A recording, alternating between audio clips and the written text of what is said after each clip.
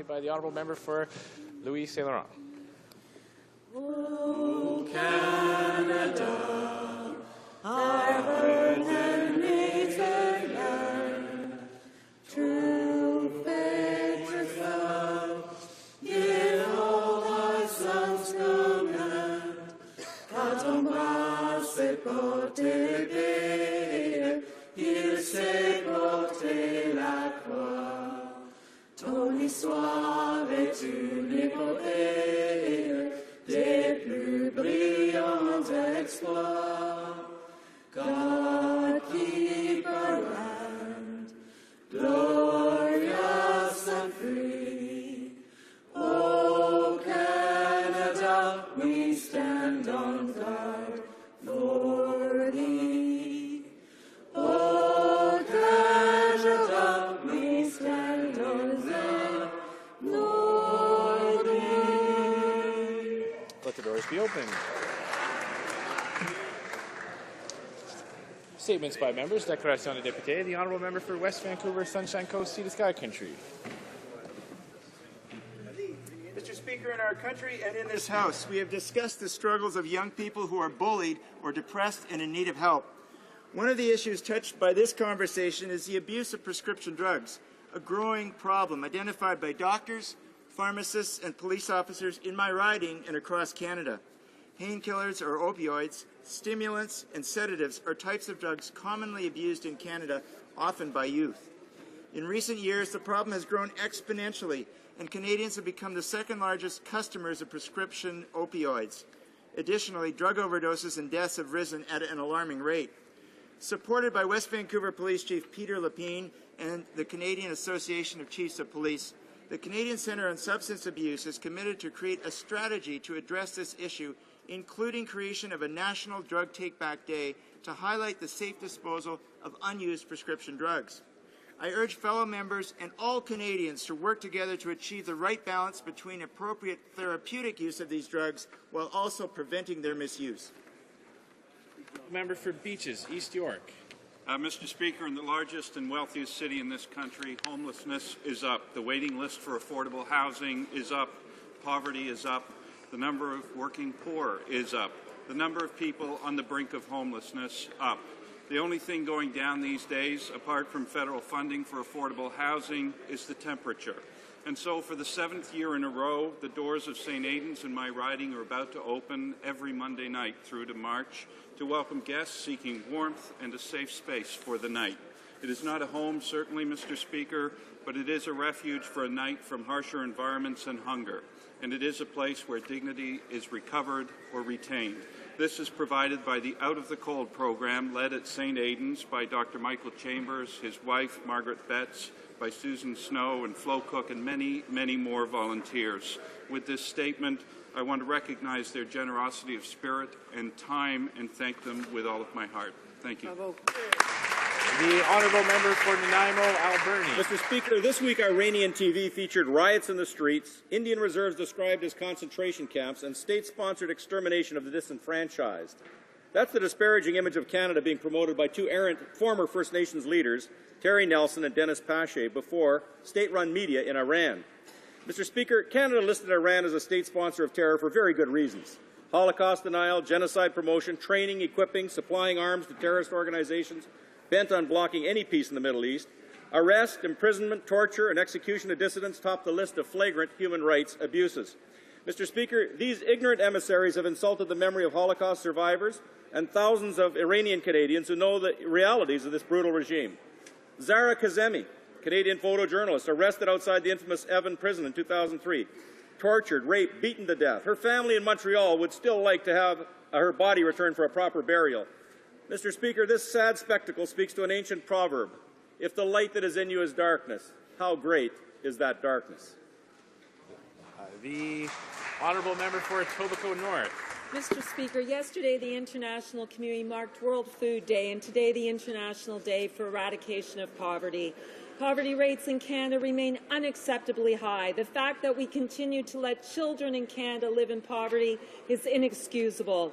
Over 20 years ago, Canada promised to eliminate child poverty by the year 2000 and to ensure access to nutritionally adequate and safe food. Today, 1 in every 7 Canadian children still struggles to have his or her basic needs met.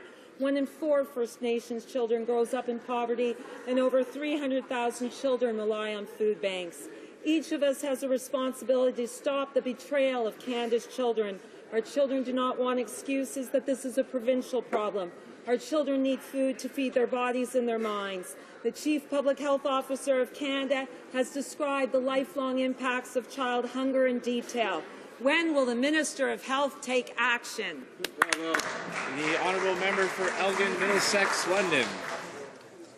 Mr. Speaker, something fishy is happening in Middlesex County.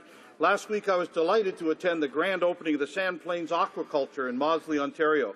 In the middle of the southern Ontario farmland, miles from any body of water, this former mushroom compost facility has been converted into a state-of-the-art fish farm. Owned and operated by the McLaughlin brothers, Sand Plains Aquaculture uses innovative technology to raise and market fresh fish.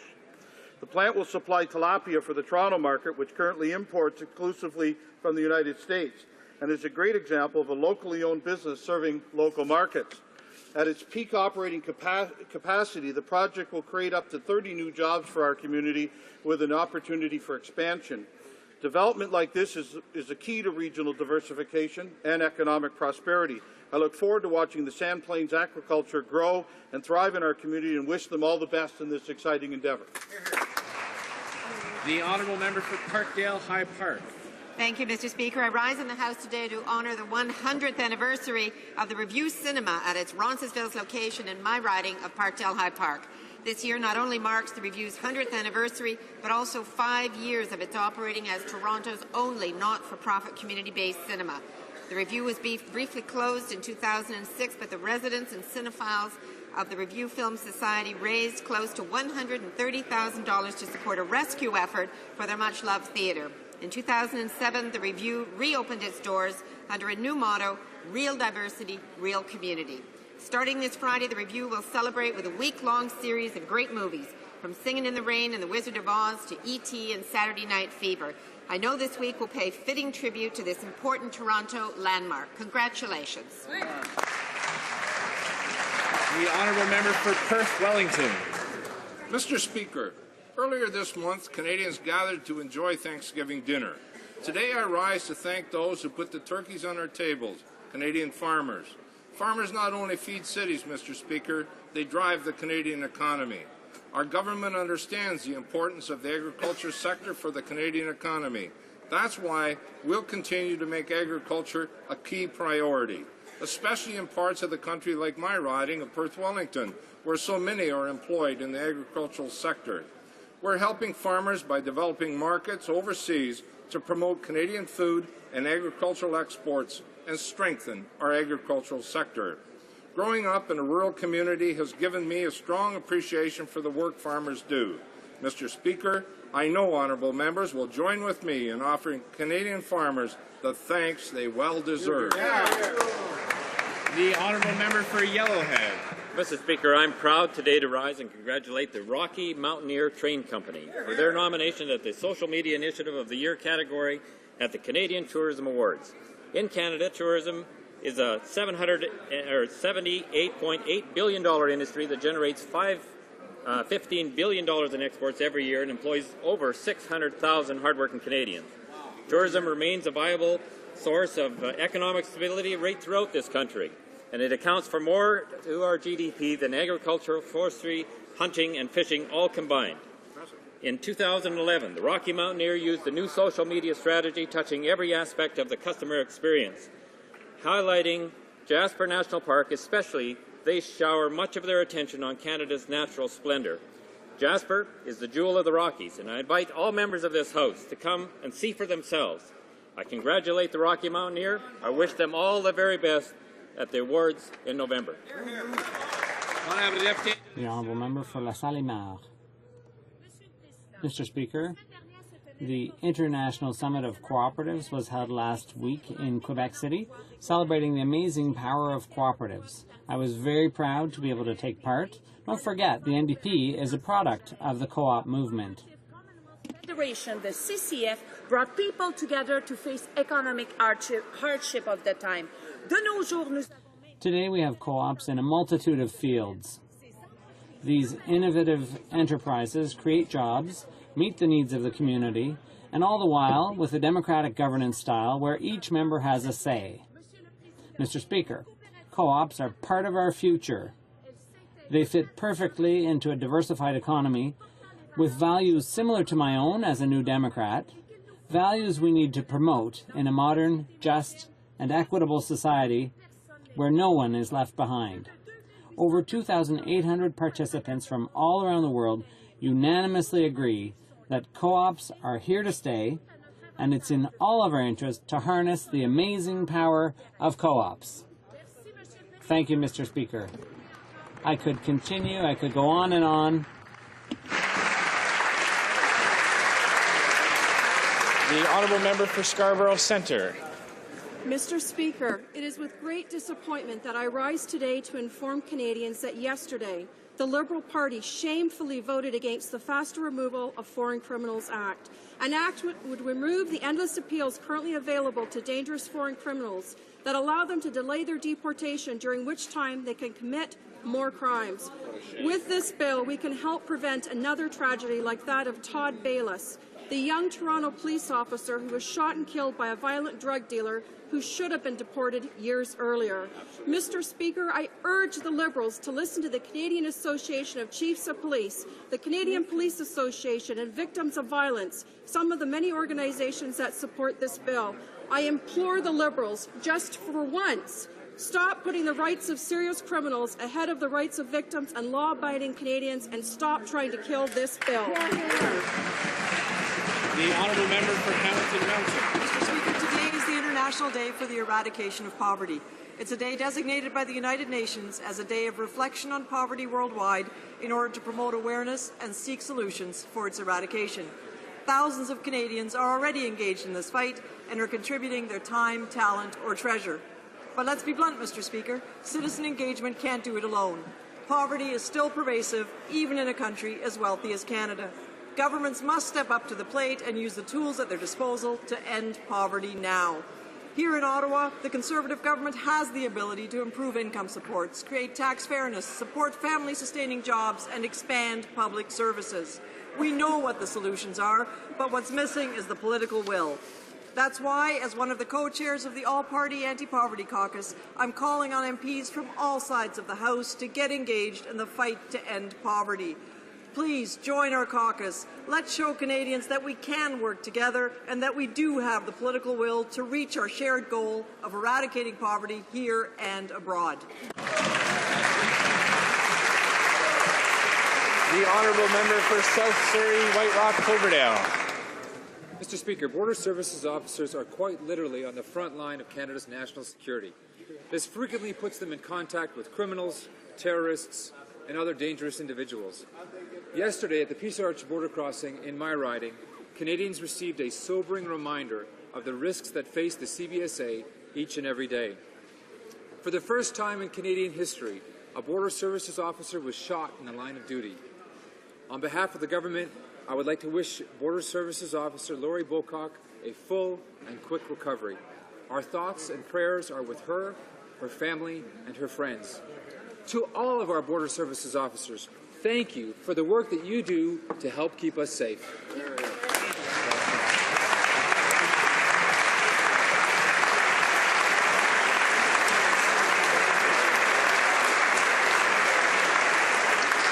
Honourable Deputy de Papineau.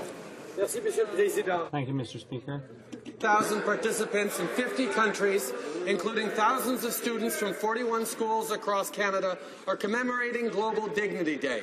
Global Dignity empowers young people by inspiring respect, self-esteem, and openness to diversity, as well as by promoting the idea that every human being has the universal right to lead a dignified life. This year, there's a special focus on the role that bullying can play in denying dignity, a reality that, as we have seen, can lead to tragic outcomes. Aujourd'hui, Today I had the opportunity to sit down at the same table with some young people from Rivière-Castor Public School to discuss with young people from all across Canada the role each and every one of them can play in combating bullying and in promoting dignity to address this terrible scourge. As a former teacher and as a parent, I know it takes a positive attitude of inclusion and instilling the values of mutual support to overcome bullying. Congratulations to everyone on Global Dignity Day. Mr. Speaker, I'm pleased that the NDP member for Portneuf-Jacques-Cartier is highlighting the good work of our government, and rightly so. Great things have been done in my riding and all across Canada thanks to our economic action plan. However, we can never warn Canadians enough about the dangers of policies the NDP would like to implement. It's incumbent on me to inform Canadians of the disastrous consequences of a carbon tax on all parts of our economy. Mr. Speaker, a carbon tax by the NDP would increase the tax burden of Canadians, would cause us to lose many jobs, and would increase the prices of hydro, gas, and virtually everything. Only our Conservative government is working on behalf of Canadians so that they can keep more money in their pockets. We're focused on jobs, economic growth, and long-term prosperity. Thank you, Mr. Speaker. The honourable member for Hamilton East, Stony Creek. Well, Mr. Speaker, since the House returned this fall, the member for Brant has yet to use his statements to talk about the riding. He used all three of his members' statements to deliver talking points from the Prime Minister's office about the NDP. Mr. Speaker, the people of Brant deserve some representation, so I'd be glad to help out. Here's just two events that happened in this member's riding. There was the 20th annual Take Back the Night Walk in Brant. He didn't attend. He didn't raise it in the House. There was also the Bob Bell Lecture, where 100 local students learned about and debated healthcare issues. The member didn't take part. He didn't raise it in the House. This member is like all the other Conservatives over there. They just provide whatever talking points come from the PMO. I'm sure the constituents of Brant are going to ask soon, when is he going to represent them? Why he only reads out the partisan falsehoods that come out of the Prime Minister's spin doctors.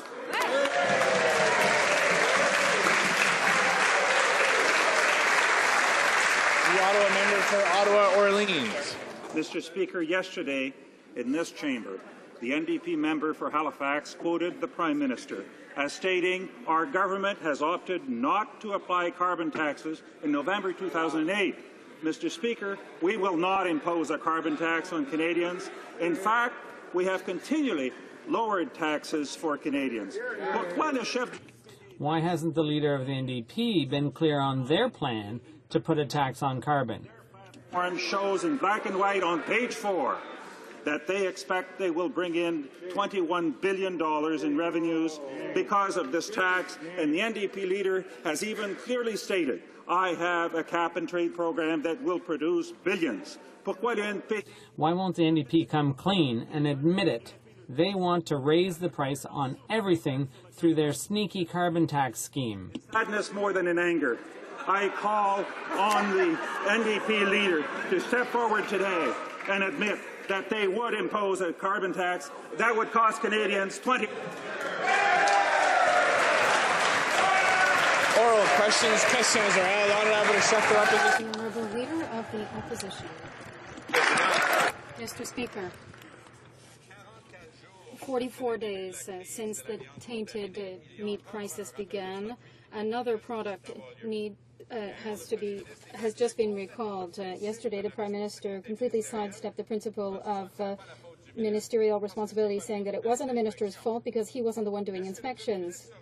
Thus, the Prime Minister realized that his Minister of Agriculture is responsible because it is his program and his approach that has put the lives of Canadians in danger.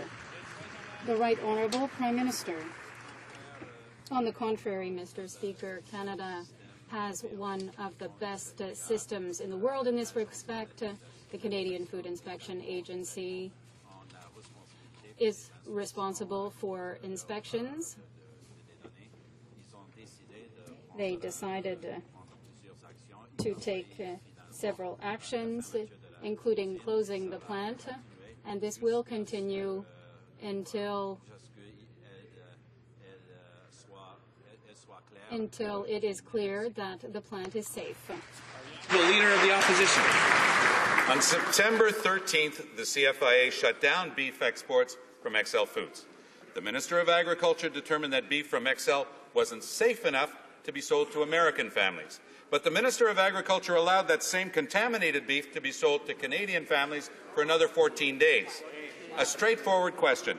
Does the Prime Minister stand by his minister's decision to allow contaminated beef to be sold to Canadian families for another 14 days after the CFIA had determined it was not safe for Americans? The Right Honourable Prime Minister.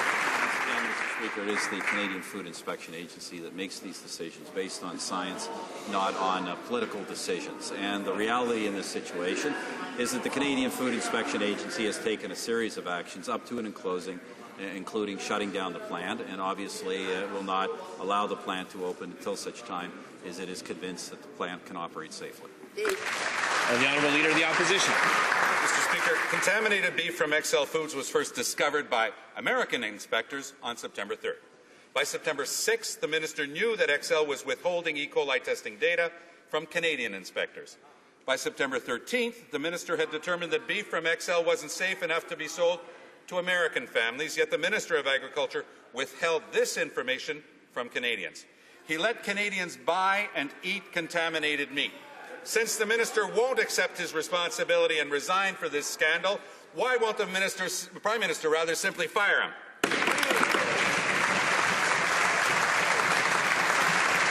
The Right Honourable Prime Minister. Mr. Speaker, there are many statements there that are clearly erroneous. It's the Canadian Food Inspection Agency that takes decisions based on the scientific information available to them. They have taken a number of steps up into and including shutting down the plant. And as I've said, the plant will not be opened until the agency is convinced it can operate safely. In the meantime, Mr. Speaker, as part of the reforms the government has put in to the Canadian Food Inspection Agency, there are always a review, there is an expert review of the processes followed in all of these matters. The Honourable Leader of the Opposition.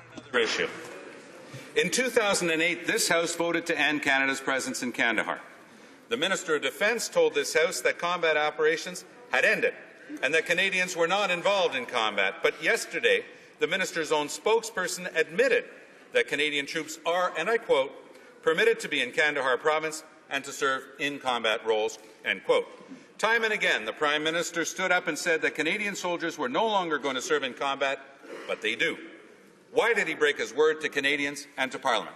The Right Honourable Prime Minister.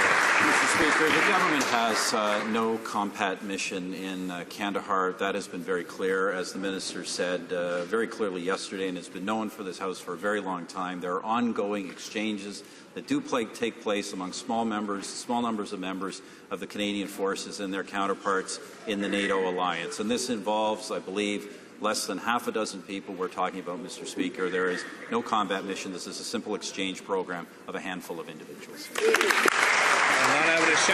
Honourable Leader of the Opposition. The Prime Minister and his Minister of Defence can try to play with words, talk about professional development and exchange programs as much as they want. The reality is that there are Canadian soldiers serving in combat in Afghanistan. Without respect for Parliament's motion or the Prime Minister's promises, they authorize the use of Canadian soldiers in combat operations. This is a political decision that they hid from Canadians.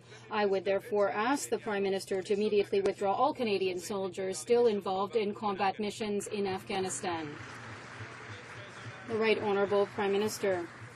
Mr. Speaker, for some period of time now, our operations in Kandahar have been training operations. It is clear there is no Canadian combat missions.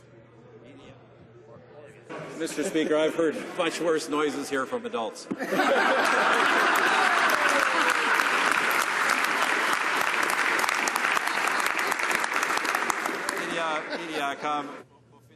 To conclude my answer, and for a long time there have been exchanges with our allies in NATO. We're talking about half a dozen individuals. Helicopters here. There is no secret combat mission. The Honourable Member for Toronto Centre. Mr. Speaker, if the Prime Minister is so confident, as he says, that Canada has the best food inspection system in the world, I wonder why his government would not accept a very simple amendment that's now being considered in the Senate that would allow a third party, namely the Auditor General, to do the review with respect to the activities of the Food Inspection Agency and the whole system, instead of asking the minister to do the review, because the minister's already said everything's working fine, everything's just great. Why not let the Auditor General do that job? Here, here. The Right Honourable Prime Minister. The leader of the Liberal Party, as an experienced parliamentarian, should know that the government does not direct the work of the Auditor General. The Auditor General can audit this and any number of other agencies. In fact, as part of the government's reforms stemming from the Weatherall report, Mr. Speaker, there will be an expert review of the events here and to make sure the processes of the Canadian Food Inspection Agency remain the best in the world. Order. The Honourable Member for Toronto Centre. I wonder if the Prime Minister could now tell us exactly what his standards are with respect to the conduct of ministers. There's substantial evidence now that there's been overspending in the last election by the member from Labrador, the Minister for Intergovernmental Affairs, by over $20,000. Over $20,000 in a campaign which had a limit of $80,000. This is not simply a question about Elections Canada, Mr. Speaker. This is a question about what are the standards of the Prime Minister of Canada with respect to the conduct of his candidates. Instead of buying elections, why not a by-election, Mr. Speaker?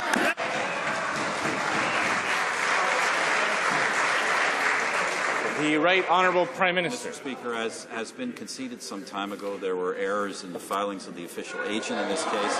That is the individual responsible. A new official agent was named. That agent has been working for some time with Elections Canada to correct these problems. But if the honourable gentleman wants to talk about standards, you know, it was his member from Guelph who his campaign found to make $5,000 in illegal robocalls. That's a clear decision. No action taken. He told us Adam Carroll would no longer be a staffer, and no sooner had he said that than they brought him back into the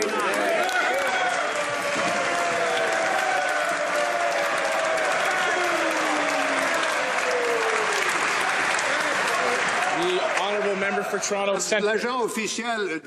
The official agent that the Prime Minister is talking about has just been appointed to an important government board. This is the standards we're talking about. The question is there. It's not just a few pennies. We're not talking about a few dollars. We're talking about $20,000 that was spent illegally and over the limit established by Elections Canada. It's clear that the election in Canada was bought. What is the Prime Minister going to do? Right Honourable Prime Minister, Mr. Speaker, we recognize for quite some time that mistakes were made in reports put to Elections Canada. That is why we have named a new official agent. The agents are responsible in such instances, but the leader of the Liberal Party is asking us for a different standard than his own. In his party, he has an MP whose assistant was found to have broken the law with these robocalls. He also has an employee who was said to have been fired. Member for Welland. Mr. Speaker, XL has told their employees that they'll soon be unemployed again. In response, Brooks City Council is releasing their plan to deal with the crisis. They are making plans and consulting the people affected. That's what a responsible government does. And that's what this minister should be doing. Instead, he evades questions, he makes up answers. Mr. Speaker, what is this minister going to do to help workers and farmers now bracing for the fallout from this crisis? The Honourable Minister of Agriculture. Of course, Mr. Speaker, food safety remains our first priority. Rebuilding consumer confidence after these issues have been dealt with at the Brooks plant. CFIA is conducting an in-depth analysis as we speak, Mr. Speaker. Having said that, I met with a lot of the industry participants yesterday in ongoing meetings. We're meeting at least 2 or 3 times a week to discuss these issues and find alternative movement for our cattle stocks. Well, member for Welland. Well, Mr. Speaker, their first priority actually is buying television ads and then cutting food inspection. Now, that's the real reality of their priority. But, Mr. Speaker, I know many members opposite count the Alberta leader of the opposition as their friend. Well, yesterday she said this made in Ottawa fiasco was becoming a humanitarian crisis. Our Ottawa Conservatives so out of touch they can't even hear the warning sounds coming from their friends in Alberta. Why is this minister ignoring farmers, ignoring cattlemen, ignoring local communities, and ignoring the concerns of Canadian families?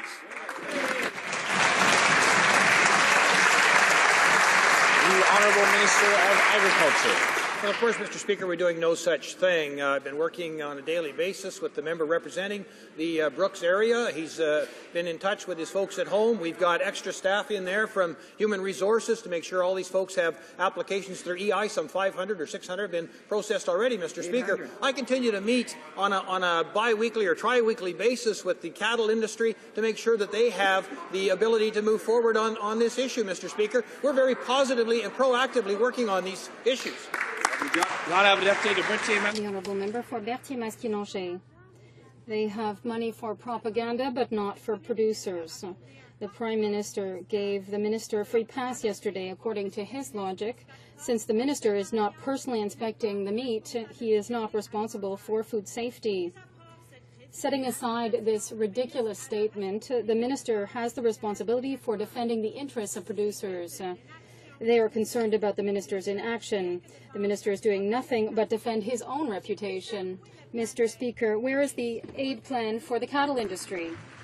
Honourable Minister of Agriculture. Well, Mr. Speaker, we don't just talk, we actually act. I had a conference call with my provincial counterparts as late as yesterday afternoon, Mr. Speaker. We talked about the issues in the pork sector as well as the ongoing... Order. Order. À l'ordre. Order. The Minister of Agriculture has the floor. Definitely leadership material there, Mr. Speaker. We'll look forward to that. Having said that, Mr. Speaker, we continue to work with all parties affected throughout this issue as we look forward to solutions very soon. For Skeena Bulkley Valley. From one failure to the next. The last times the Conservatives tabled a budget bill, there were hundreds of items hidden. Attacks against the environment, against seniors, against the unemployed, as well as against the Auditor General. For once, will the Conservatives be honest with Canadians, or will they again table a Trojan horse bill with disastrous consequences? Honourable Minister of Finance. Thank the honourable member for the question, which is the first question I've had this session. Not that the economy isn't important for our country.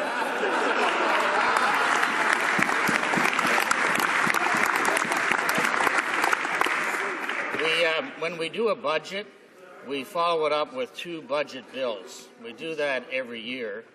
The second budget bill is ready and will be introduced shortly. It contains, not surprisingly, measures that are in the budget.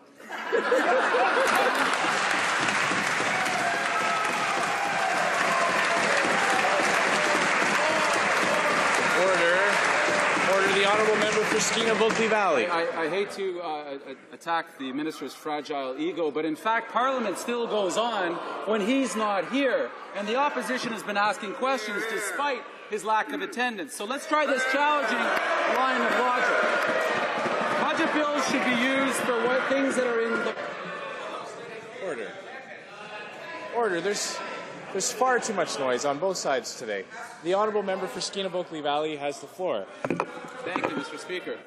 Budget bills should be used for things that are in the budget, but last spring, Conservatives... Order. Let's not have a repeat of yesterday. The honourable member for Skeena Bulkley Valley still has the floor. The Foreign Affairs Minister has a certain set of skills that are unique to his position, but last spring, Conservatives presented a bill that not only killed more jobs than it created, it weakened environmental protection, gutted the Fisheries Act, and further cut EI to Canadians. Across the country, people were clear this is not how Parliament should work. But it's not too late for the Conservatives to do the right thing. Will this government work with oppositions and respect Parliament? Do what even this Prime Minister used to believe and allow parliamentarians to do their job.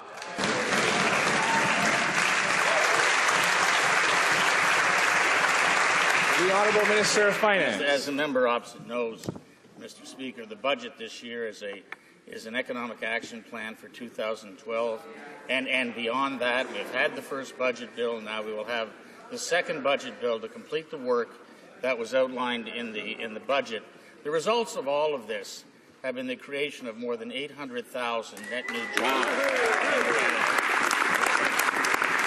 So we will continue with the plan, as will be contained in the second budget bill, to create more jobs, more growth, and more prosperity in Canada. The honourable member for Rosemount Petite Patrie. Mr. Speaker, the Machiavellian works behind the Minister of Finance mammoth budget bill is no more acceptable than the strategy used by the Minister of Intergovernmental Affairs, who completely ignored the election spending cap in the last election. Wait a minute, that makes me think of something else. Oh yes, the thousands of dollars overspent by the Conservatives in 2006. That's it. So we have learned that an airline had to write off over $15,000 in invoices in order to prevent the cost overruns from being too high. It's not far from simply buying the election. What promise did the minister make to get these bills to miraculously disappear? Honourable Parliamentary Secretary, the Minister of Transport, the official agent who made the mistakes has been replaced. The new agent will provide answers to those questions. All the time in the House of Commons over various issues. There's one very fundamental question that comes up, though. When a member of the official opposition donates 29 times to the hardest-line separatist party in Quebec, it's a very simple question, but a very important one. Do you believe in a united Canada? Are you a federalist? Honourable member for Rosemount Petite Patrie. Mr. Speaker, I understand the concerns by the Parliamentary Secretary to the Minister of Transport for the transportation issues experienced by the Minister of Intergovernmental Affairs, but obviously doesn't take it seriously. You know, playing the clown is funny once or twice, but at one point you lose credibility. I don't think he has too much left anyway. It's not by trying to hide their trail that they're going to improve their reputation. The Minister of Intergovernmental Affairs campaign had visibly made serious mistakes. Can the minister justify the 21% excess, 21% going over the amount? Honourable Parliamentary Secretary. The answer remains the same, but Mr. Speaker, the member across refuses to answer the question that Canadians are posing to him. He donated not once, not twice, but 29 times. He is the gift that keeps on giving. The problem is he keeps giving to the separatists. Now, he could put the whole matter to rest by simply rising and saying that he is a federalist and that he believes in a united Canada.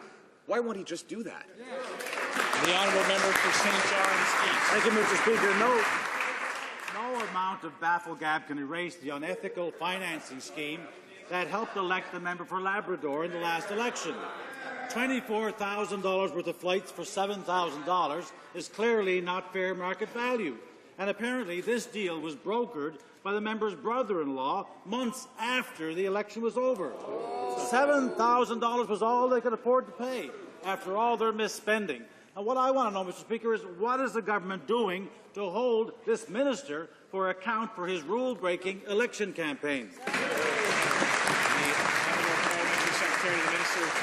Speaker, the member for Labrador and the minister is a man of tremendous integrity who is elected to serve the people of Labrador, and we stand behind him. Now, the member across the way is part of a party that funneled illegal tax-subsidized money to the Broadbent Institute, which this week spoke about the NDP's plan, quote, the green taxes, such as a carbon tax and higher taxes on natural resources. Why won't the member recognize that people in Labrador, in fact, people right across this country, want a low tax plan for jobs and growth, not high taxes that will put them out of work? The honourable member for St. John's East. Thank you, Mr. Speaker. We've got an old refrain here, Conservative Party stepping in to scapegoat a supposedly inexperienced official agent. Well, he proved unable to competently run a local election campaign within the rules, but Reg Bowers was still so well regarded by the Prime Minister that he was rewarded with a plum appointment to the Canada, Newfoundland and Labrador Offshore Petroleum Board. He's qualified, apparently, to help direct the billion-dollar oil industry, but not competent to keep a local riding campaign on budget. Why did the Conservatives reward someone for breaking all the rules with a plum patronage post? Merit. The Honourable Parliamentary Secretary to the Minister of Transport. Mr. Speaker, I already told the opposition that the official agent has been replaced by a new one who will provide the proper information to Elections Canada. With that said, Mr. Speaker, the NDP engaged in an illegal process to forward tax-subsidized money to the Broadbent Institute. That same institute has revealed the NDP's carbon tax plan, which would devastate not Canada in general, but Newfoundland and its new prosperity in particular. Why won't a member for Newfoundland stand up for the taxpayers and the hard-working people from his province? The Honourable Member for Avalon. Mr. Speaker, the more Conservatives disregard for these election laws, the plot thickens around the member from Labrador. Overspending, corporate donation, fraudulent invoicing, and illegal loans. The minister overspent by $20,000. This guy lost by less than 80 votes. He bought the election. Mr. Speaker, election spending is the responsibility of the candidate. Now they've gotten rid of the official agent, gave him a past patronage job. You should fire him from the COBB as well. I asked the member, will he take responsibilities for his own actions and resign? And the Honourable Parliamentary Secretary. That member has the audacity to ask about illegal loans. An illegal loan is when you take money from a powerful interest and refuse to pay it back. Then it becomes an illegal donation. Interesting, there are 4 Liberal leadership candidates who have done just that over the last 6 years, amounting to almost $500,000 in illegal money. Why won't that member help clean up the $500,000 ethical mess and stop throwing rocks when he lives in a little red glass house?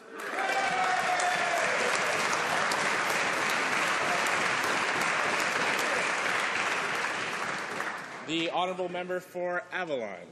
I guess that member has forgotten all about the in-out he's standing behind.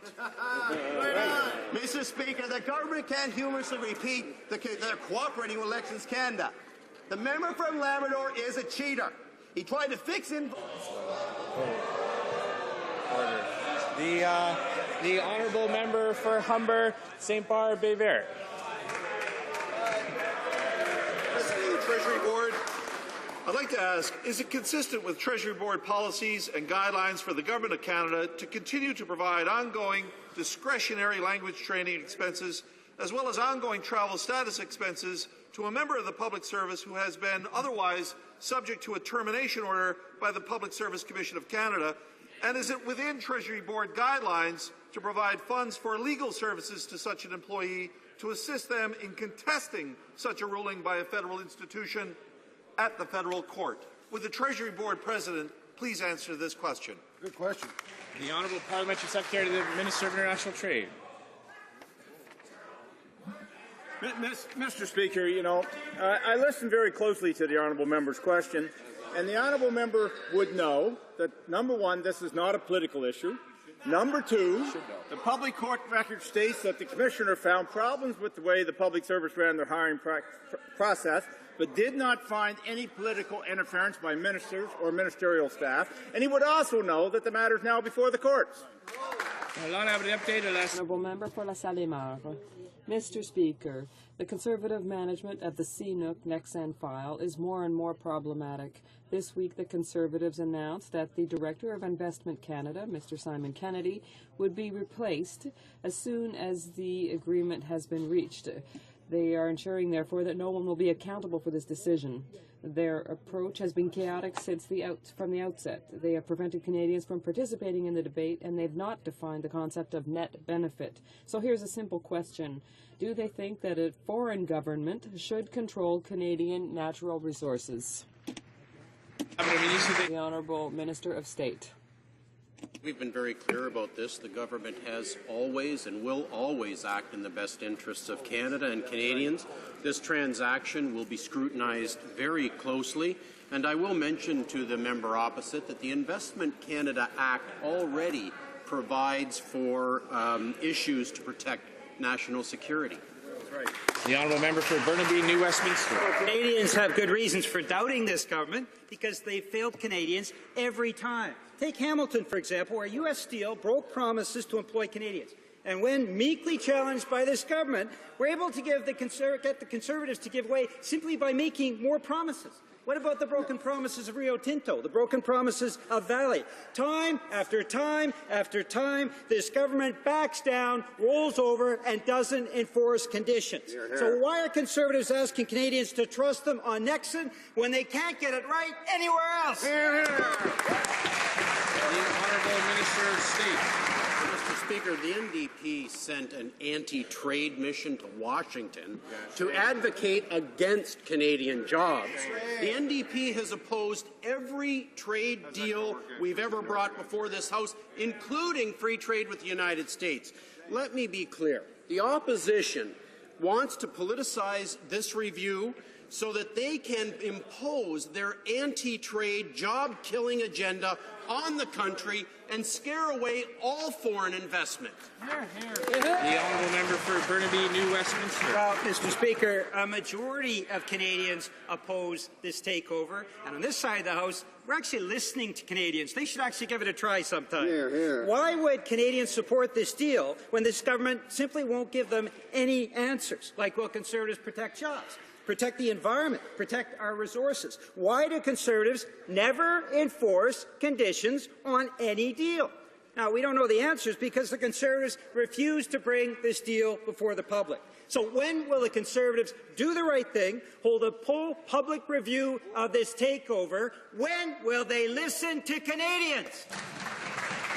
The Honourable Minister of State for Science and Technology. Speaker, we obviously have listened to Canadians. That's where we bring up our economic action plan, which has produced 800,000 jobs in this country. It's about decreasing taxes. We listen to Canadians who have said very clearly what they do not want is a $21 billion carbon tax that will hurt seniors, it will hurt students, it will hurt small businesses. Mr. Speaker, we are in fact going to look at this deal very carefully, and as always, we will do what is in the best interests of Canada and Canadians. The honourable member for Newton, North Delta. What's clear, Mr. Speaker, is that Canadians cannot trust Conservatives. Companies are planning to hire as many as 2,000 temporary foreign workers to work in BC coal mines. Conservatives have encouraged more foreign workers by allowing companies to pay them 15% less than Canadian workers. This from the same government whose junior Minister of Finance told out-of-work Canadians that they should go and get a job in the mines. Mr. Speaker, why won't this government defend Canadian workers? The Honourable Minister of Human Resources. Well, Mr. Speaker, we're doing exactly that. For any company to bring in offshore workers, they must first prove that there aren't any Canadians available to do the job because, Mr. Speaker, we want to make sure that Canadians get first crack at every job in this country. Mr. Speaker, there are rules in place to make sure that pay is comparable to what Canadians get paid. And those rules are very strictly enforced by the provinces. If a company breaks those rules, there are sanctions that will keep them from being able to bring in foreign workers in the future. The honourable member for Mississauga, Streetsville. Mr. Speaker, Canadians want to know that the private information they entrust to government will stay private. That's why our Conservative government takes cybersecurity so seriously. In 2010, we unveiled Canada's first cybersecurity strategy, something the previous Liberal government failed to do. Can the Minister of Public Safety please update this House on how our Conservative government plans to achieve a more secure, stable and resilient digital infrastructure? The Honourable Minister of Public Safety. Mr. Speaker, our government is continuously working to defend against electronic threats, hacking and cyber espionage. That is why I announced significant new funding to further implement Canada's cyber security strategy. To ensure a continued secure and reliable service, we have enhanced the security of government networks and systems to protect against malicious cyber threats. More and more Canadians interact with their government online, we are committed to ensuring that personal information of Canadians remains private and protected from those who wish to harm us. The Honourable Member for Charlebourg-Saint-Charles. It's amazing to hear the government always so self-satisfied with themselves. The Minister of Human Resources has announced major changes to EI. This will result in lower salaries with serious consequences for seasonal workers and will limit access to the program. The Conservatives made these changes without consulting anyone, not the workers, not the employers who pay into the EI fund, nor the provinces who will have to fill out the gaps with social assistance. Will the minister finally promise to consult Canadians rather than taking unilateral decisions that wreak havoc on employment insurance? The Honourable Minister of Human Resources. Mr. Speaker, it's not true that we didn't discuss this with employers across the country. We learned that there is a shortage of workers across the country. So, Mr. Speaker, there are also too many people who are unemployed, and what we're trying to do, in contrast with what the NDP does, is to hook these people up with the jobs available in the regions so that they can have a better standard of living for themselves, their families, and the community. That's what we're doing, Mr. Speaker. Hamilton Mountain. Mr. Speaker, for every job vacancy, there are 5 unemployed Canadians. The unemployed don't need to be punished, they need jobs. But instead of coming up with a job creation strategy, this government came up with punitive reforms that even the parliamentary secretary now admits will force Canadians to move across the country. Workers, employers and the provinces have all said that the proposed changes don't work. But the minister didn't consult any of them. Will the minister now make things right and listen to Canadians instead of arbitrarily and unilaterally destroying EI? The Honourable Minister of Human Resources. Speaker, what we're doing is making it possible for people to work so that they don't need EI. Mr. Speaker, so far, over 800,000 new net jobs have been created in this country. High-quality jobs, 90% of them full-time. Mr. Speaker, that's way better money than people can earn on EI. But we're helping Canadians who have lost their job through no fault of their own get access to their jobs through significant investments for over 1 million people in upgrading their skills for the new jobs by making them aware of jobs in their skill range, in their areas.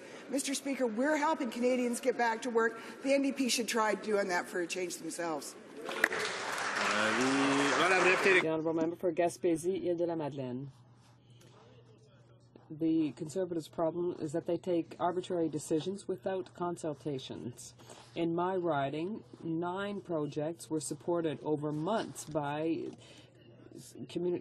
CED Canada, but all of a sudden the minister arbitrarily changed the standards, taking away the support that they need. Rather than coming to our region and having their pictures taken in front of budget propaganda signs, can the minister list the criteria that were used to select these projects?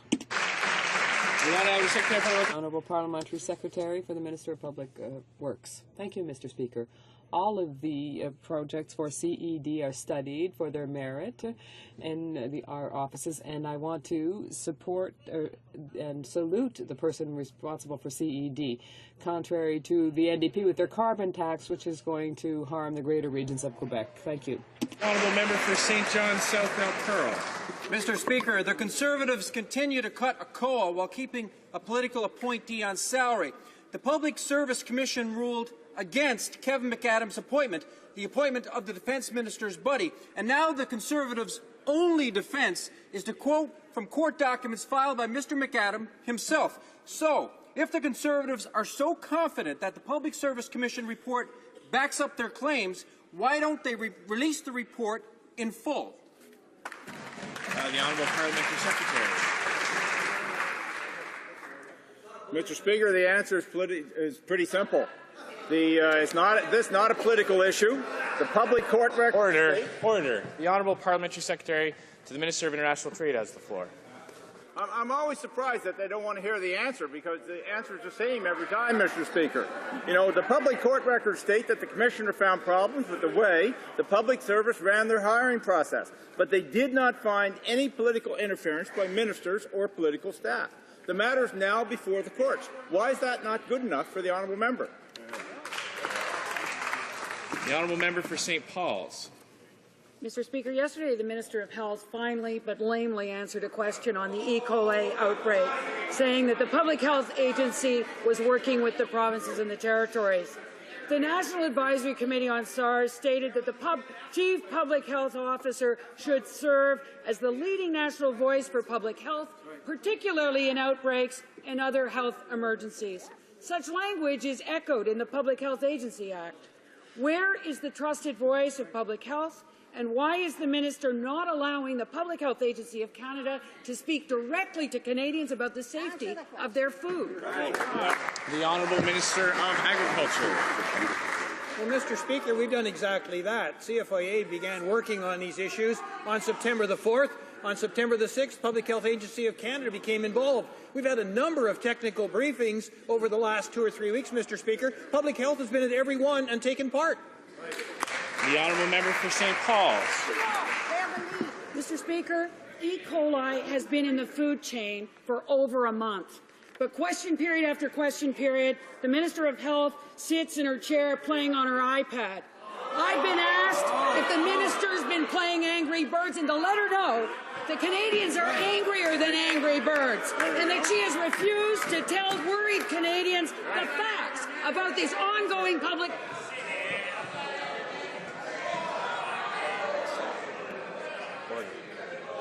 Order. It's getting very difficult to hear both the question and the answer. The Honourable Minister... there's a few seconds left for the member for St. Paul's to finish the question. Will the minister call a televised press conference and allow the Public Health Agency of Canada to speak directly to Canadians? The Honourable Minister of Agriculture. Well, Mr. Speaker, I don't know where the member has been for the last 3 or 4 weeks. We've been doing exactly that.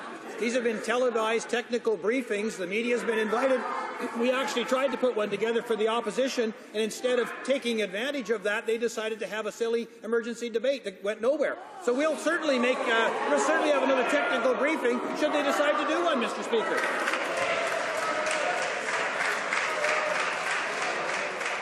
Order. Order. The honourable member for Trois-Rivières. Mr. Speaker, the 600 workers who carry out pre-board screening at the Montreal airport almost unanimously rejected the latest concessions demanded by their employer, Securitas. The breakdown of negotiations with Securitas comes after conservative cutbacks to the tune of $19.4 million. In 2015, these cuts will reach $60 million per year. If the officials don't have working conditions to properly do their jobs, it's the safety of travelers that is compromised. Why are the Conservatives threatening the safety of travelers? Honourable Parliamentary Secretary to the Minister of Transport. Mr. Speaker, safety and security is our main concern at Transport Canada. That's the reason why we try to well manage our available resources in order to ensure that they are used in the best way possible. But, Mr. Speaker, you have to recognize that we do not judge success by the cost of things, but by results. Davenport. Well, that was another hard blow for the Greater Toronto Area yesterday when 700 workers lost their jobs at Loblaws in Brampton. Now, that's Conservative corporate tax giveaways working for you, Mr. Speaker. That means 700 families having to make ends meet with less EI in a very expensive city. Now, with the Ontario Liberals giving up on governing the province altogether, will the Conservatives finally take action and address the Toronto jobs crisis? The Honourable Minister of Finance.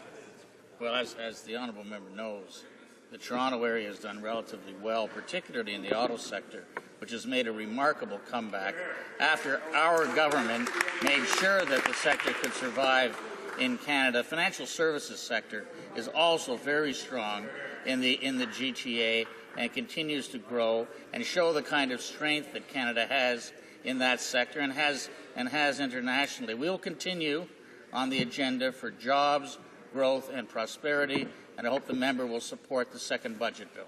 The Honourable Member for Red Deer. Mr. Speaker, our Conservative government has introduced the Faster Removal of Foreign Criminals Act. This bill, which would remove the endless appeals currently available to dangerous foreign criminals that allow them to delay their deportations, has been praised by the Canadian Association of Chiefs of Police, the Canadian Police Association, and Victims of Violence, among other groups. Can the Parliamentary Secretary to the Minister of Immigration please update this House on the status of this important bill? The Honourable Parliament Secretary to the Minister of Speaker, I want to thank the member for that question. I'd be happy to update on the bill itself, but I'd like to express my disappointment and inform Canadians that yesterday the Liberal Party shamefully voted against the Faster Removal of Foreign Criminals Act. They voted against ending the loopholes for criminals that come here to this country, delay their deportation, which in time allows them here in Canada to potentially commit more crimes. Mr. Speaker, they don't have to listen to just us on this issue. They can listen to police associations. They can listen to the organizations from human rights groups. They're the ones who have told us to move forward on this. I hope they listen to them. The Honourable Member for Sydney Victoria. Mr. Speaker, yesterday the Human Resource Minister accused Northern Cape Bretons as criminals. Crystal McKinnon is a widow from Bay St. Lawrence with 2 small children, and she's been working hard for 20 years on her uncle's boat. They're cutting her EI and many others because they work for a relative. It's right here in these letters. The minister is accusing me of scoring political points. Well, Mr. Speaker, it's my job to fight for the people I represent, and I'll continue to fight for these attacks on the good people of Northern Cape Breton. Minister, what Atlantic fishing community is next on your hit list?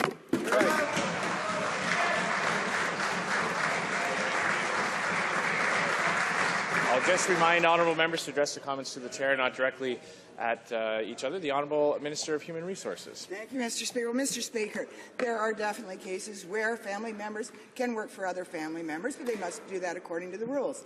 The situation that's going on right now, without getting into details, involves 60 people who are directly affected by a multi-year investigation into alleged fraud and deliberate misrepresentations in the use of EI that may have built Canadians out of millions of dollars in EI funds. Mr. Speaker, this investigation is ongoing, but if the results are proven to be true, then the appropriate authorities will be contacted and they will take the appropriate actions. The Honourable Member for Churchill. Tomorrow on Persons Day, I will be hosting the Women's Forum at the Government Conference Centre. The focus is women's equality in the economy, in society, and in our communities. Over 250 women from across Canada will be joining us, many others following online. We all need to work together to achieve gender equality. My question is, will the Minister and the Parliamentary Secretary care to join us? The Honourable Minister for the Status of Women. Well, Mr. Speaker, I appreciate the member's invitation. I'm aware of the forum, and I'm very pleased to see that it's being held. I will see what I can do to get there, but I would like to take this opportunity, and I'm sure she would join me in congratulating the recipients of the Governor-General's Persons Award that will be receiving them tomorrow. We're very proud of them, and for the first time this year, there's 2 youth recipient awards. The Honourable Member for Brampton West. Mr. Speaker, this week is Small Business Week, which marks the important contributions that small businesses make to the Canadian economy. These job creators employ the largest number of Canadians, which is why our Conservative government is constantly looking for ways to lower their taxes and help small business grow. Can the Finance Minister tell this House how Economic Action Plan 2012 is helping Canadian small businesses get ahead, unlike the NDP and their plans for a job-killing carbon tax? Great question, Kyle. The Honourable Minister of Finance. I thank the member for Brampton West for the question. Our Conservative government recognizes the importance of small business for job creation in Canada. That's why, since 2006, we've lowered their taxes to help them succeed, including reduces the small business tax rate to 11%. Which the NDP voted against. Even worse, the NDP voted against the jobs that are created by the hiring credit for small business. Mr. Speaker, they actually voted against making it easier for small business to hire new workers. The NDP should drop their high tax agenda. The Honourable Member for Longueuil Pierre Boucher.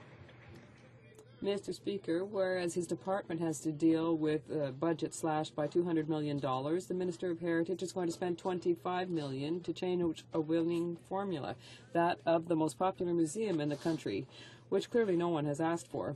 The current Museum of Civilization already devotes a good part of its resources to Canadian history, but they don't limit themselves to that. That is its strength. The archival museums and cultural vision of this government is closed-minded and regressive. Why cut back on the archives to change the mission of a museum that is so popular? The Honourable Minister of Canadian Heritage. That's not the case. A library and archives are integrated into this process as well. Contrary to the NDP, we are in favor of celebrating the history of Canada. We're proud of our heritage, and now we'll have an institution, a new Museum of History, that will have that capacity. And this is what the Executive Director of Canadian Museums said. The change of the museum name is essential. This is good news, and this will give Canadians better access to their heritage and their history. That's what we're going to do, Mr. Speaker, and celebrate Canada's history and heritage proudly. The Honourable Member for HoC. Mr. Speaker, the Conservatives claim that they are the defenders of public safety, but they neglect basic precautions. That is the security of our airports. In fact, at the Montreal airport, terminal blueprints, which included specific elements related to safety, such as control points, were found in the garbage. It's no problem for the airport authority. I was told by the ADM that there was not even a safety protocol for airport blueprints. This is a complete offhandedness. What does the minister think he can do to deal with this breach of security at the Montreal airport? The Honourable Parliamentary Secretary to the Minister of Transport. Mr. Speaker, as far as the aviation industry is concerned and air transport, security and safety is our main priority. That is the reason why we have invested and well managed our security systems, and we are recognized around the world as being one of the best. So we're going to work in order to protect Canadians, and we hope that the opposition will work alongside us in this objective. For today, I've noticed of a couple points of order. The Honourable Member for Welland. Thank you very much, Mr. Speaker. Now, at the onset, I'd like to invite the Minister of Agriculture to rise in his place and to apologize to the House and to you, Mr. Speaker, in the chair, for his remarks during question period, which were, quote, silly emergency debate. Now, as all honourable members know in this place, only you, from the chair, Mr. Speaker, can grant an emergency debate. All of us in this place can come to you to request it, but it is only you who have the authority, Mr. Speaker, to indeed grant that emergency debate to those who would seek it. And I would suggest that the Honourable Minister of Agriculture has not only impugned this House by suggesting emergency debates are silly, but indeed, sir, have impugned you as the Speaker, and I find that absolutely reprehensible, and I would hope he would apologize not only to the House, but to you, and withdraw his remarks.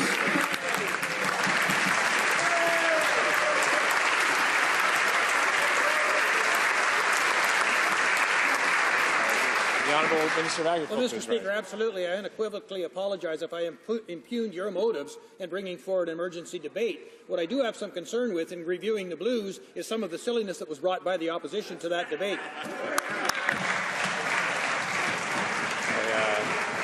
thank the Honourable Minister of Agriculture for that clarification. Does the Honourable Parliamentary Secretary have a point of order as well? Mr. Speaker, I'd like to rise on a point of order. I have a document here that I'd like to table. The member from Hamilton Mountain made a comment today that is actually misrepresents myself, and I'd like to clear the record based on submitting this article. Does the Honourable Parliamentary Secretary have unanimous consent to table this article? There's no consent. It being 3:10, pursuant to an order made on Tuesday, October 16, 2012, the House will now proceed to the taking of the deferred recorded division on motion number 13 under Ways and Means Proceedings. Convoquez les députés. Call in the members.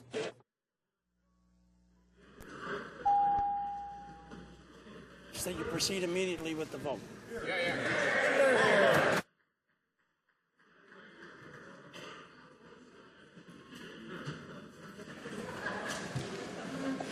The question is as follows,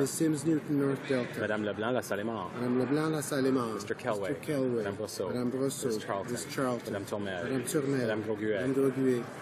Mr. Chisholm. Mr. Chisholm. Monsieur Boulris. Monsieur Boulris. Mr. Marston. Mr. Marston. Madame Morin, Saint-Hyacinthe-Bagotte. Madame Morin, Saint-Hyacinthe-Bagotte. Madame Hughes. Madame Hughes. Monsieur Dubé. Monsieur Dubé. Madame Laverdière. Madame Laverdière. Mr. Scott. Mr. Scott. Madame Papillon. Madame Papillon. Monsieur Monsieur Bramy. Monsieur Dussault. Monsieur Dussault. Mr. Cash. Mr. Cash. Monsieur Ravignan. Monsieur Ravignan. Madame Blanchette-Lamotte. Madame Blanchette-Lamotte. Monsieur Aubin. Monsieur Aubin. Mr. Harris, Scarborough Southwest. Mr. Harris, Scarborough Southwest. Monsieur Toon. Monsieur Toon. Les Ashton. Les Ashton. Monsieur Saganache. Monsieur Saganache. Monsieur Caron. Monsieur Caron. Madame Piclet. Madame Piclet. Monsieur Gravel. Monsieur Gravel. Monsieur Maille. Monsieur Maille. Monsieur Larose. Monsieur Larose. Monsieur Gigard. Monsieur Gigard. Monsieur Côté. Monsieur Côté. Monsieur Genet-Jourdain. Monsieur Genet-Jourdain. Monsieur Lapointe. Monsieur Lapointe. Madame Hassaigna. Madame Hassaigna. Madame Lou.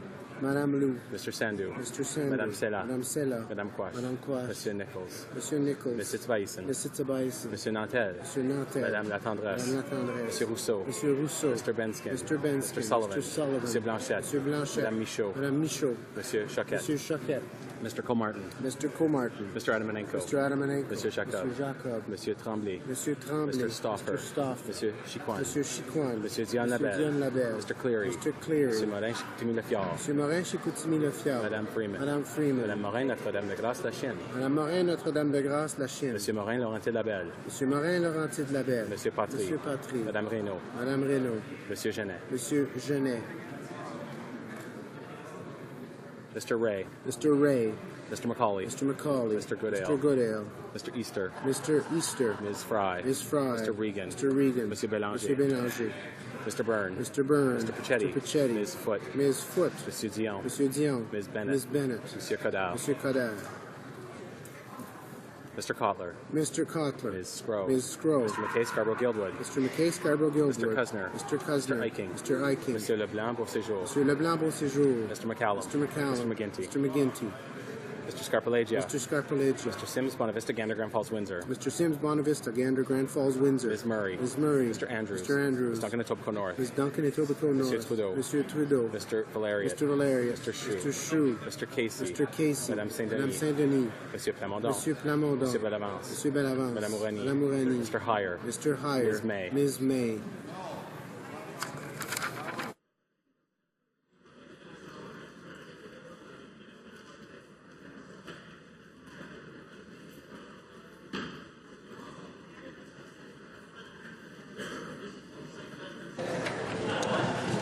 Yeas pour 152, 152. Nays contre 126, 126. I declare the motion carried. Tabling of documents, dépôt de documents. The Honourable Minister of International Trade. More votes later. Yeah, be there or be square. Yep.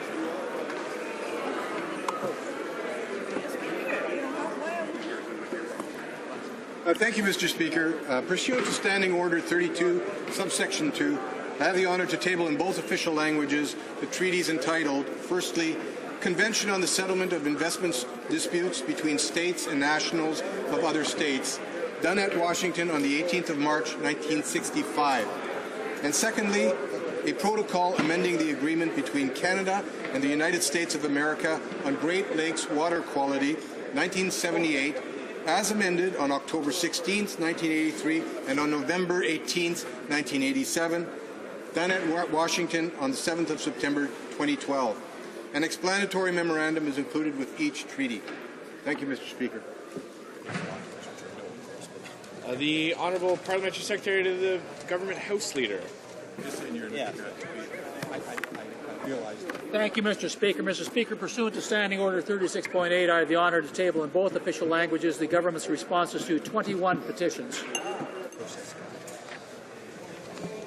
Introduction of government bills. Statements by ministers. The Honourable Minister of Foreign Affairs. Thank you very much, Mr. Speaker. Mr. Speaker, in the 8 days since the despicable Taliban beasts attempted to take Malala Yousafzai's life, the world has come together. Shock has turned to hurt and anger into action to honor the bravery of a young woman with tremendous courage. Her inspiration is seen both in the peaceful protests on Pakistan's streets and the quiet vigil outside of her British hospital. As we hope and pray for her speedy recovery, let us reflect on what she has taught us. That whatever sacrifices we've had to make to uphold dignity, respect, and humanity, each one of us can and must refuse to bow before evil. It is the collective duty of our shared humanity. While few of us in Canada will ever know what it means to be targeted for simply wanting to go to school, to have our basic rights repressed, or to have our communities hijacked by terrorism, this, sadly, is a real and present danger in Pakistan. In a country where women leaders have been assassinated, where repression is condoned by power elements of an increasingly unchecked military, where some in the ruling class broker power with terrorists instead of standing for everyday people, the real victims of terrorism, we now see an irreducible call for dignity. Tens of thousands of Pakistani men, women and children have turned out to publicly support Malala's cause. Like Malala, they're fearless, standing up to evil and setting an example for the rest of the world. It took the courage of one brave child to unleash the will of the once silent majority. As she fights to recover, she lives as a reminder that the courage of life is a magnificent mixture of triumph and tragedy. Malala se bat pour la liberté malgré. Malala is fighting for freedom despite the consequences that this has had for her, despite real threats on her life. She gives us hope, and she inspires us. Government of Canada, on behalf of all Canadians, we wish her a speedy recovery and hope that her sacrifice will lead to genuine change that she has fought so hard for.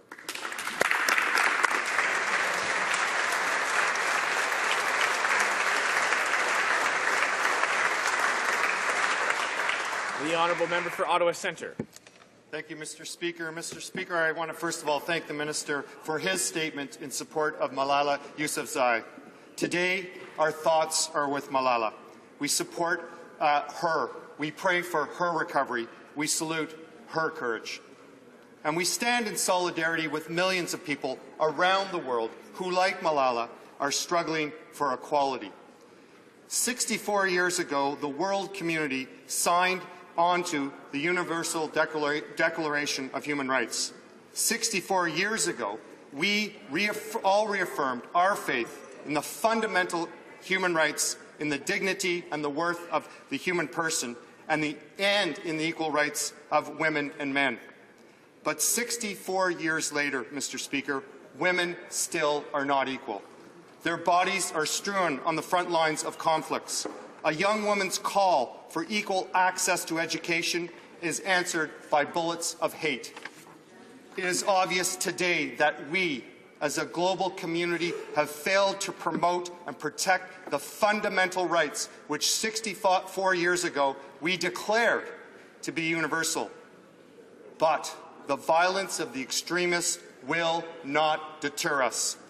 Look how Malala's determination is echoed by millions in Pakistan and around the world.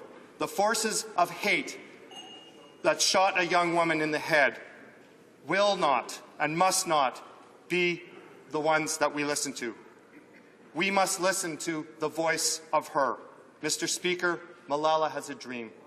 She dreams of equality, of access to education, of opportunity, of a world where everyone's human dignity is recognized.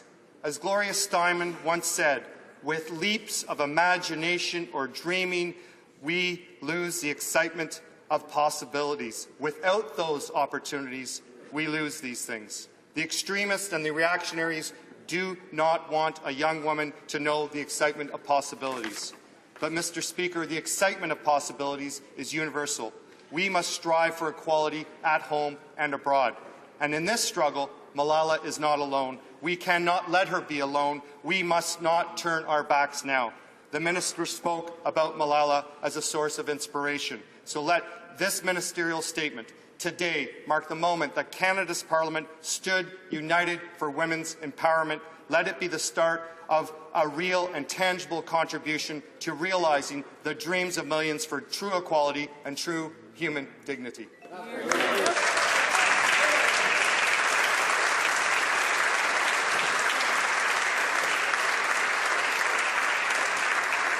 The honourable member for Mount Royal.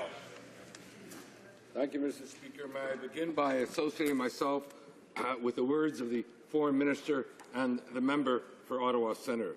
Mr. Speaker, like all members of this place, I too was shocked and saddened to hear the brutal attempt on the life of Malala Yousafzai, the brave young Pakistani woman whose advocacy for access to education, for equality, for human dignity, as my predecessor said, inspires us all. But, Mr. Speaker, while deeply saddened, I should perhaps not be shocked, for it was not long ago that I rose in this place in remembrance of Shahbaz Bhatti. Pakistani's Minority Affairs Minister was tragically assassinated shortly after his visit to Canada, where he met with our International Human Rights Subcommittee. He told us then he was under standing threats from extremists for his efforts, that he was under a fatwa for seeking to protect minority rights and for seeking to repeal the blasphemy laws that have been used to suppress the Christian minority, and where the mere accusation itself can incite hatred and even death. Indeed, in that regard, this House stood together as one to seek the release of Asia Bibi, a Pakistani woman jailed on such false allegations simply for giving someone water. Monsieur le Président. Mr. Speaker, it's tragic to think we still live in a world where terrorists like the Taliban will target a 15-year-old girl on her way home from school merely for believing in her most fundamental rights and for defending them. The party joins with all others in this place in praying for Malala's recovery. We trust that the perpetrators of this horrific deed will be brought to justice with all deliberate speed. And we condemn in the strongest terms possible the campaign now being waged against her in cyberspace and elsewhere by the Taliban that seeks to paint this brave young teen lying in a hospital bed in the UK as a spy, as a symbol of the West, as an enemy of Islam, and worse. Mr. Speaker, Malala's vision and values, her courage and commitment remind us all of that which needs to be done, not only in the struggle against terror and religious extremism, not only against those who would cruelly hijack religion in the name of religion, but also to ensure the equality, the dignity and free exercise of belief for women in all spheres of life, and particularly in the realm of access to education. Mr. Speaker, this courageous young woman has become the rallying cry of a nation, the message and metaphor for the struggle for freedom in the most profound sense of the word. Her cause mobilizing her fellow citizens who are now bravely standing up against the Taliban in common cause, putting their lives on the line in the hopes of a better tomorrow for their children. I share their hope that Pakistan can purge itself of religious extremists, of those who seek to subjugate women, of those who engage in perhaps the most cowardly and despicable act of all, attempting to assassinate a child and still seeking, as we meet, to assassinate a child. Mr. Speaker, I have had occasion to meet and work with inspiring women leaders from around the world, such as Masouda Jalal from Afghanistan and Pakistan's Osama Jahangir. I'm convinced that countries will only succeed when women's voices are heard, when their fundamental rights are affirmed, when their dignity is respected, and when their lives are secured. May we here in Canada add our voices to those in Pakistan, in the region and around the world, praying for peace, praying for justice, and recognizing that indeed, Mr. Speaker, we are all Malala. Thank you, Mr. Speaker.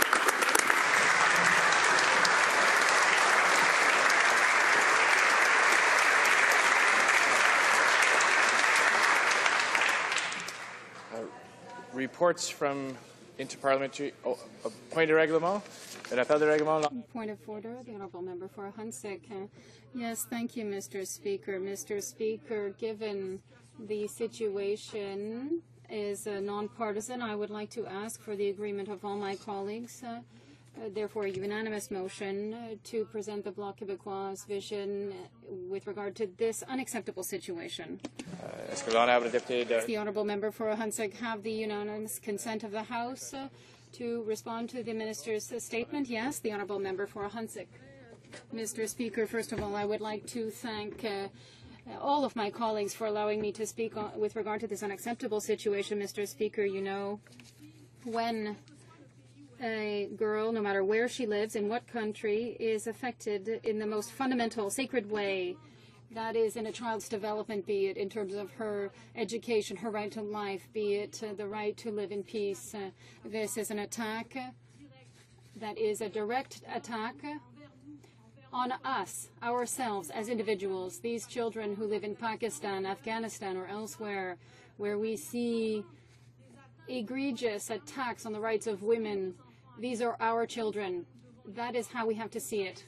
And you know, it is with a great deal of emotion that I'm speaking today. When I see this young girl who is extremely young and who started to fight at a very young age for her rights, this is hope.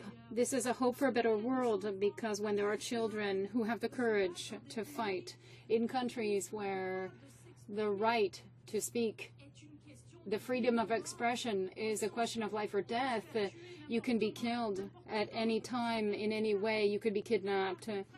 You could see your brothers, your sisters, your parents die because you dared speak to defend what is the most precious thing in the world, that is the right to education and to life, to respect, to dignity.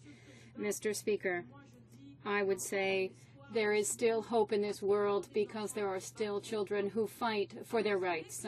So it is justice that we are so far from Afghanistan, so far from Pakistan, so far from these countries, and we can stand up here and be standing up together to give our support to these children, to these women who are fighting, but also and above all to condemn these situations unanimously and courageously.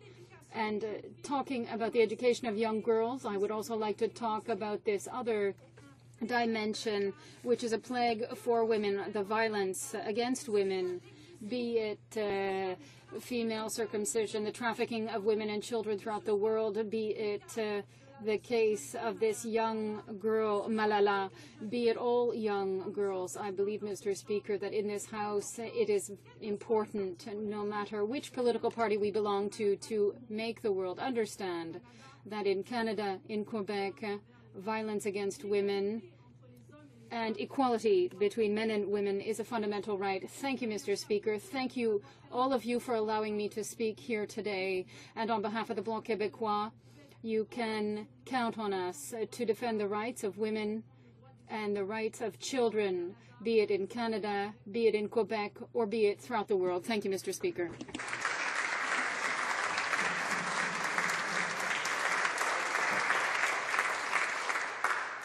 Does the honourable member for Saint-Scoff Islands have a similar point of order? Oui, Monsieur le Président. Yes, Mr. Speaker. I would like to also speak in order to give the Green Party's opinion of the current situation. For Saint-Scoff Islands, have the unanimous consent of the House to respond to the ministerial statement? Agreed.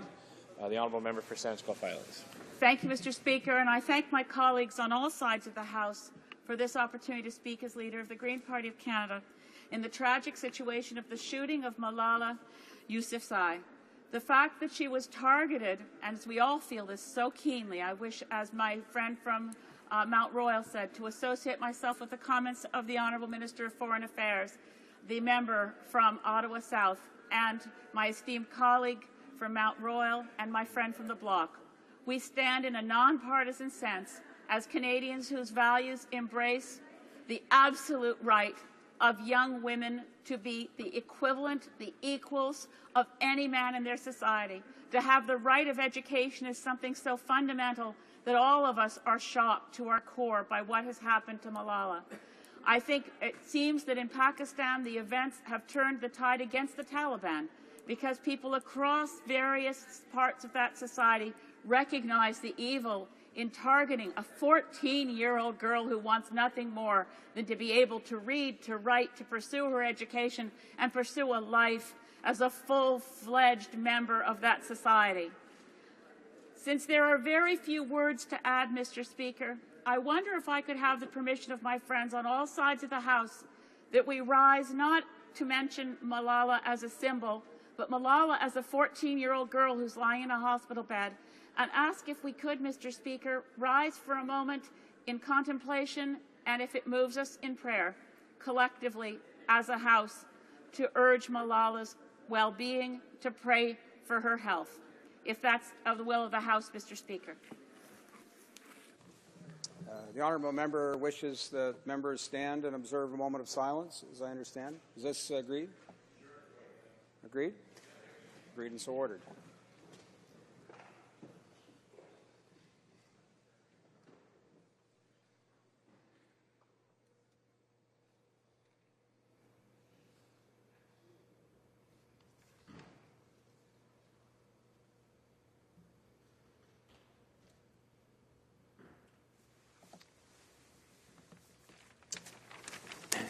Statements by ministers. Reports from interparliamentary delegations.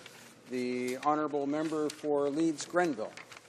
Thank you very much, Mr. Speaker. Pursuant to Standing Order 34.1, I have the honour to present to the House in both official languages the following report of the Canadian delegation of the Canada-United States Interparliamentary Group respecting its participation in the following two meetings. Firstly, the 52nd Annual Meeting and Regional Policy Forum of the Council of State Governments Eastern Regional Conference, which was held in Atlantic City, New Jersey on July 20th to 23rd of 2012. And secondly, the 67th Annual Meeting of the Council of State Governments Midwestern Legislative Conference, which was held in Cleveland, Ohio, July 15th to 18th, 2012. Thank you very much, Mr. Speaker. Rapport de délégation. Reports from interparliamentary delegations. Présentation de Presenting reports from committees. For Kildone and St. Paul. Thank you, Mr. Speaker. Mr. Speaker, I have the honour to present in both official languages the 11th report of the Standing Committee on Health in relation to Bill S-206, an act respecting World Autism Awareness Day. The committee Awareness Day, rather. The committee has studied the bill and has decided to report the bill back to the House without amendment. Thank you. Presenting reports from committees. Introduction of private members' bills. The Honourable Member for, Mr. Scott, seconded by Mr. Martin, moves for leave to introduce a bill entitled An Act to Amend the Canada Elections Act, Preventing and Prosecuting Fraudulent Voice Messages during election periods. This motion is deemed adopted. The Honourable Member for Toronto Danforth. Thank you, Mr. Speaker. As MP for Toronto Danforth and as the official opposition's Democratic Reform critic, I rise to introduce this private member's bill entitled An Act to Amend the Canada Elections Act, Preventing and Prosecuting Fraudulent Voice Messages during Election Periods. Seconding the bill is my honourable colleague, the member for Winnipeg Centre. I would like to express my sincere gratitude to him and his staff for all of the work that they have done that has been crucial in developing this bill. On March 12, 2012, Mr. Speaker, the House of Commons voted unanimously to adopt a new Democratic motion that called on the government to bring forward legislation within 6 months to amend the Elections Act in the way that this bill seeks to do so. It is now well over 6 months, and the Conservatives have not yet acted on the motion. Accordingly, this bill steps into the breach, at least for the moment. It now proposes amendments to the Canada Elections Act to make it an offence subject to severe fines to knowingly transmit false information through voice messages. In addition, it creates certain obligations to report to Elections Canada in a mandatory framework. The NDP, Mr. Speaker, has taken the initiative by doing the groundwork. No doubt the bill can be improved, perhaps greatly improved, through collaboration with all parties in the House. I look forward to such collaboration. Thank you, Mr. Speaker. Mr. Scott, seconded by Mr. Martin, moves that the bill be now read a first time and be printed. This motion is deemed adopted. First reading of this bill. When shall the bill be read a second time? At the next sitting of the House.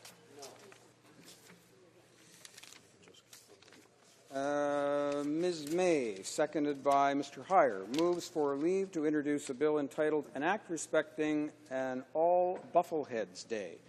This motion is deemed adopted. The Honourable Member for Saanich Gulf Islands. Well, Mr. Speaker, it appears I'm lightening the mood in this corner already with the news that I'm presenting a private member's bill for October 15th to be declared a National All Buffleheads Day. I bring you the good news that the most punctual duck in Canada is now back. The buffleheads travel to places far-flung, but on the 298th day of the solar cycle, like clockwork, our smallest diving duck returns. This duck puts the swallows of Capistrano to shame and is a better weather predictor than the groundhog. This is a wonderful duck to celebrate, and All Buffleheads Day will be put forward to all of you to decide should we mark it every year on October 15th. We can come together for many things, and the little bufflehead duck reminds us that it's found across Canada, and it's worth celebrating. Thank you, Mr. Speaker. Ms. May, seconded by Mr. Heyer, moves that the bill be now read a first time and be printed. This motion is deemed adopted. First reading of this bill, première lecture de ce projet de loi. When shall the bill be read a second time? At the next sitting of the House. Introduction of private members' bills. First reading of Senate bills. Motions. Motion. Presentation de petitions. Presenting petitions. The honourable member for Burlington. Speaker, I have a petition from my riding of citizens, and it asks the federal government to provide a national leadership and support for child and youth nutrition programs through the Ministries of Health and Agriculture, to recognize child and youth nutrition programs as key health promotion strategy to reduce obesity and diabetes, and to ensure Canadian children have access to healthy food as they need to thrive for their futures. Thank you, Mr. Speaker. Presenting petitions. Honourable Député de Charles. The honourable member for Charlebourg-Saint-Charles. Mr. Speaker, I'm tabling a petition today signed by hundreds of people, most from my riding, Charlebourg-Saint-Charles, who are protesting the cutbacks to Canada's international aid. We are one of the least generous countries in terms of international cooperation, and they are cutting back on cooperation with very many volunteer associations who have distinguished themselves in this area. So I'm tabling this petition and asking the government to table clear policy objectives and precise ones in terms of public assistance, and so that this be clear once and for all. Presenting petitions. The honourable member for Beauséjour. Thank you very much, Mr. Speaker.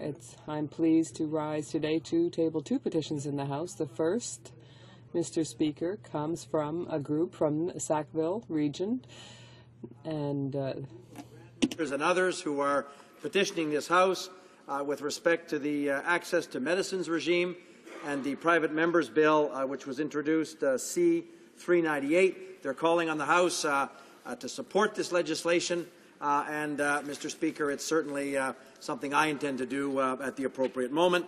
The second petition, Mr. Speaker, comes from people who are largely from Bouctouche in my riding. These are farmers and producers who are angry with the poor decision made by the government to close the experimental farm in the Bouctouche region, the Hervé farm, which is very important for the agricultural industry. These signatures were collected in the greater Bouctouche region, and I'm pleased to present it in the House. Honourable member for Brandon-Souris. Thank you, Mr. Speaker, and I'm pleased to present names from people in my communities asking that the government continue to allocate $14 million per year in funding for Katimavik. Presenting petitions. The honourable member for Beaches East York. Thank you, Mr. Speaker. I'm very pleased to present a petition to the House today calling upon the Government of Canada to recognize the importance of the experimental lakes area, the ELA, to the Government of Canada's mandate to study, preserve, and protect aquatic ecosystems, to reverse the decision to close the ELA research station, and to continue to staff and provide financial resources to the ELA at the current or higher level of commitment. Thanks, Mr. Speaker. Presenting petitions. Center. Thank you very much, Mr. Speaker. I present to the House a petition of 650 signatures which reads, "We, the undersigned citizens of Vancouver and the province of British Columbia, draw the attention of the House to the following. Inasmuch as the large area served by the Kitsilano Coast Guard base cover the marine areas stretching from the tip of University of British Columbia north and east, including English Bay, Falls Creek, Burrard Inlet, and to its extremities up Indian Arm. That the Kitsilano base serves the largest and busiest port in Canada, the Port of Vancouver. That the Kitsilano base serves a large number of pleasure craft, canoes, kayaks, working vessels, tugs, fishing fleet, lumber barges, tourist vessels and cruise ships, as well as cargo ships. That the Kitsilano base performs an average of 300 rescues a year. That the base at Sea Island will increase the response time by 30 minutes to an hour, which will put lives at great risk. Therefore, your petitioners call upon Parliament to rescind the closure of Kitsilano Base. Presenting petitions, the honourable member for Trinity Spadina. Mr. Speaker, I have a petition from many constituents in Toronto. They're asking the federal government to make side guards on heavy drugs mandatory. They note that this recommendation have come from two chief coroners' report in Ontario. The chief coroner have noted that pedestrians and cyclists are dragged under the back wheels of the truck, and if there is a side guard, then this accident, these senseless tragedy could be prevented. These kind of side guards have been in place in Europe and have shown to reduce fatalities of both cyclists and pedestrians. Presenting petitions, the honourable member for Saanich Gulf Islands. Thank you, Mr. Speaker. I rise today to present two petitions.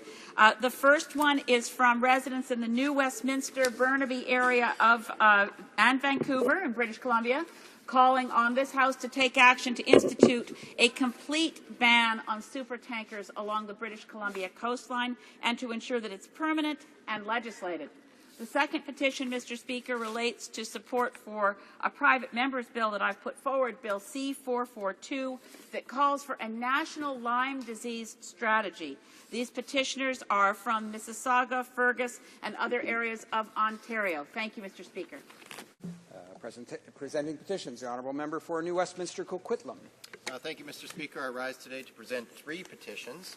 The first from thousands of Canadians who are petitioning this House to save the Kitsilano Coast Guard Station, one of the busiest search and rescue stations in Canada.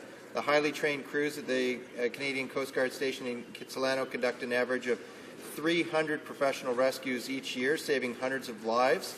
And in addition, these crews prevent many more emergencies through such actions as boater education, pollution response, and aid to navigation, maintenance, and escorting large ships through congested port waters. They call on the federal government to the government's decision to close the Kitsilano Coast Guard Station as a grave mistake and will undoubtedly cost the lives of those in peril on the shores and waters near Vancouver Harbour, and they call on the Government of Canada to rescind this decision and reinstate the full funding to the Kitsilano Coast Guard Station. I also rise to present the petitioners of Canadians who are calling to save the experimental lakes area. This is the petitioners call on the Government of Canada to recognize the importance of the ELA to the Government of Canada's mandate to study, preserve, and protect aquatic ecosystems, to reverse the decision to close the ELA research station, and to continue to staff and provide financial resources to the ELA at the current or higher level of commitment. And finally, I have dozens of petitions for the House to consider that on the member from Trinity Spadina's bill to call on the Government of Canada to enact a Canada public transit strategy which seeks to provide permanent investment to plan for public transit, to establish federal funding mechanisms for public transit, to work together with all levels of government to provide sustainable, predictable, long-term and adequate funding, and establish accountability measures to ensure that all governments work together to increase access to public transit. Thank you, Mr. Speaker. Presenting petitions.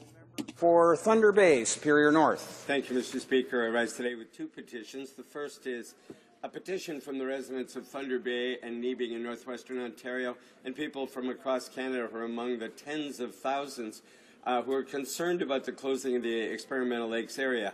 And they're concerned that in the Omnibus 2012 budget, the government made a decision to close the ELA, one of the world's leading freshwater research stations, depriving Canadians of groundbreaking scientific advancements it provided and economic benefit to northwestern Ontario. Mr. Speaker, the second petition that I rise today to offer is on behalf of the residents of Thunder Bay, Sault Ste. Marie, Stony Creek, and Mobert in support of bringing back passenger rail service to the spectacular North Shore of Lake Superior. The petitioners are asking we parliamentarians to support my motion M291 to return passenger rail from Sudbury through White River, Thunder Bay, on to Winnipeg and beyond. Thank you, Mr. Speaker. Great. Presenting petitions, the honourable member for Winnipeg Centre. Thank you, Mr. Speaker. I have a petition signed by many residents of Manitoba and my riding, Winnipeg Centre, some of whom who work at the ELA through the Freshwater Institute, and they call upon the Government of Canada to reconsider the cancelling of the funding for the ELA, to recognize the importance of the ELA to the Government of Canada's mandate to study, preserve and protect Canada's ecosystems. Aquatic ecosystems, reverse the decision to close the EL research station and to continue to staff and provide financial services to the EL at the current or higher level of commitment. And I also have a petition, Mr. Speaker, that I've introduced many times before, to call upon the House of Commons to take note that asbestos is the greatest industrial killer that the world has ever known. In fact, they point out that more Canadians now die from asbestos than all other industrial or occupational causes combined, and they call upon Parliament to ban asbestos in all of its forms. Thank you, Mr. Speaker. Presenting petitions. Presentation de pétition. Questions on the order paper. The Honourable Parliamentary Secretary to the Government House Leader. Thank you, Mr. Speaker. Mr. Speaker, I ask that all questions be allowed to stand. Is this agreed? Agreed? Agreed and so ordered. The notice of motions for the production of papers. The Parliamentary Secretary to the Government House Leader. Thank you once again, Mr. Speaker. Mr. Speaker, I ask that all notices of motions for the production of papers be allowed to stand. Is this agreed? Agreed and so ordered. I wish to inform the House that because of the ministerial statement and the Parliamentary Secretary to the Government House Leader? No. Okay. I wish to inform the House that because of the ministerial statement and the deferred recorded divisions, government orders will today be extended by 22 minutes. Orders of the day. Government orders, government bills, Commons. Government Bills Senate, resuming debate at second reading of Bill S7, Combating Terrorism Act. Lorsque la Chambre. When the House last considered the bill before the House today, there was 11 minutes remaining for the member for Abitibi-Témiscamingue. So, resuming debate. The Honourable Member for Abitibi-Témiscamingue. Thank you very much, Mr. Speaker. As you said, my time ran out on Monday, and when I was cut off, I was talking about the witnesses who had spoken out against this bill, and they considered it useless, that all at the same time was undermining people's civil rights and human rights. And this was when the Senate Human Rights and National Security Committee was studying this bill in its previous version in a previous parliament. I want to come back to what Mr. Denis Barrette said from the Coalition for International Civil Liberties was saying, and he said that the preventive arrests and other issues under this bill are dangerous and misleading. The debate of Parliament on this issue must really depend on a rational and enlightened debate on this legislation. The first provision allows for a person to appear before a judge when the judge feels that this person may have information regarding an terrorist act that will be committed or has been committed, and so this person can be incarcerated for a period of up to a year. The provision, moreover, gives the state new search powers of search and seizure, and there's not enough being talked about in this regard. This can prevent the person from tabling something before the judge or the court that they could give to the police, and moreover, this allows for racial profiling or that kind of discrimination on ideological or religious grounds. In its report in 2005, the UN Human Rights Committee spoke about its concerns with the excessive scope and some of the definitions in the terrorism legislation, and the committee said that the state should have a more specific definition of terrorist activities so that people are not targeted for religious, ideological, or political reasons. I think that here we can see that there are various problems that have been posed by C-17 at the time with in the area of civil liberties, and I think that this is parallel probably in this bill. As I was saying earlier, in this bill, there is clearly a problem of balance between security and safety and fundamental rights. What concerns me is that I say no reason to justify the implementation of those provisions. How do these provisions, which have expired already now 5 years ago, how can they be so important that they need to be put back in again, while at the same time their usefulness was never proven? No witness could testify to any case that required this kind of legislation. These provisions are not necessary. On the contrary, witnesses said to the Senate committee that there were major problems in terms of human rights and children's rights with this legislation. And I'll come back to what Mr. Ishan Garden said from the Canadian or the American Islamic Relations Commission said.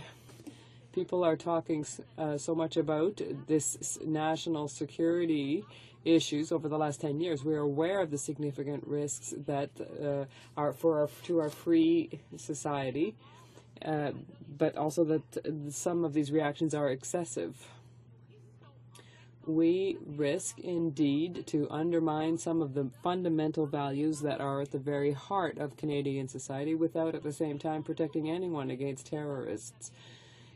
If we want to try and strike a balance between human rights and security, that is really an insurmountable task. While sharing many of the concerns that others have spoken of in regard to this bill, Canadian Muslims certainly have certain fears, because this bill could have a disproportionate effect and be discriminatory towards our community. And this, knowing that there is an incidence on civil liberties, all of the major attempts that were made to carry out terrorist acts, like with the Toronto 18 case, there were provisions used like preventive arrest, for example. So once again, I'm saying this is another witness who said that the provisions of this bill are not necessary and could even reflect certain risks. If we come back to what Mr. James Kekin said, it would also be good to remember that those who choose to remain silent in this context are not necessarily guilty, and that the choice of choosing to remain silent is not an admission of guilt. For example, people could have legitimate concerns for themselves, family members, or their community. There should be a mechanism as exceptional as investigative hearings only to prevent imminent terrorist acts.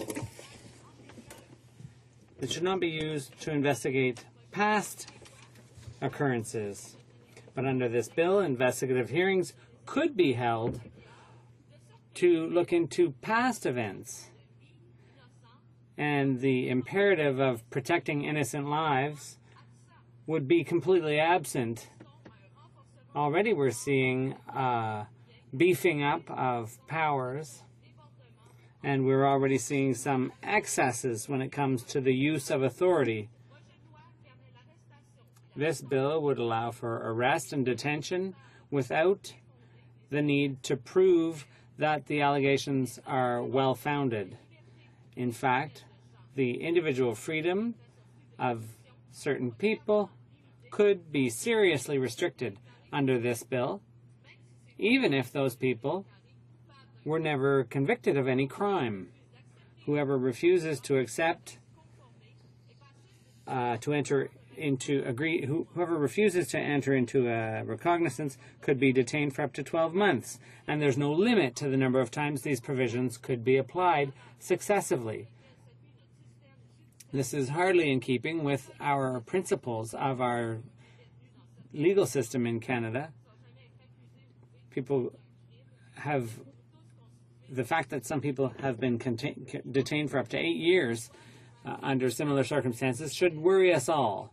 I think we need to think about something like this seriously before passing a bill such as this. When it comes to combating terrorism, it's not just a matter of adding teeth to the criminal code. We have to ask why. And because Canada already is a member of a number of international conventions, I don't think these measures are relevant or useful. When these were last discussed, the purpose of the Anti-Terrorism Act was to update Canadian legislation to meet international standards, including the requirements of the UN. All of the Anti-Terrorist Act and its provisions, excluding investigative hearings and recognizances with conditions, i.e. what we're discussing today and what we find in S7, all of the other provisions of the Anti-Terrorism Act remain in force. To be more clear, all the original provisions of the Anti-Terrorism Act have remained in place except for the 2 clauses that expired in 2007, which had never been used, and which parliamentarians did not see fit to extend because they didn't find it useful. Now, the Conservative government opposite is saying that the NDP is against making Canada safer and against combating terrorism. But the truth is that this bill provides nothing more concrete for security, and it will affect the freedoms and individual rights of Canadians. And in my view, that's a bad thing. Canada already has sufficient legal tools to deal with terrorism. We have international treaties. We have a full section of the criminal code that deals with that, and a whole host of acts. The provisions of this bill would change the definition of special operations under the Access to Information Act, and as a result, confidential sources used by the government would now be considered special operational information or intelligence. As a result, there would be less transparency when it comes to information. Given the results of this government on the transparency file, this would do nothing but further the culture of secrecy and worry me more. To conclude, Mr. Speaker, I oppose this bill. We already have all the tools we need, tools that have proven effective, and we don't need these tools that have proven ineffective. There are freedoms and human rights that need to be taken into account, and this bill would violate those needlessly, i.e. the right to silence and the right to a fair trial. These are absolutely fundamental rights for Canadian society. The clauses we're discussing today were only invoked once and unsuccessfully, and I think that amply demonstrates the fact that we already have all the tools we need to fight terrorism effectively, so there's no reason to adopt provisions that would violate civil liberties. Mr. Speaker. Questions and comments. Questions et commentaires. The Honourable Member for Brome-Missisquoi. Yes, hello. Good afternoon. I'd like to thank my colleague, and I have a question for her. I see that S7 disturbs the balance between security and fundamental rights. I know you said we have the criminal code, we have international treaties. So abusive legislation like this, S7, isn't the best way to strike the balance.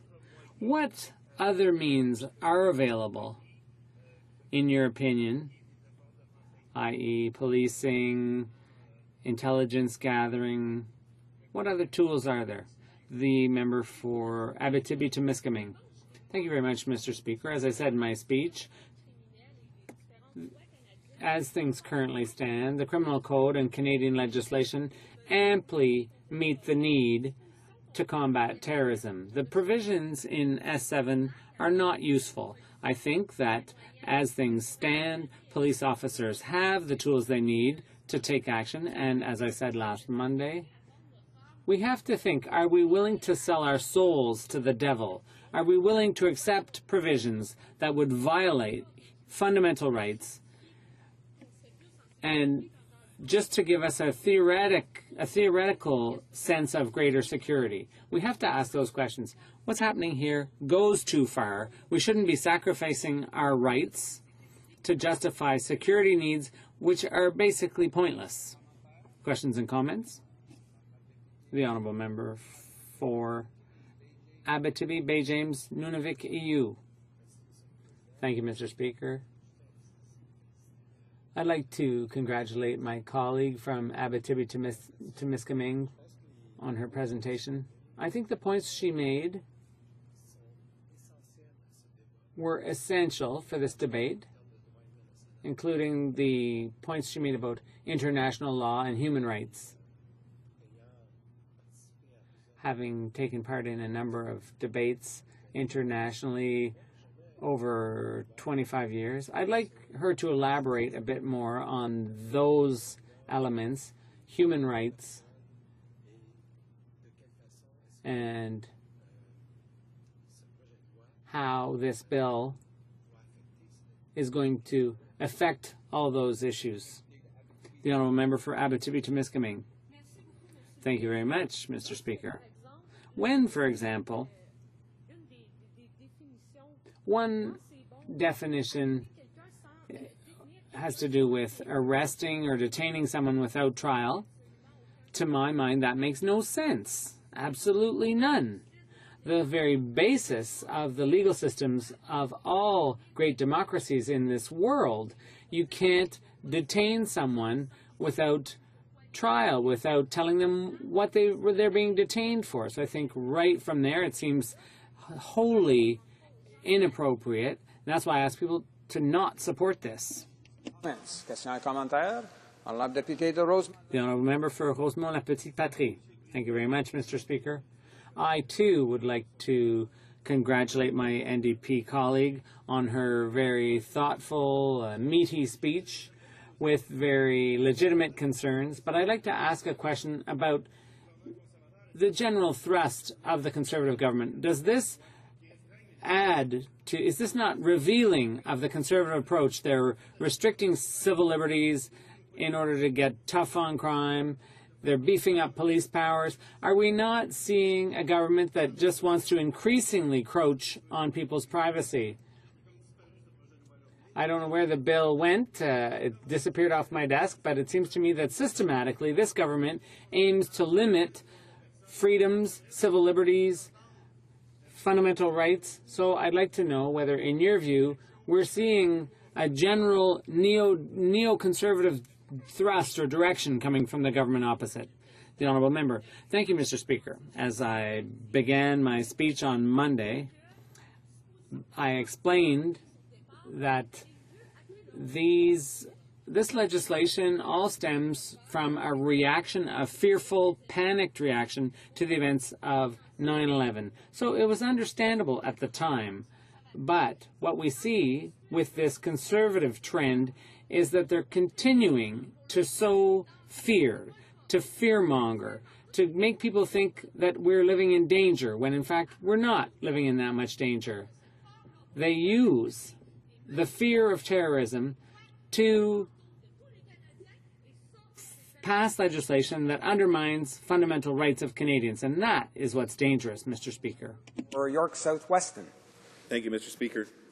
I appreciate my friend's comments about this bill, and one of the things I note is that the added powers given to the police have never been used, or have been used very rarely, but it does cost a lot of money. And I think, I might be wrong, that far more people were harmed by tainted meat in this country than were harmed by threats of terrorism as a result of there not being any bill in place from 2007 until today. And so we are spending our money unwisely, I believe, if we are not spending it on protecting Canadians from tainted meat, but we are spending it on imagined terrorism or on eliminating personal liberties in the guise of protection against terrorism. Would the member like to comment? The Honourable Member for Abitibi-Temiskaming. Thank you very much, Mr. Speaker.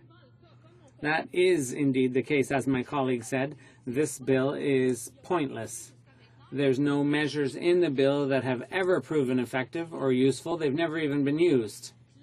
So clearly, when you know that those measures have never been used, we're wasting time in the House discussing that when we know there are people who've been infected by E. coli. It does indeed seem strange. Questions and comments? The Honourable Member for Châteauguay-Saint-Constant. Thank you, Mr. Speaker. I'd like to hear what my colleague has to say about the fact that... Could she explain the fact that the government is using the Senate increasingly to launch legislation? It's only to be expected that legislation should start here in the House, not in the Senate. This is a bill, it seems to me, that should have come from the Justice Minister, should have started in the House, but curiously, the government chooses to start with the Senate. What does my colleague think of that, using the Senate to introduce legislation? The Honourable Member for Abitibi-Temiskaming. Thank you very much, Mr. Speaker. I, too, find it very strange that the Senate's being used in this way. I think this is a bill that should have started off in the House of Commons.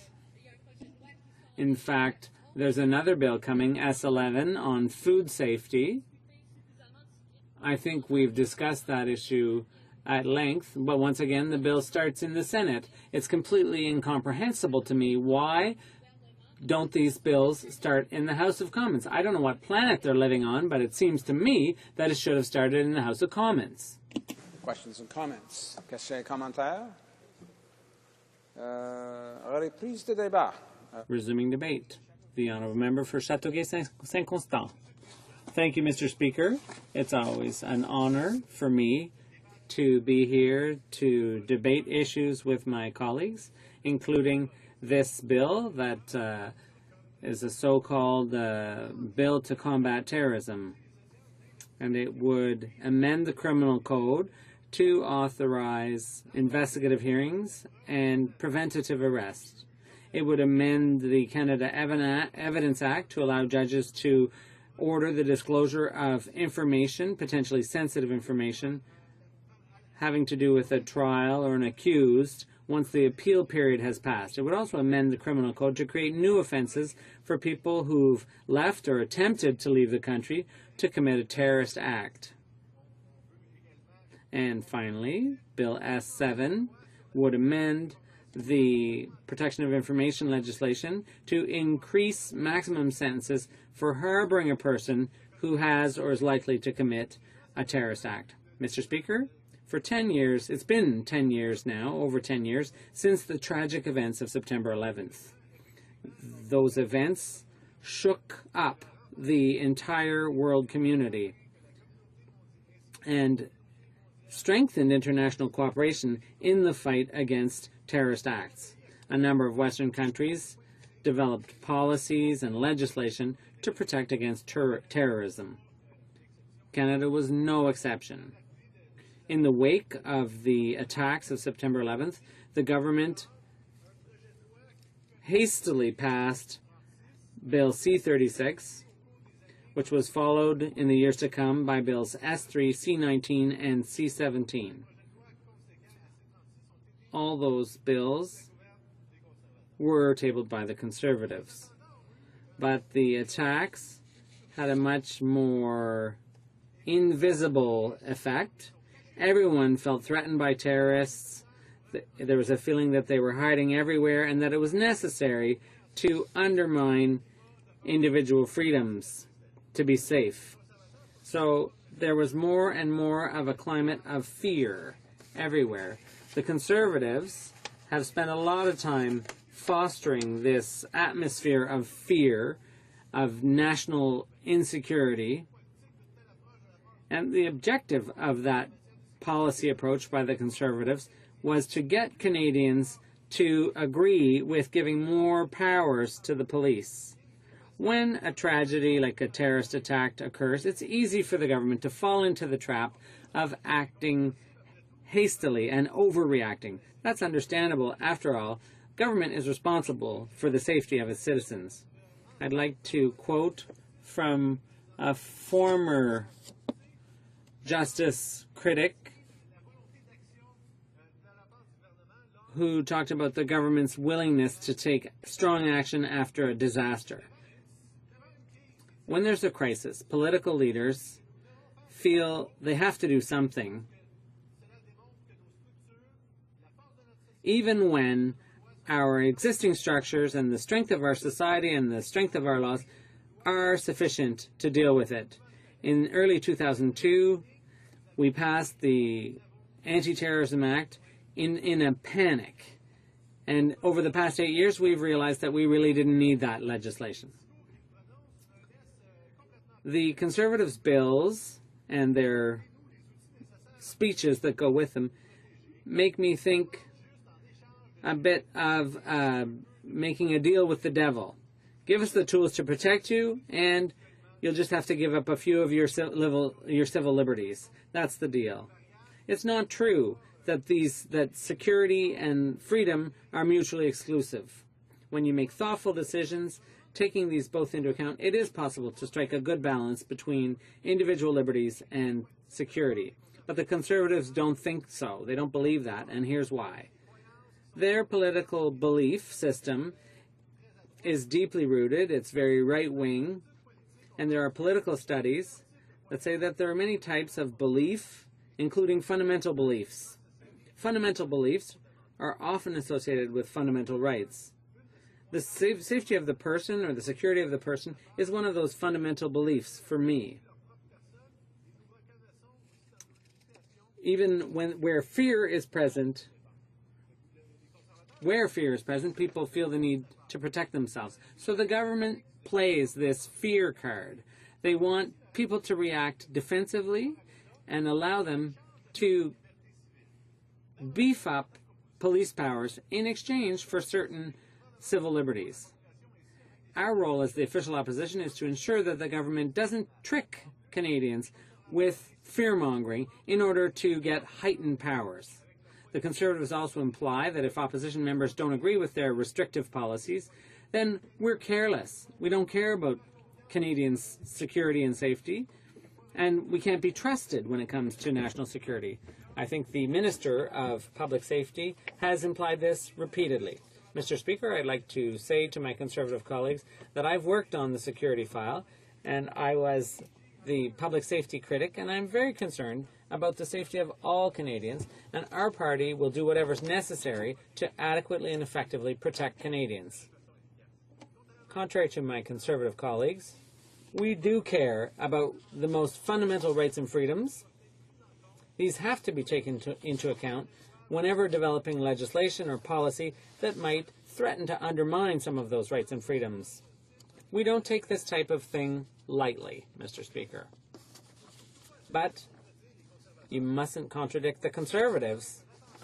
They strongly believe that an attack is imminent and that the police need more powers and more tools in order to do their job.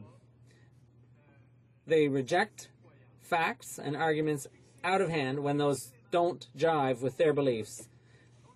They're only going to look at the things that confirm what they're saying.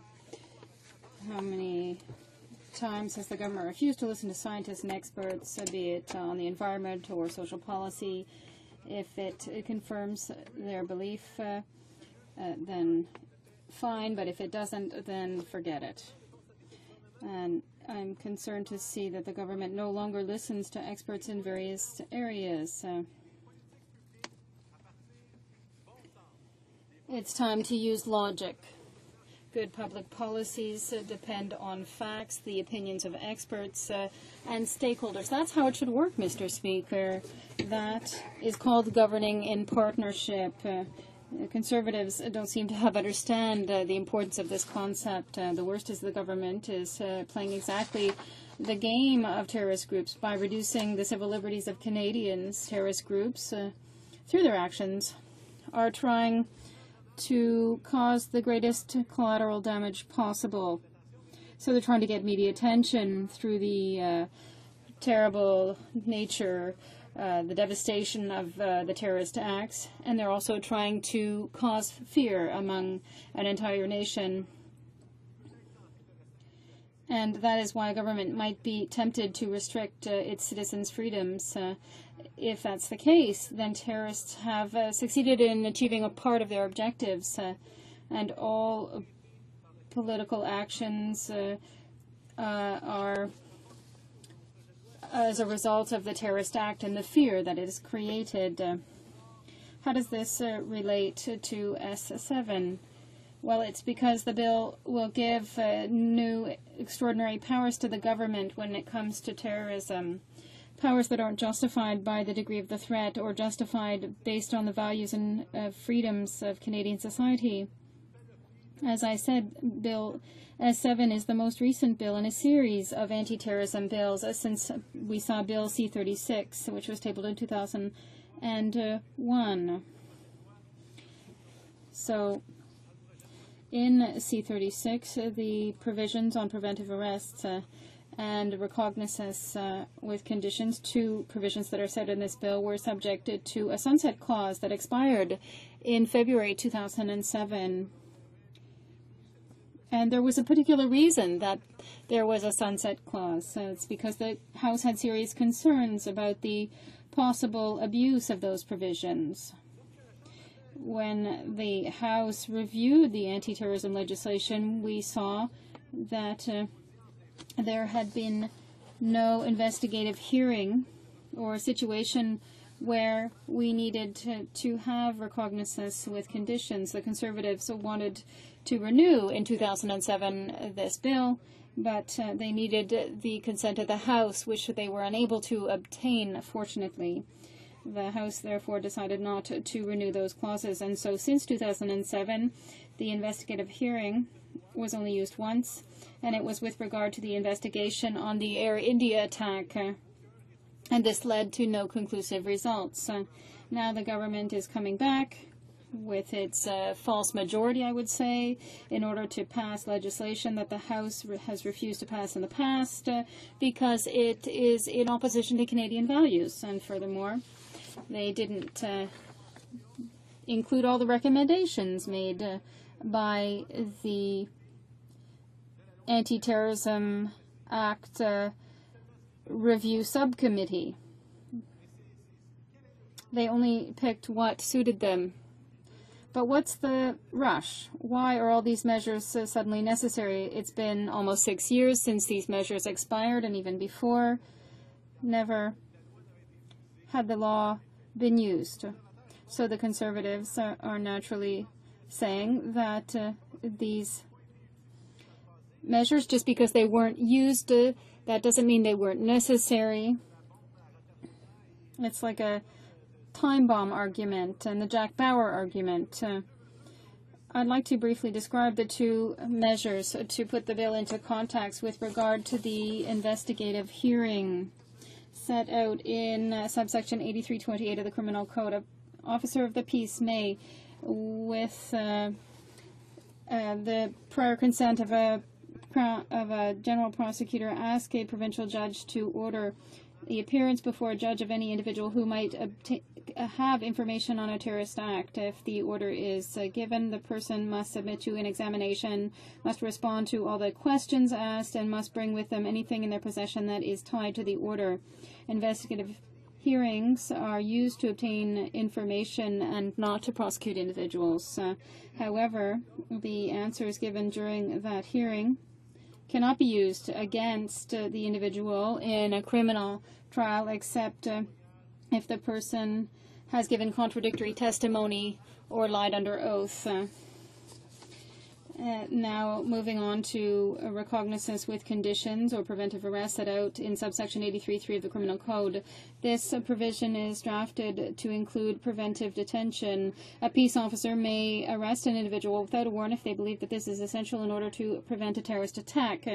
The individual who is being detained will be brought before a provincial judge in the 24 hours following the beginning of their detention or as soon as possible in order to demonstrate the need for that person's detention. The peace officer must then ask a provincial judge with the previous agreement of the prosecutor to order this individual to appear before a judge to determine if it is essential for this person to have to respect certain specific conditions. If the judge believes that the individual must be under recognizance, this person must respect the public order and respect other conditions, such as, for example, not having or possessing firearms for a period that can go up to 12 months. And if the person refuses, they can be imprisoned for a period up to 12 months.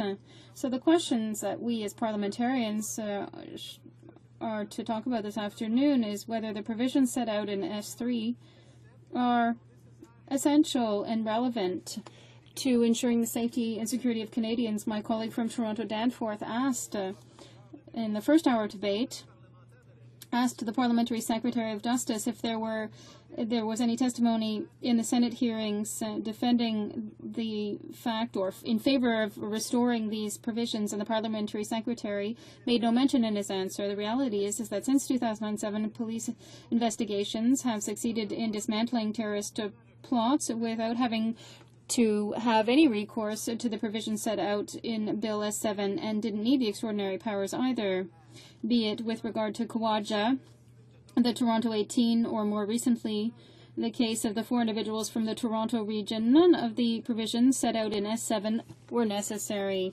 I think this is conclusive evidence for me that the police forces have the tools they need to protect Canadians. We have to continue to support our public safety officials in order to ensure that they can continue to do the good work that they are currently doing. And that is why we will oppose this bill, because it is a completely ineffective way of fighting terrorism, and because it undermines our most fundamental rights and freedoms. This bill demonstrates a complete lack of understanding by the Conservatives of the link between security and freedom. The way that the provisions in the bill are written could have serious consequences for honest, law-abiding Canadian citizens. Bill S7 would make it possible for periods of imprisonment up to 12 months or restrictive measures to be imposed on individuals who have only been accused of terrorist, who haven't even been accused, rather, of a terrorist act. The provisions in the bill could be used to target individuals who take part in activities such as demonstrations or acts of dissidence, and that has nothing to do with a reasonable definition of terrorism. Is the government aware of this, or are they doing this unknowingly? The Canadian Islamo-American Council highlighted an interesting situation that I'd like to share with the House. There is still some doubt with the way that distinction would be drawn between terrorist acts and criminal acts. For example, the recent firebomb on a Royal Bank in Ottawa just before the G20 summit was dealt with as arson. And in fact, no charges were laid with regard to anti-terrorist provisions. However, the perpetrators of this crime could have been accused of terrorism.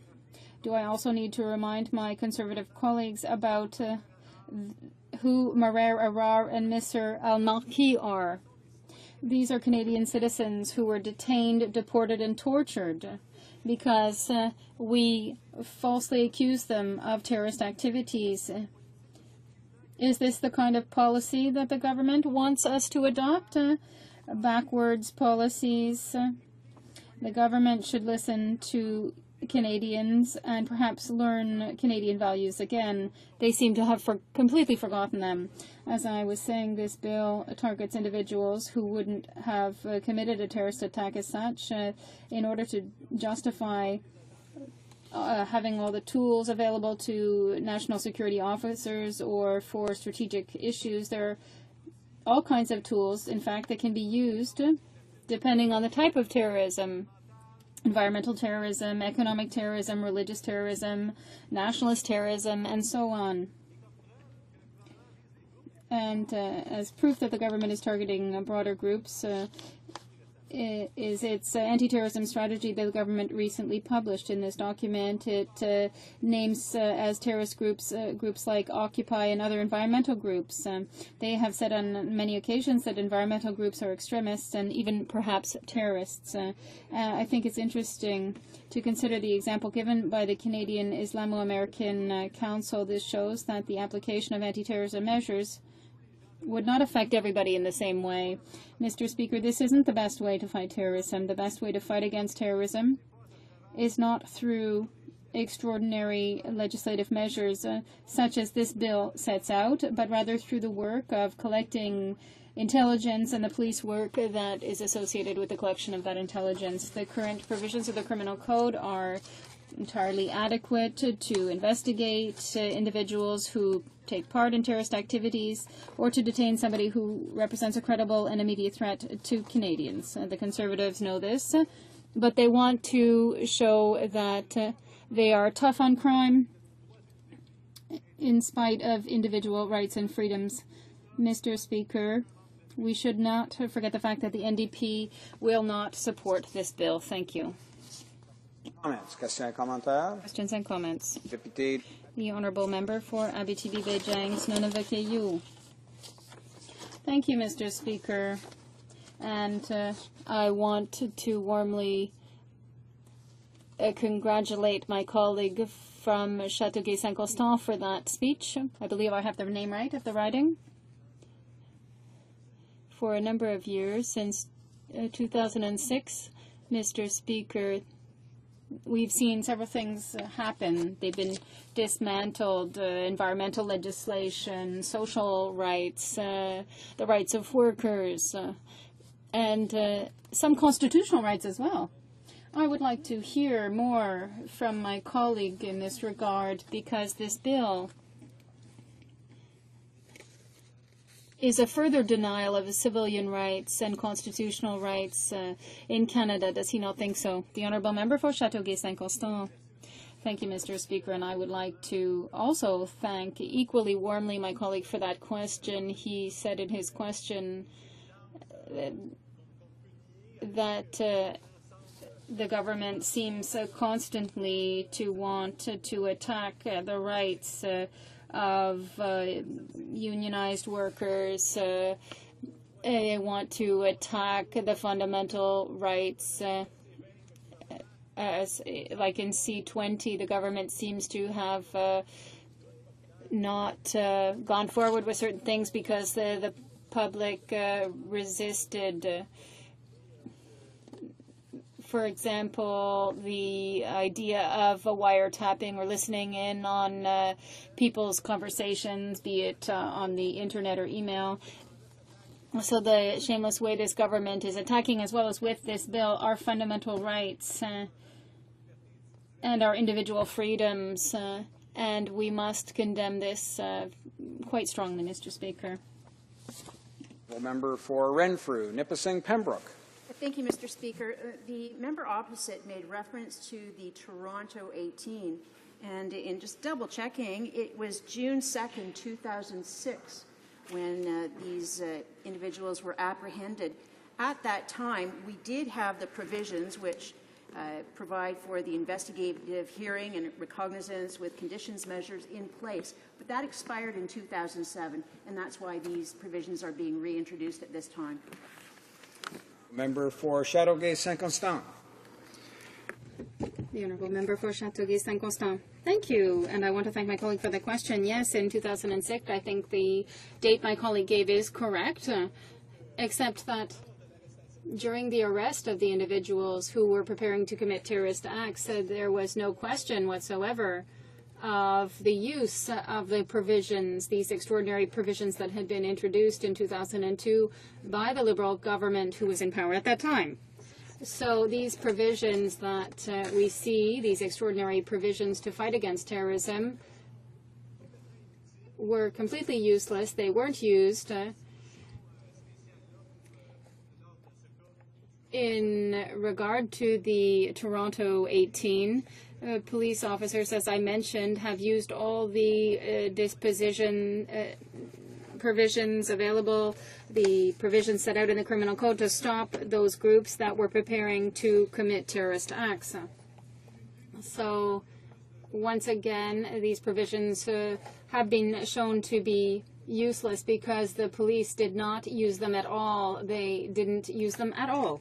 Questions and comments? The question and commentaire. Questions and comments?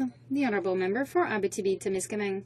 Thank you very much, Mr. Speaker. I would like to ask my colleague a question about preventive detention. In this bill, it is set out that a peace officer can arrest a person without a warrant to avoid a terrorist attack. Unfortunately, now with internet, this person could be a 13-year-old. So what are we to do to ensure the rights of children when we talk about arresting somebody without a warrant who is 13 years old and to be held for 24 hours and this person can't even understand what's happening? The Honourable Member for Châteauguay-Saint-Constant. Thank you, Mr. Speaker, and I want to thank my colleague for that excellent question. In fact, in the Criminal Code, in one section, they talk about using means to prevent people from committing crimes, be it a terrorist attack or another type of crime. So the current provisions set out in the Criminal Code would allow a police officer to arrest that individual with regard to arresting somebody who wants to commit any kind of crime. With regard to the case mentioned by my colleague, that is of arresting somebody under the age of 18, there are problems that were raised during the hearings by the Standing Senate Committee with regard to measures of last recourse that are set out in the International Convention on the Rights of the Child and other international conventions. Bill must refers to preventive detention, and this is another recourse. So there has to be a harmonization, and this would be a problem. They didn't take this into consideration in the final drafting of the bill. Questions and commentaire? Questions and comments. The Honourable Member for Broome-Missisquoi. Thank you, Mr. Speaker. I want to thank my colleague for his excellent speech. I would like to insist that the New Democratic Party wants to ensure protection against terrorism, and I want to insist on this fact. However, we are also wanting to defend the rights of individuals and society, and we're also good managers. The government opposite has spent since 2001 $92 million against some potential terrorist attacks, and I wonder, I would like for the member to summarize for me in a few words why this legislation, to use a strong image here, is having to wear a belt and suspenders at the same time instead of trying to do good. The Honourable Member for Châteauguay-Saint-Constant. Thank you, Mr. Speaker, and I want to thank my colleague from Broome-Missisquoi for that question. He talked about a number of things, in fact, in his question, and that is that we have spent huge amounts of money, and it is extremely difficult to verify how effective those funds were because the government is not transparent and doesn't and prevents parliamentarians from doing their jobs because it hides the figures. So it's extremely difficult to verify how those monies, in fact, were spent. And also, because these provisions that have been included here will create additional expenses, it will be very difficult to check on this at the Public Safety or the Justice Committee. We'll see which committee it's referred to. But it'll be difficult to assess the additional expenditures for these legislative measures. And as I mentioned, they're in any case, they're useless.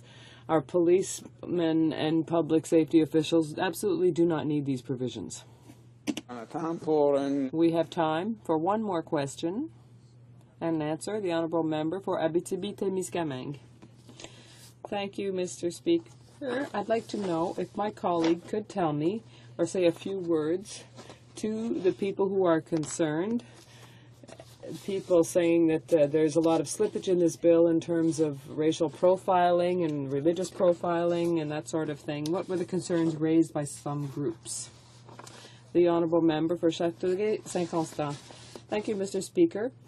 And I thank my colleague from Abitibi for that wonderful question. And indeed, there are several questions that can be asked in terms of profiling for some people. I don't have on hand the notes for the people who appeared before the Senate committee on this issue, but there were experts from the Islamic world who indeed spoke of their concerns with this particular bill that could be used by the police to target some people in particular, including certain Muslims.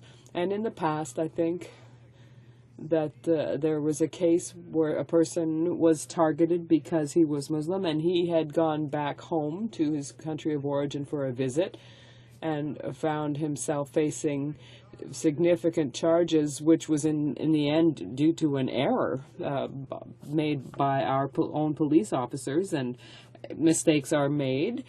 We have to try and avoid that insofar as it's possible, but there were several interrogations of these groups as a result. Before resuming debate, it is my honor to tell the House that the Senate has sent a message to the House to inform us that they have passed the following bill that they are submitting for the information of the House. Respecting food commodities, including their inspection, their safety, their labeling and advertising, their import, export, and interprovincial trade, the establishment of standards for them, the registration or licensing of persons who perform certain activities related to them, the establishment of standards governing establishments where those activities are performed, and the registration of establishments where those activities are performed. And also, it is my duty, pursuant to Standing Order 38, to inform the House that the questions to be raised tonight at the time of adjournment are as follows. Manitoulin Kapuskasing, with respect to Aboriginal affairs, the Honourable Member for Vancouver Kingsway in regard to international trade, and the Honourable Member for Western Arctic on Aboriginal affairs. Resuming debate, the Honourable Member for Brome-Missisquoi. Thank you, Mr. Speaker. I'm very pleased to rise today in the House to speak to Bill S7, which is to say an act to amend the Criminal Code, the Canada Evidence Act, and the Security of Information Act. The official opposition does not support this bill because the text will not solve problems related to terrorism, and because it undermines civil liberties and values that are near and dear to Canadians. The Criminal Code would find itself once again amended by the government, whereas there are already provisions that exist within it to allow for investigations to be undertaken on people who commit offenses, for their detention in order to protect society as well. I would refer you here in particular to Part 2.1 and to Sections 83.01 to 83.33 of the Criminal Code. Moreover, and in my opinion, this is the most significant and concerning point, the bill creates an imbalance between security and fundamental rights in our society. Mr. Speaker, Allow me to remind you of the four main objectives of the bill. It would amend the criminal code in order to include investigations and recognizance with conditions. It would bring changes to the Canada Evidence Act. A judge could order a public disclosure of potentially sensitive information once a trial or concerning a trial or an accused once the appeal period had expired. And third, it creates new offenses targeting individuals who have left or have attempted to leave the territory with the goal of committing a terrorist act. And finally, the Security of Information Act would also be amended. The maximum penalties for all persons having harbored a person who had committed or was likely to commit a terrorist act would be longer.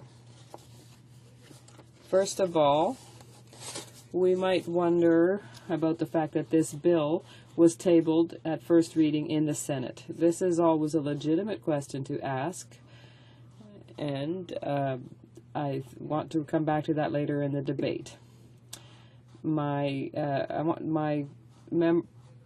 friend from Gatineau, who is the official spokesperson for the opposition in terms of justice, raised the same issue on Monday, October 15th. Secondly, I cannot understand the motivation and will of the government to table Bill S7. Mr.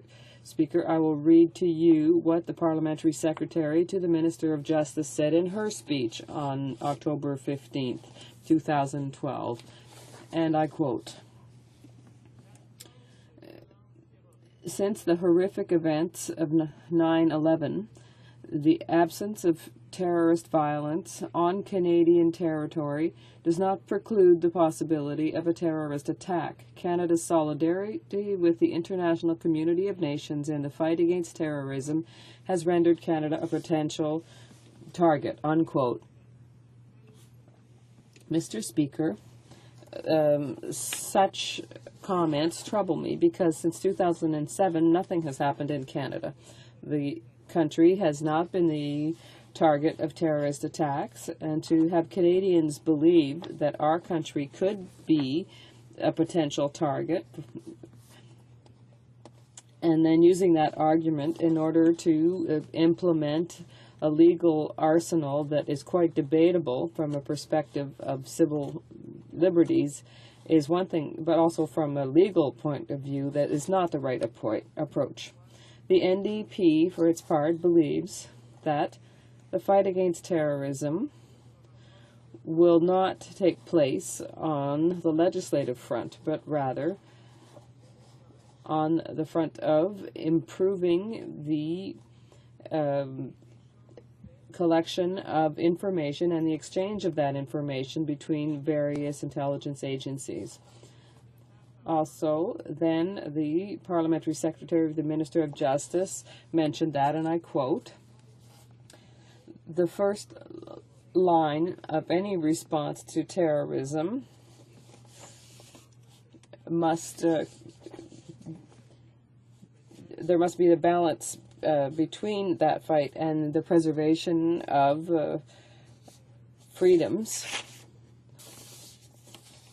And there again, Mr. Speaker, I want to express my disagreement with my honorable colleague. This bill is imbalanced, and it creates that imbalance between the points I've already mentioned. So I would like to draw your attention to some of the provisions of this bill, those that could undermine the rights of children, and those dealing with the desired improvement in the collection of information and the sharing of that between the various agencies. And this concerns sections 4 to 8 of the current bill. Because this is primarily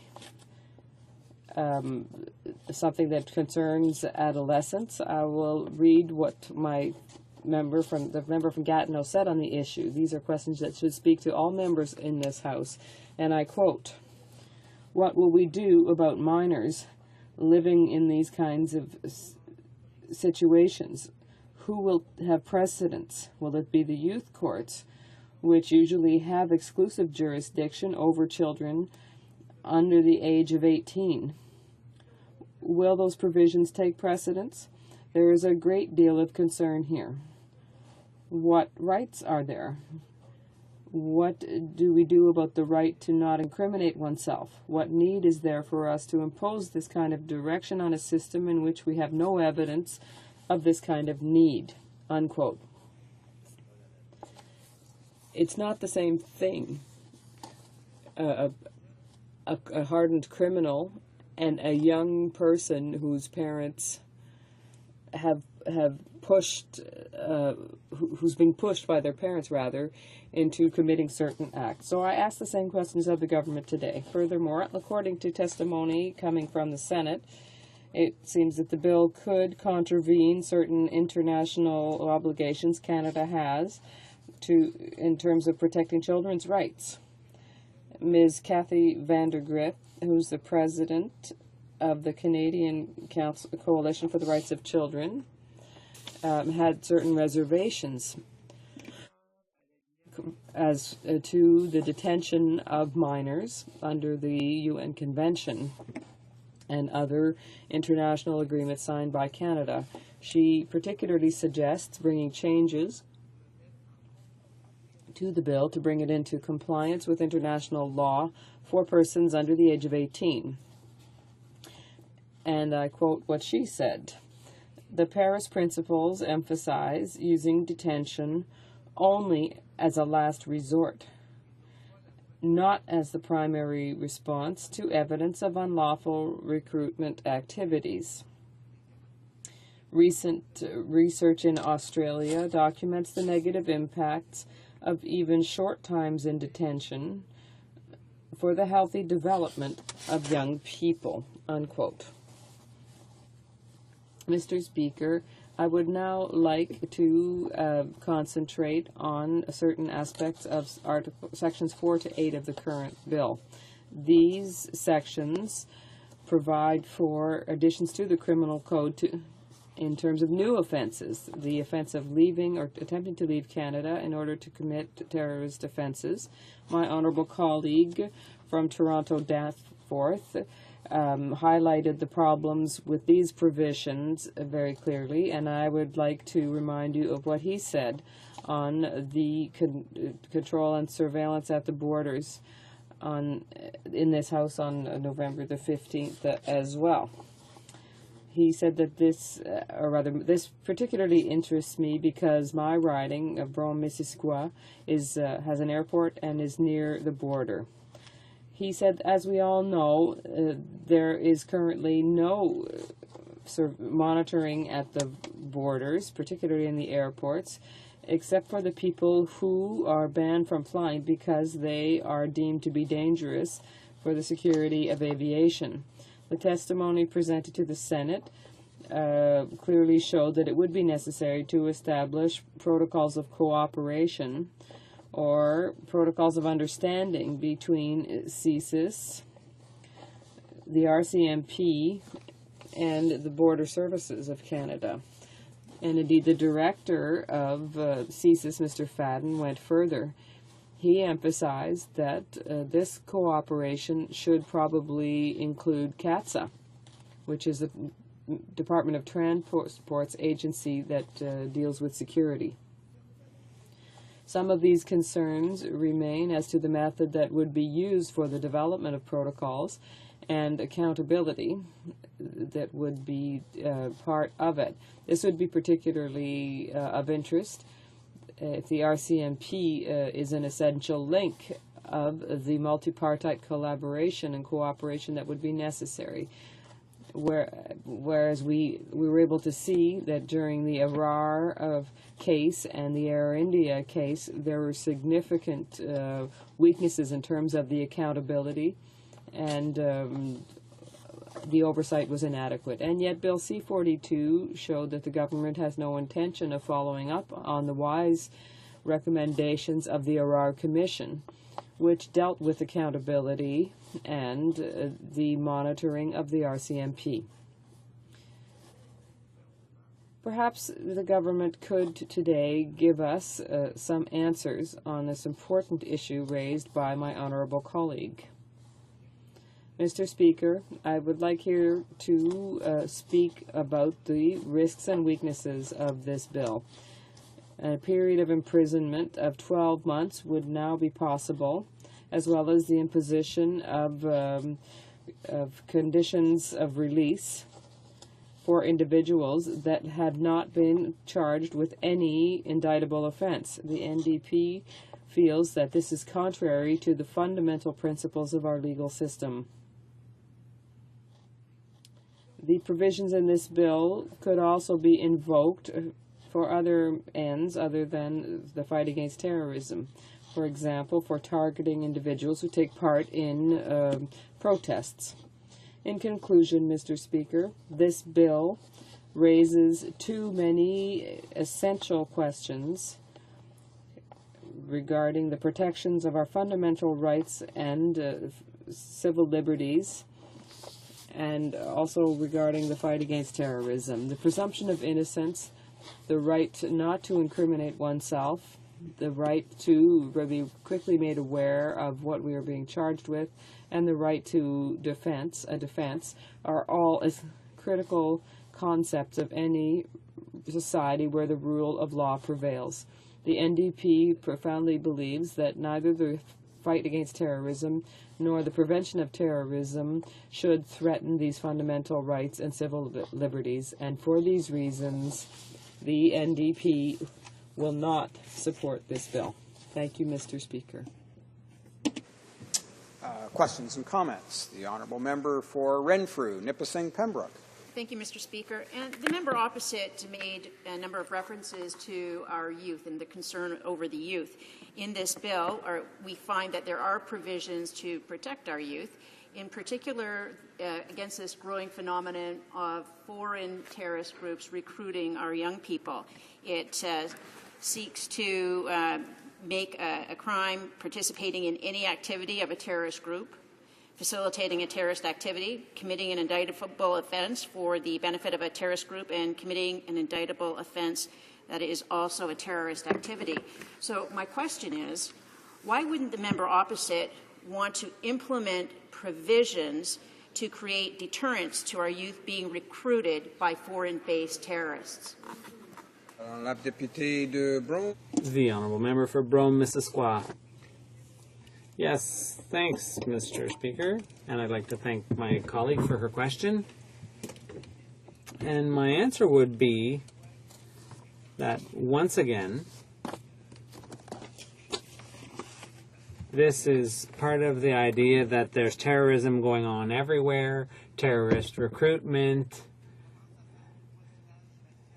and this is, I think, the beginnings of racial profiling. Honestly, the question I asked about the rights of youth, the fact that a young offender, a young person in trouble, needs more help than prosecution.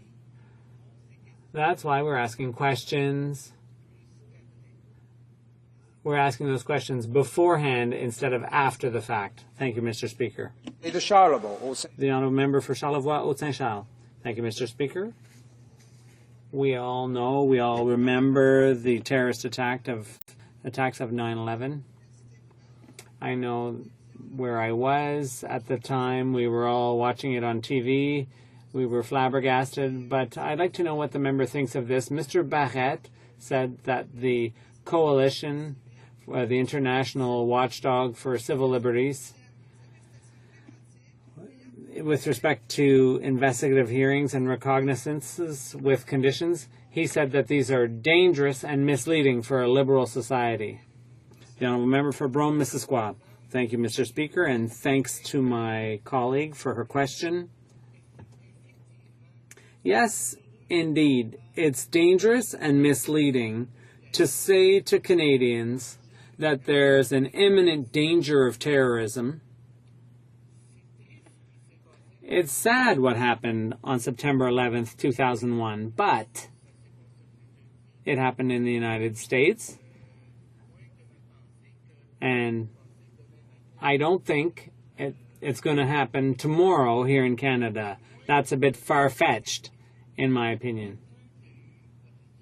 For 4 years, we've had nothing, a vacuum, and nothing has happened. So I really don't see how, all of a sudden, we need to trash the Canadian Charter of Rights and Freedoms, throw it in the garbage can, whether it be for young people or adults, why we need to forget about all the rights enshrined in the Charter. No.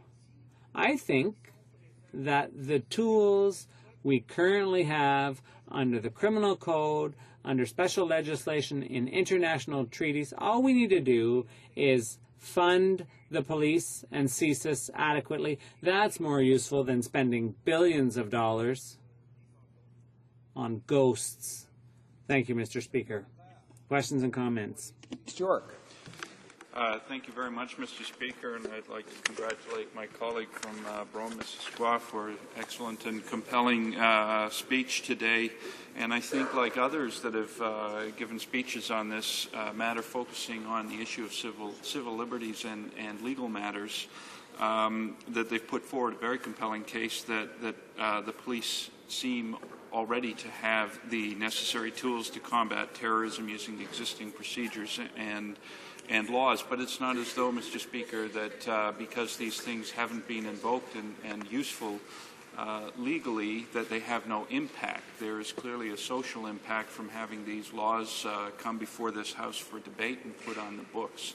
And on the eve of September 11th this year, I showed a film in my riding entitled Change Your Name, Osama, which talks about the stigmatization of the Muslim community in this country, Muslim Canadians. And so I was wondering if my colleague would have any comments on the social implications and impacts of such laws that we're debating today on certain communities in this country. The Honourable Member for Brome-Missisquoi. I'm not an expert on Muslim issues, but I know that in Montreal there's a Muslim community and they feel they have to keep a really low profile. They're walking on eggshells, and yet 9/11 was a long time ago, but they feel like they feel guilty, they feel targeted, they feel discriminated against. Is that going to increase if this bill passes? I think so. I think that's going to increase the paranoia, the fundamental rights of those targeted are going to be undermined, be they Muslim or some other religion. They're going to feel like they're lesser Canadians in some sense. And the majority of them have absolutely nothing to do with violence. So we really don't need S7. We need to invest in gathering intelligence and in perfecting police techniques. That's all. The Honourable Member for Abitibi Bay James Nunavut AU. Thank you, Mr. Speaker. I really appreciated my colleague's presentation. One thing we've already talked about in the previous statement, we were talking about terrorism, environmental, social terrorism. I think we could have added Aboriginal terrorism while we're at it. They like that term on the other side. My colleague talked about an imbalance between security and fundamental rights under this bill. So I'd like to hear more about that. Thank you, Mr. Speaker. The Honourable Member for Brome-Missisquoi. Thank you, Mr. Speaker. And I'd like to thank my colleague for that brilliant question.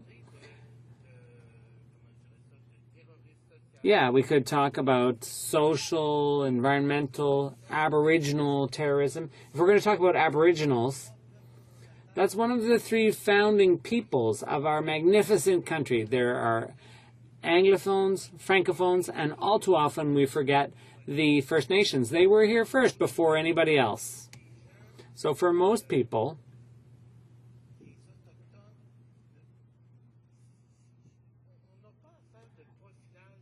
there's no reason to profile Aboriginal people. We just need to respect everyone's rights. We know that economically speaking, the First Nations, in their reserves, things started to change. Justice Wagner, gradually through court decisions, recent decisions, there's been some progress. And so Aboriginal people are more and more a part of Canadian society. Thank you. Last question, a brief one. The Honourable Member for Abitibi-Temiskaming. Thank you very much, Mr. Speaker. My colleague, in his speech, repeatedly referred to, if we really want to prevent terrorism, he talked about intelligence gathering. I'd like, if he doesn't mind, I'd like him to talk more about coordination among intelligence gathering organizations, because there may be jurisdictional issues, departmental silos, and so on. So having all that information in different places, it might not, isolated information might not seem worrisome, but if it was all brought together, we might be able to see that something was brewing, something that could be prosecuted under the criminal code. So I'd like to hear if my colleague thinks we could further coordinate intelligence gathering. The Honourable Member for Brome, Mississauga. Thank you, Mr. Speaker. I'd like to thank my colleague for this excellent question. It's true that money is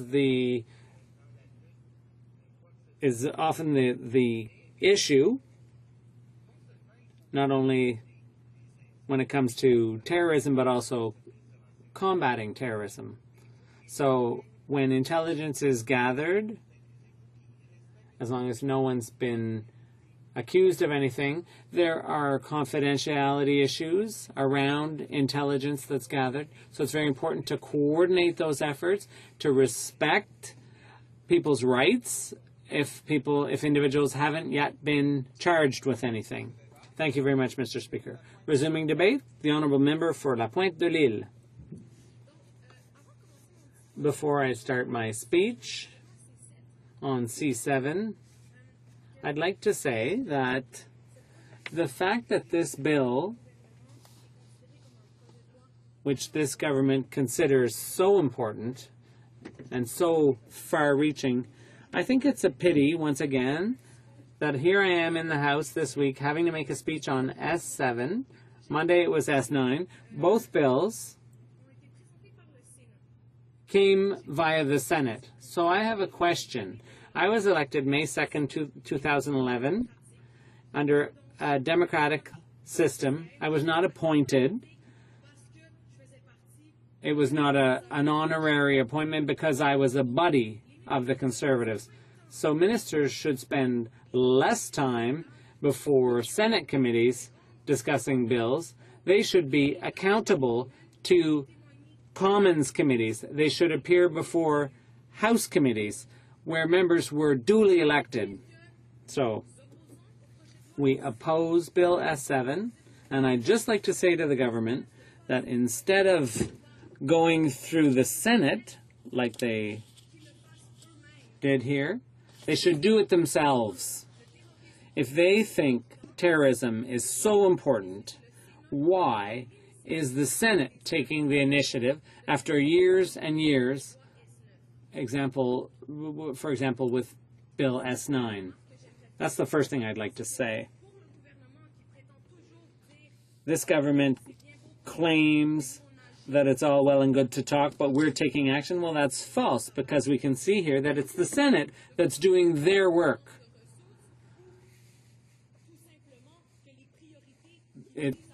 Is this a lack of resources? Are they really that concerned about public safety?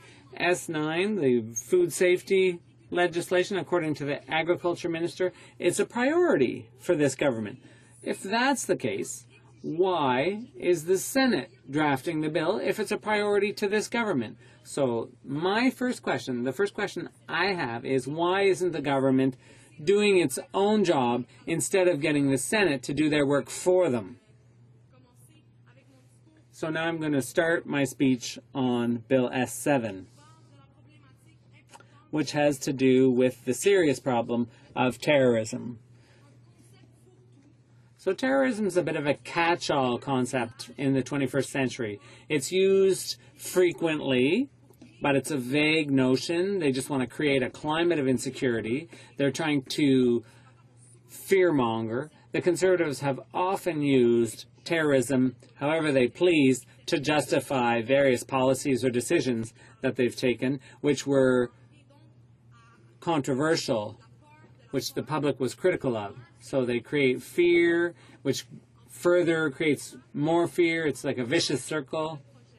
So S7 is just a part of that vicious cycle. The purpose of S7 is just to create a climate of fear. The speech is vague. They're trying to get us to swallow the idea that our rights and freedoms are much better served if they're taken away from us. I'd also like to remind everyone that these provisions lapsed 4 years ago. Over the past 4 years, Mr. Speaker, we haven't needed those provisions at all. So why should they be resuscitated today? These provisions expired. They lapsed. But in terms of priorities, as I said before in my speech, this government is known for its flagrant lack of judgment. Let's be clear here. No one in this room, and certainly not the official opposition, is in favor of terrorism. We understand the importance of public safety. It's one of our top priorities. Let's be clear about that. It's the provisions of Bill S7 that we're criticizing here. What we're criticizing is the flagrant lack of balance, a total imbalance between two things under this bill, two things which are of equal importance: public safety and fundamental rights.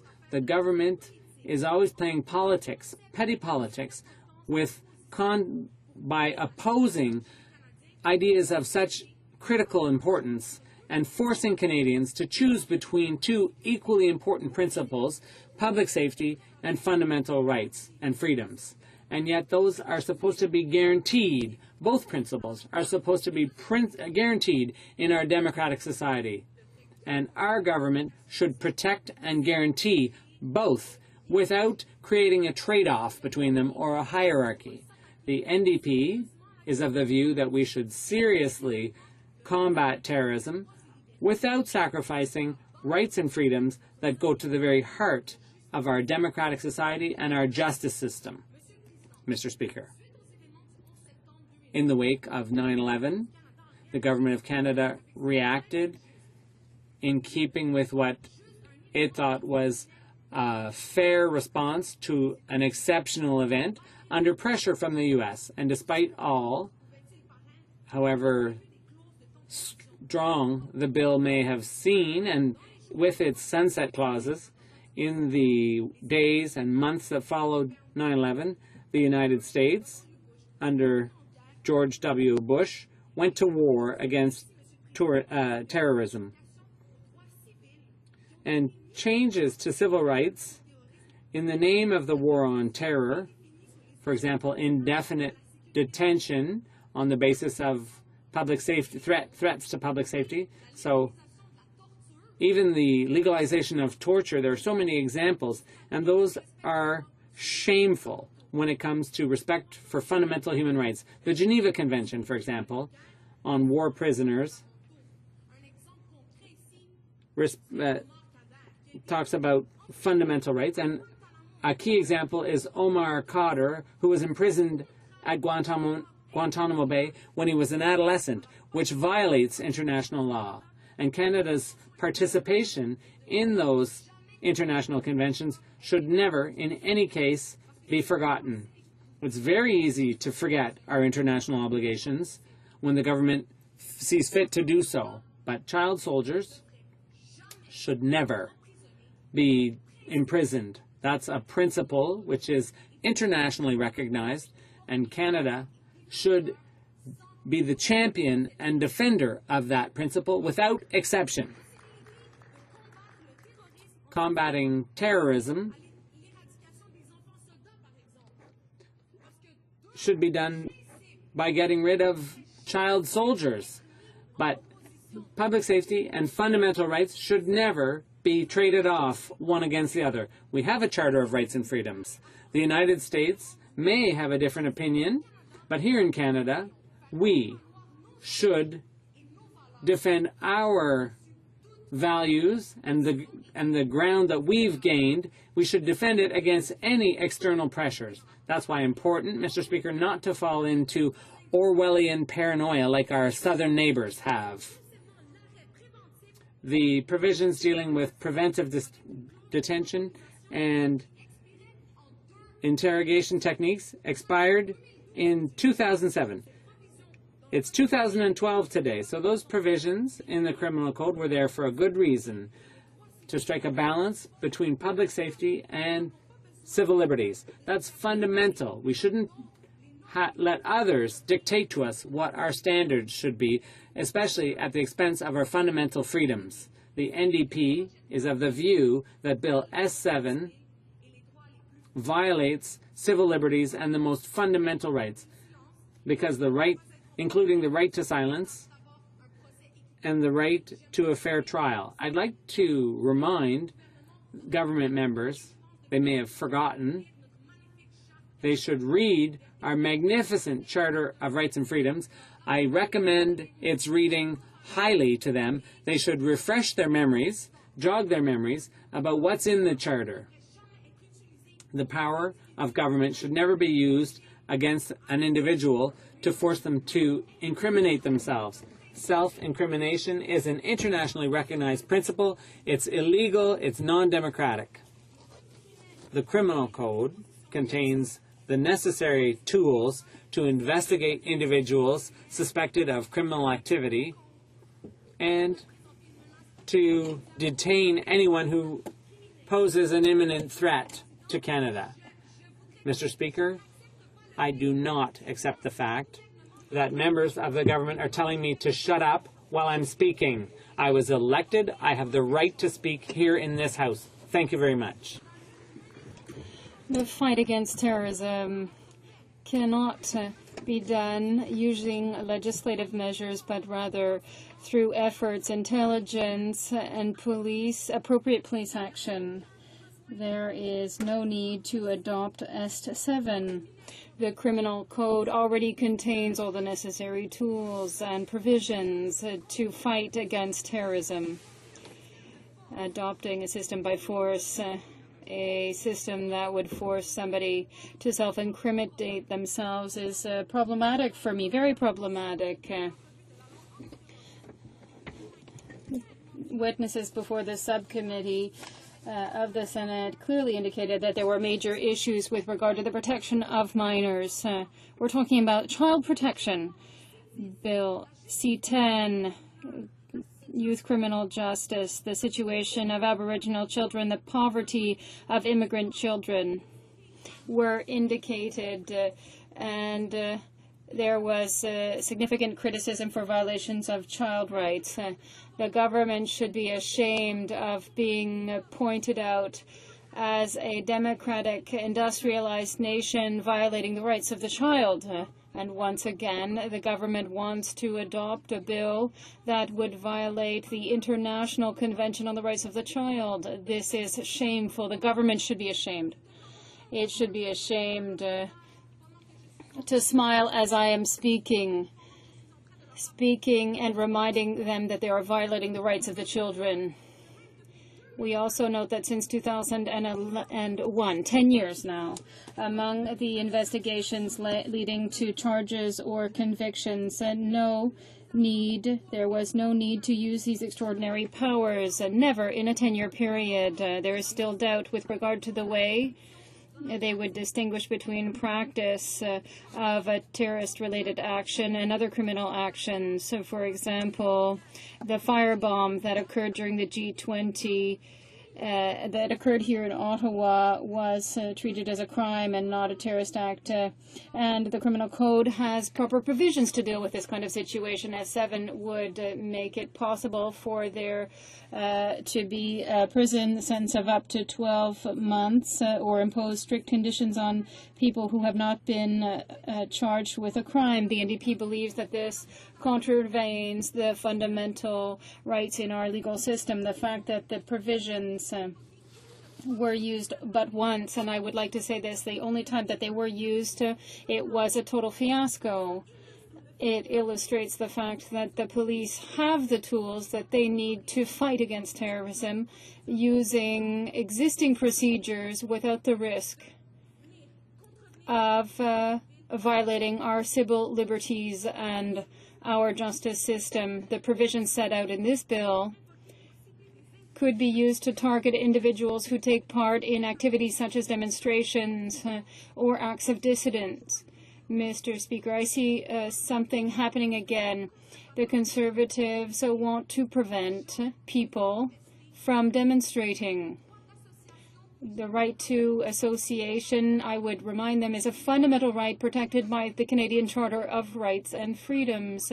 It's not the first time the government has tried to limit our fundamental rights, our civilian rights, and I would like to remind them that the Canadian Charter of Rights and Freedoms has made us what we are, and people have fought hard to win that. They should be ashamed. This bill shows a lack of balance between the security and fundamental rights, and the New Democratic Party cannot vote for this kind of a bill. We must seriously look at the issue of terrorism while ensuring that we continue to have our rights and freedoms. I would like to say that this bill is an egregious lack of respect for Canadians. A bill that is ideologically motivated, a bill that endangers Canadians and the freedoms of Canadians. The Criminal Code already provides all the necessary provisions to fight against terrorism, and the government should be ashamed to want to take away our civil liberties for political and ideological reasons. Thank you, Mr. Speaker.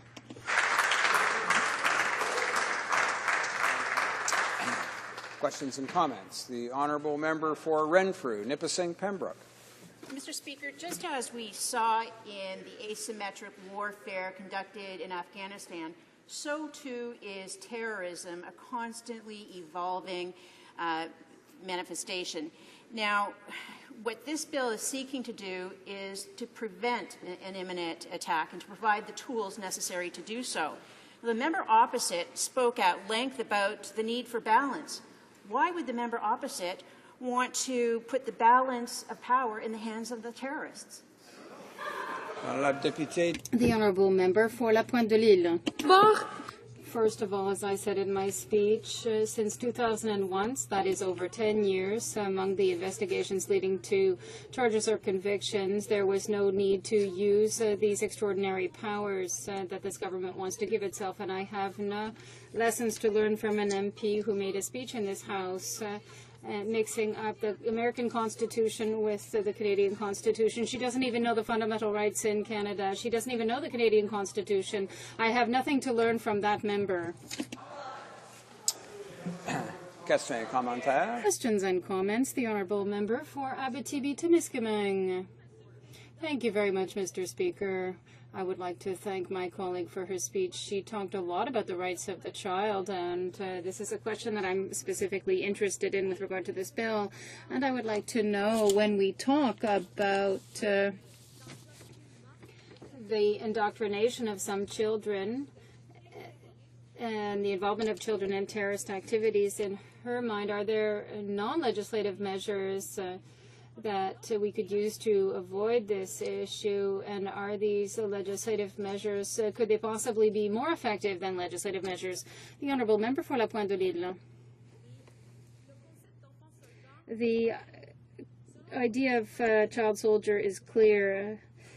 A child under the age of is someone under the age of 18. So anybody in an armed conflict, be that person in a terrorist organization, they're considered a child soldier. And I would like to remind the government, which signed the Convention on the Rights of the Child, and very proudly they did so, they boasted about it. But when it comes time to apply the principles to protect children, we can see exactly what the political ideologies are behind all this, because a child who is indoctrinated, be it to commit acts of violence, a child is a child, and it is our duty as a society to protect him or her. And legislative measures which criminalize children, which imprison children, will never be good legislation. How can we put a child in prison and think then that we can help that child?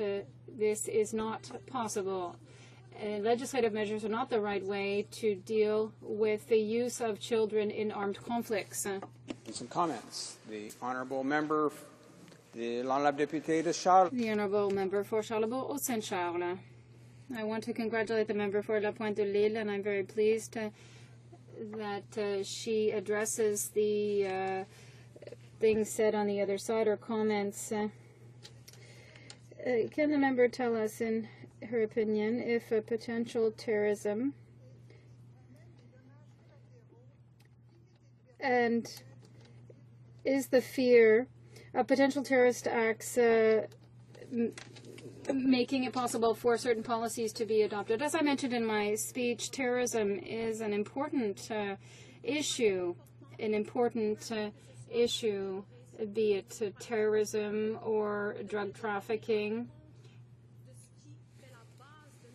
But it should not be the basis of what we do here in the House.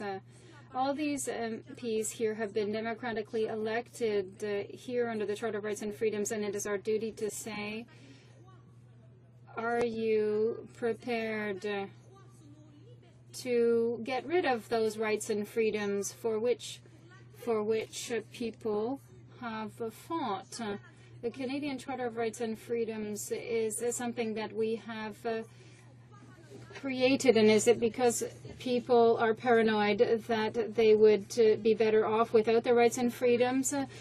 Canadian soldiers have fought for our values. Are we going to tell them they fought for nothing? That is shameful, Mr. Speaker. Questions and comments. The honourable member for Brome-Missisquoi.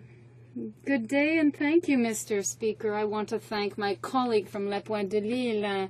If I understand correctly, this is opening the door to all kinds of injustices, and this would tarnish our international reputation, which has already been hard hit in recent years by the government opposite. So I would like to know what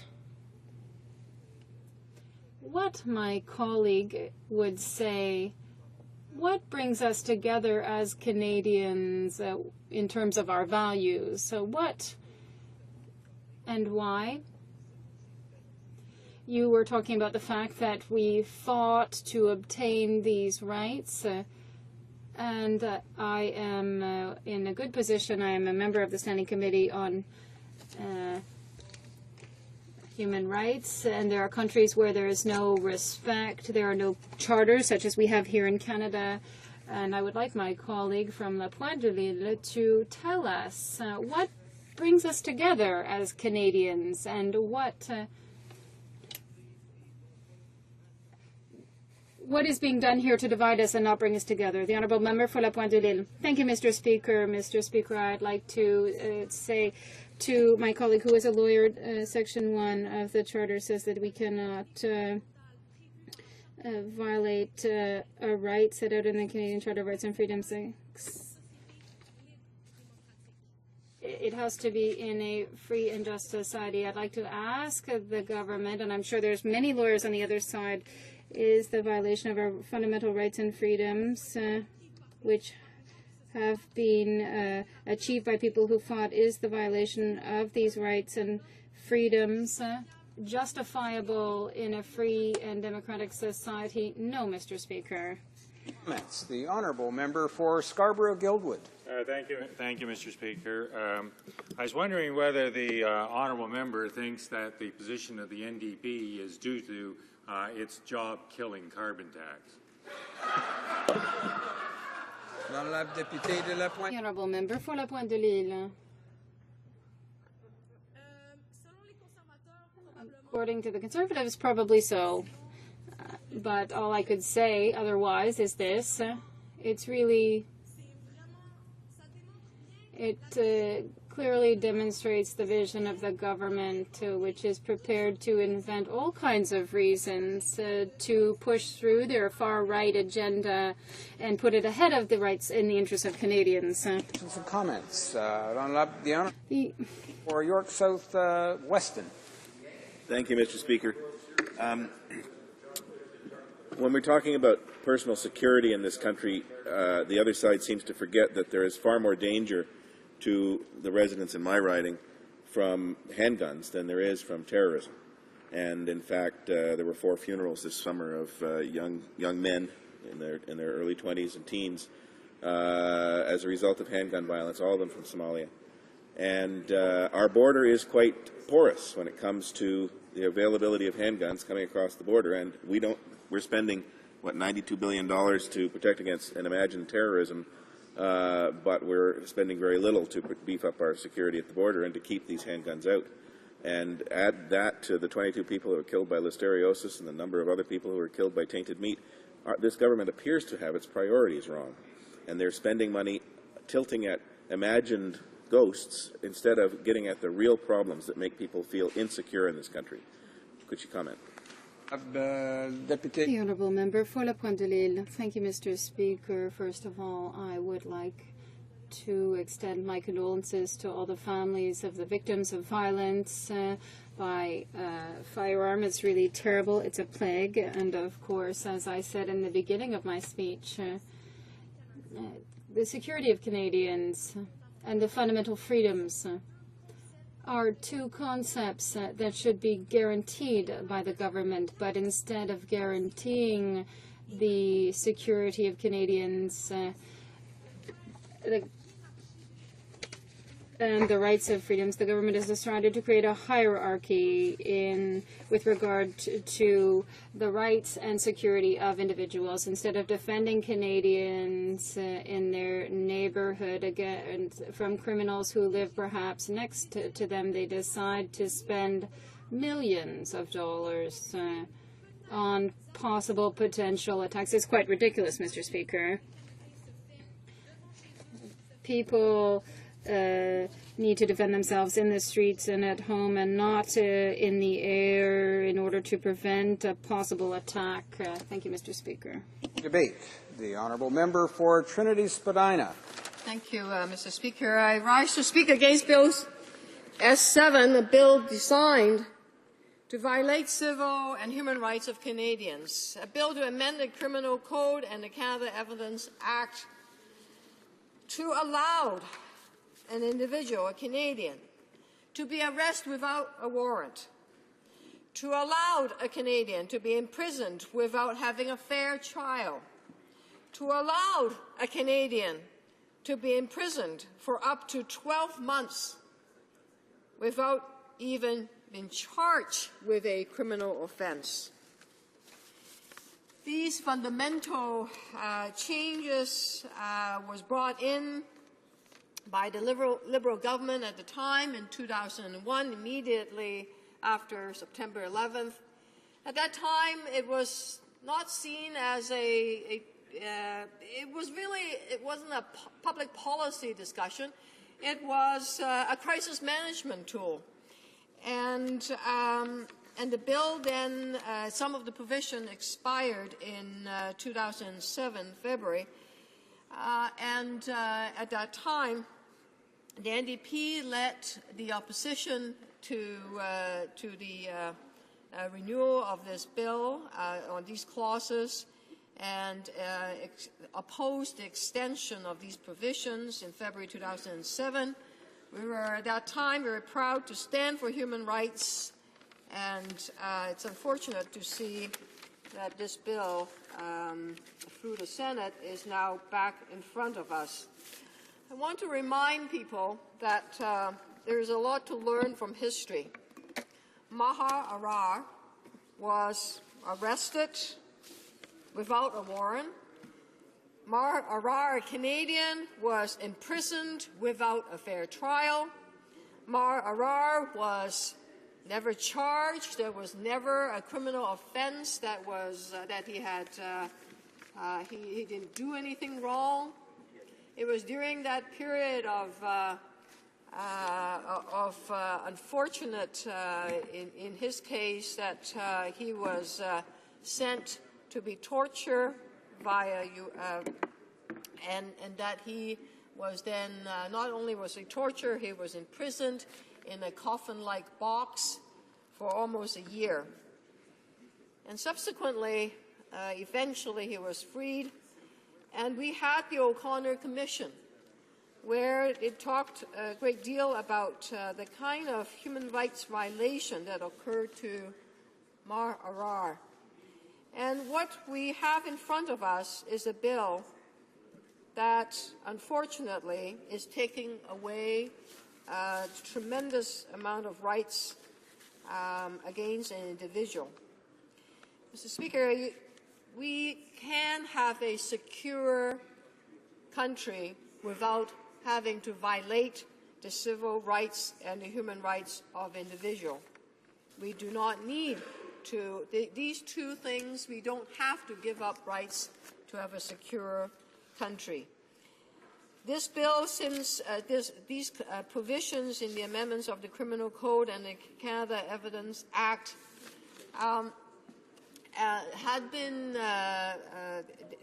these changes were deleted since February 2007, and there were really the police from that time to now never saw the need to use any of these provisions, and that there were no investigation that needed to use these kind of provisions, and that many things have occurred, and as my colleagues have talked about, that the case of Toronto 18, and more recently the case involving 4 people from the Toronto region, the bomb situation, none of that really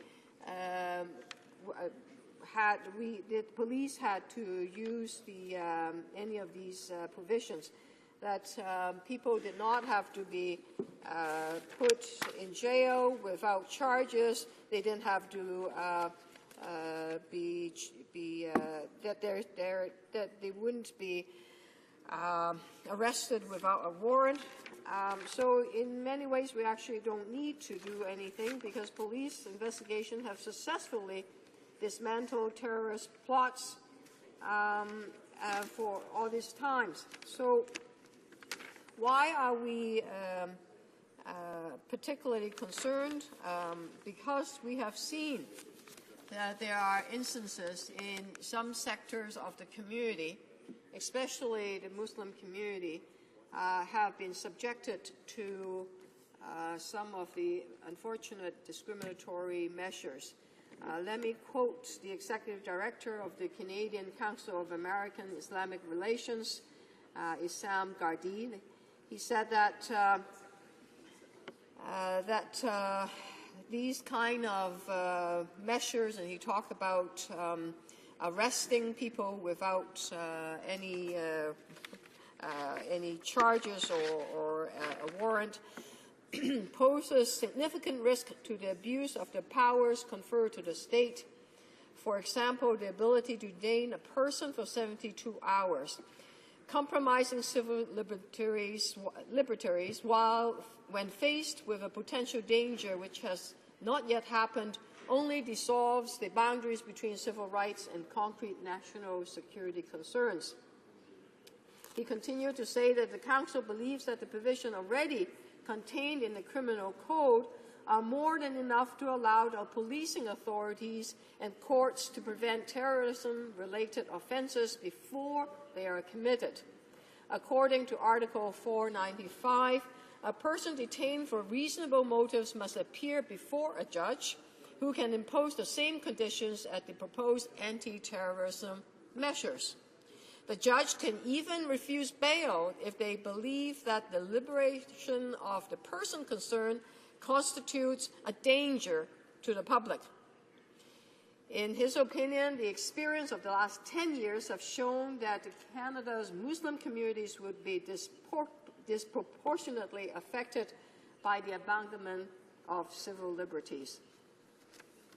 It is even less clear how the distinction would be made in practice between acts linked to terrorism and other criminal acts. For example, the recent firebomb attack, and we're talking about the Toronto instance against a branch of Royal Bank, in Ottawa, before the G20 summit, was treated as a criminal act of arson, and no charges were laid under the anti-terrorism provision, etc.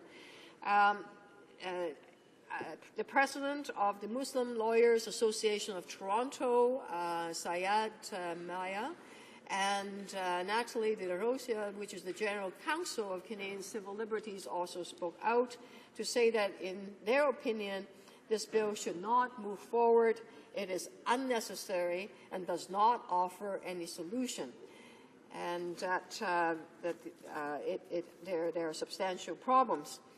A lawyer, a very renowned lawyer, Paul Copeland, who is an Order of Canada now, actually, in his opinion, he said that the provisions that are being examined or that we're debating here will unnecessarily change our legal landscape in Canada.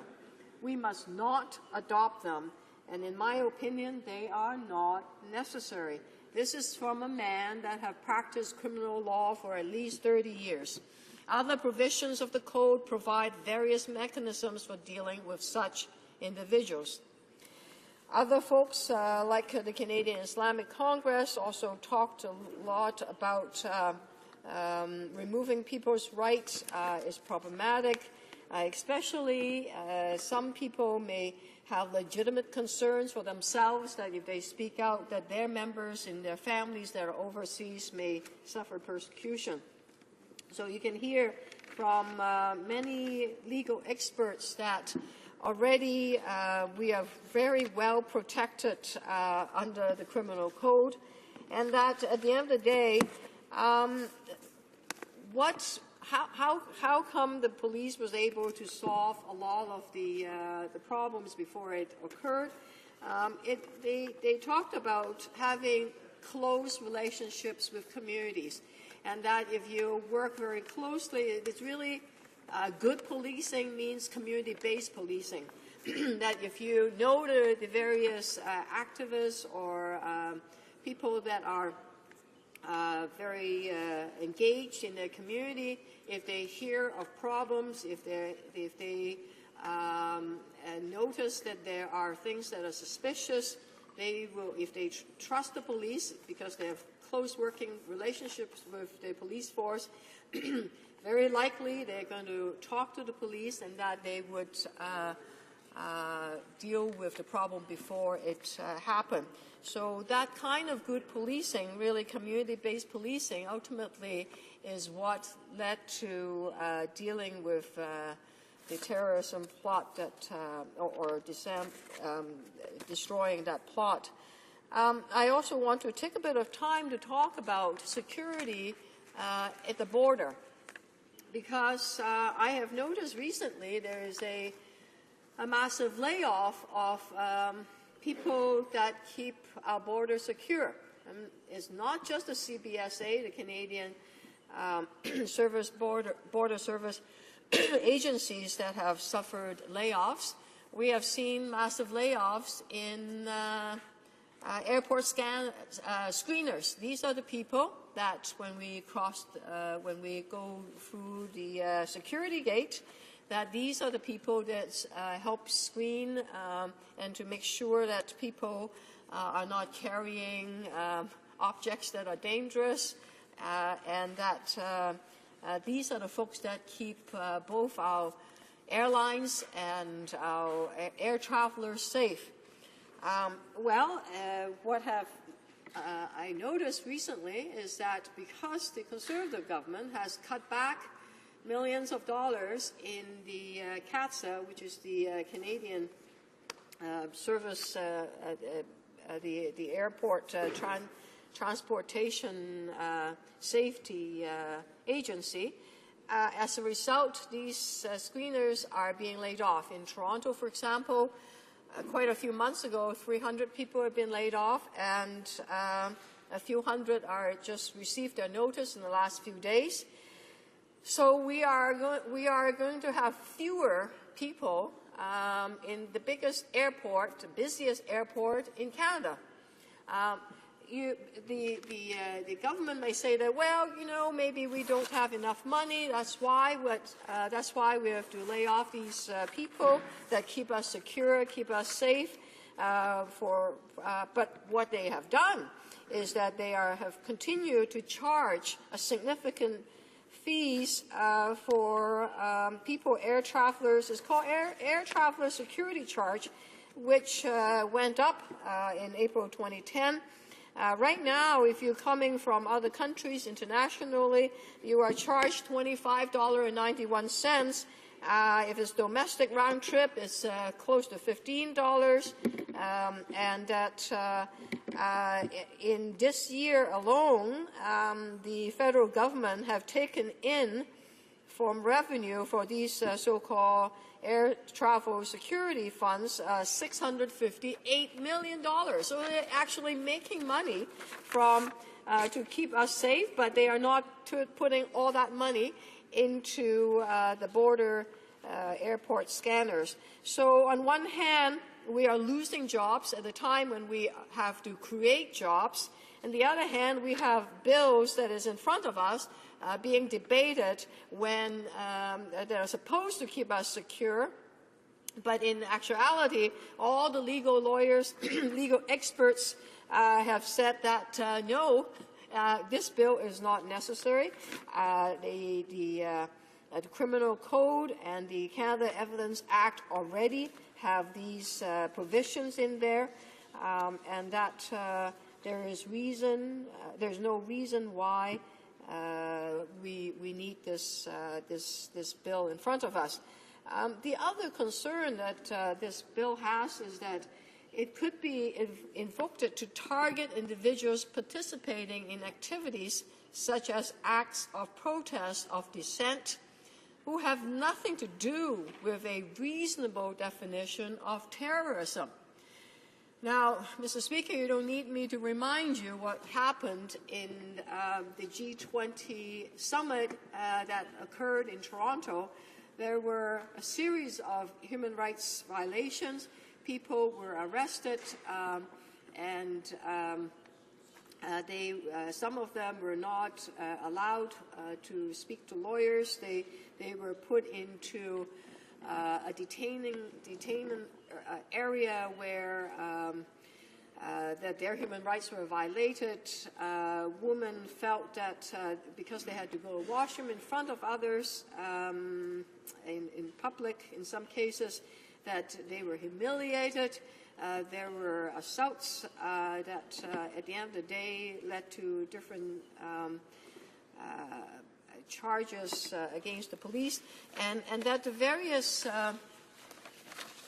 inquiries and studies said that sometimes it's easy to, if the states feel that they have the power to dominate, then people's human rights can be violated, as we saw and what happened, unfortunately, in G20 summit in Toronto. In that case, it was partially because the federal government, this Conservative government, never gave the City of Toronto and the police enough time to prepare for the security measures. It was imposed to the city, even though the mayor at the time felt that having that kind of event in downtown Toronto was a huge problem. But unfortunately, this government did not listen to those concerns. So having this bill really could be, these provisions could be invoked to target individuals that just want to express their dissent to the existing policies. Also, there's another reason that that's problematic. They said that that Rideau Institute released a report claiming that the various branches of government involved in the fight against terrorism in Canada received $92 billion more than what they would have normally received, or $69 billion with inflation. It seems like that it is not clear as to what would be the implication or the financial cost of reactivating these measures in Bills S7. It's not clear how much it will cost to taxpayers. This is at a time when when CBSA officers are being laid off, and that these measures expiring 4 years ago really. Why would it be necessary since nothing much has changed since 2001? I also want to mention very serious studies that I would encourage my colleagues that are supporting this bill to read. That there has been a very in-depth study that presented to the Canadian Human Rights Commission that talked about the reason why this Anti-Terrorism Act is not necessary. It quotes many of the legal experts, and at that time it was C-36, and that it was there were a lot of legal experts of the time, and including there have been reports in the Department of Justice that talked about why there are problems involved in this bill. So, Mr. Speaker, I just urge my colleagues, not on the opposite, not to support Bill S7, an act to amend the criminal code.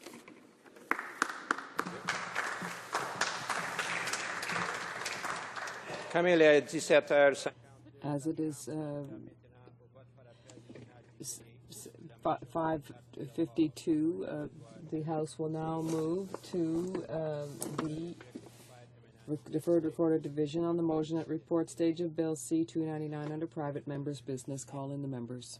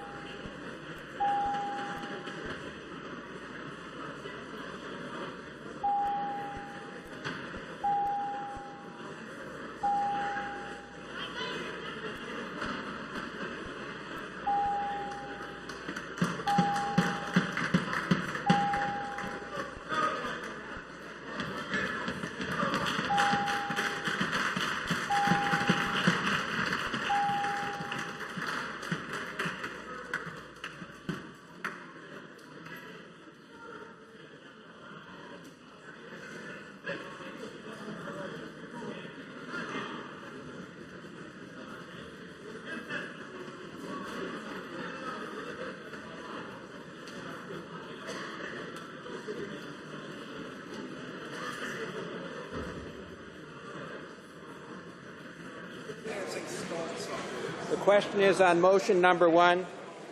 A negative vote on motion number 1 necessitates the question being put on motion number 2. Mr. Kotler, seconded by Mr. Belanger, move that Bill C-299 in Clause 1 be amended by replacing lines 11 to 15 on page 1 with the following. Who commits the offense is, sub 1, a parent, guardian, or person having the lawful care or charge of the person referred to in paragraph 1A, B, or C, or in personne qui de la vie a person who, in the opinion of the court, occupies a position in relation to the person referred to in paragraphs 1A, B, or C that is substantially similar to the position occupied by a person referred to in subparagraph 1 to a minimum punishment of imprisonment for a term of 5 years and. All those on my left in favor of the motion, please rise. Mr. Adamanenko. Mr. Adamanenko. Monsieur Jacob. Monsieur Jacob. Monsieur Nunez-Melo. Monsieur Nunez-Melo. Monsieur Tremblay. Monsieur Tremblay. Mr. Stauffer. Mr. Stauffer. Monsieur Chicoine. Monsieur Chicoine. Monsieur Dion-Labelle. Monsieur Dion-Labelle. Mr. Cleary. Mr. Cleary. Monsieur Morin, Chicoutimi-Lefiard. Monsieur Morin, Chicoutimi-Lefiard. Madame Bourg. Madame Bourg. Madame Morin, Notre-Dame-de-Grâce-la-Chine. Madame Morin, Notre-Dame-de-Grâce-la-Chine. Monsieur Morin, Laurentier-Labelle. Monsieur Morin, Laurentier-Labelle. Monsieur Patry. Monsieur Patry. Madame Reynaud. Madame Reynaud. Monsieur Genet. Monsieur Genet. Mr. Casey. Mr. Casey.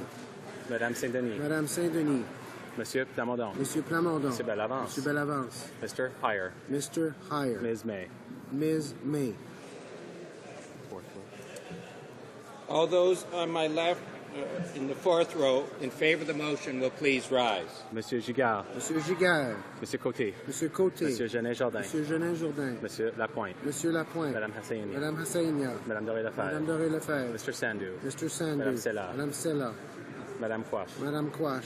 Monsieur Nichols. Monsieur Nichols. Monsieur Treiss. Monsieur Treiss. Monsieur Nantel. Monsieur Nantel. Madame Latendresse. Madame Latendresse. Monsieur Rousseau. Monsieur Rousseau. Mr. Benskin. Mr. Benskin. Mr. Sullivan. Mr. Sullivan. Monsieur Blanchette. Monsieur Blanchette. Madame Michaud. Madame Michaud. Monsieur Choquette. Monsieur Choquette. Mr. Scarpalagia. Mr. Scarpalagia. Mr. Sims, Bonavista, Gander, Grand Falls, Windsor. Mr. Sims, Bonavista, Gander, Grand Falls, Windsor. Ms. Murray. Ms. Murray. Ms. Duncan, Etobicoke North. Ms. Duncan, Etobicoke North. Mr. Valerian. Mr. Valerian. Third row on my left. Madame Papillon. Monsieur Dussault. Monsieur Dussault. Mr. Cash. Mr. Cash. Monsieur Ravignan. Monsieur Ravignan. Madame Blanchette-Lamotte. Madame Blanchette-Lamotte. Monsieur Aubin. Monsieur Aubin. Mr. Harris, Scarborough Southwest. Mr. Harris, Scarborough Southwest. Monsieur Toon. Monsieur Toon. Ms. Ashton. Ms. Ashton. Monsieur Saganache. Monsieur Saganache. Monsieur Caron. Monsieur Caron. Madame Peclet. Madame Peclet. Monsieur Gravel. Monsieur Gravel. Monsieur Maille. Monsieur Maille. Monsieur Larose. Monsieur Larose. Mr. Kotler. Mr. Kotler. Ms. Scrow. Ms. Scrow. Mr. McKay, Scarborough Guildwood. Mr. McKay, Scarborough Guildwood. Mr. Cusner. Mr. Cusner. Mr. Eiking. Mr. Eiking. Monsieur Leblanc Beauséjour. Monsieur Leblanc Beauséjour. Mr. McCallum. Mr. McCallum. Mr. McGinty. Mr. McGinty. Deuxième rang. Second row. Madame Ayala. Madame Ayala. Mr. Bevington. Mr. Bevington. Madame Moore, Abitibi-Témiscamingue. Madame Moore, Abitibi-Témiscamingue. Mr. Massey. Mr. Massey. Mr. Donnelly. Mr. Donnelly. Ms. Sims, Newton North Delta. Ms. Sims, Newton North Delta. Madame Leblanc, La Salle-et-Mort. Madame Leblanc, La Salle-et-Mort. Mr. Kelway. Mr. Kelway. Madame Brosseau. Madame Brosseau. Madame Turmel. Madame Turmel. Madame Groguet. Madame Groguet. Mr. Chisholm. Mr. Chisholm. Mr. Boulris. Mr. Boulris. Mr. Marston. Mr. Marston. Madame Morin, Saint-Hyacinthe-Bagotte. Madame Morin, Saint-Hyacinthe-Bagotte. Madame Hughes. Madame Hughes. Monsieur Dubé. Monsieur Dubé. Madame Laverdière. Madame Laverdière. Mr. Scott. Mr. Scott. Mr. Pachetti. Mr. Pachetti. Ms. Foote. Ms. Foote. Monsieur Dion. Monsieur Dion. Ms. Bennett. Ms. Bennett. The first row on my left. Mr. Alan Wellen. Mr. Alan Wellen. Mr. Martin. Mr. Martin. Madame Boutin-Sweet. Madame Boutin-Sweet. Monsieur Godin. Mr. Godin. Ms. Chow. Ms. Chow. Mr. Dewar. Mr. Dewar. Mr. Harris, St. John's East. Mr. Harrison John's East. Madame Boivin. Madame Boivin. Ms. Leslie. Ms. Leslie. Mr. Cullen. Mr. Cullen. Mr. Mulcair. Mr. Mulcair. Ms. Davies, Vancouver East. Ms. Davies, Vancouver East. Mr. Christopherson. Mr. Christopherson. Ms. Nash. Ms. Nash. Mr. Julian. Mr. Julian. Mr. Davies, Vancouver Kingsway. Mr. Davies, Vancouver Ms. Kingsway. Duncan, Edmonton Strathcona. Ms. Duncan, Edmonton Strathcona. Madame Perrault. Madame Perrault. Madame D. Madame D. Mr. McCauley. Mr. McCauley. Mr. Goodale. Mr. Goodale. Mr. Easter. Mr. Easter. Ms. Fry. Ms. Fry. Mr. Regan. Mr. Regan. Monsieur Belanger. Monsieur Belanger. All those on my right in favor of the motion will please rise. Fifth row. Fourth row. Third row. Second row. First row.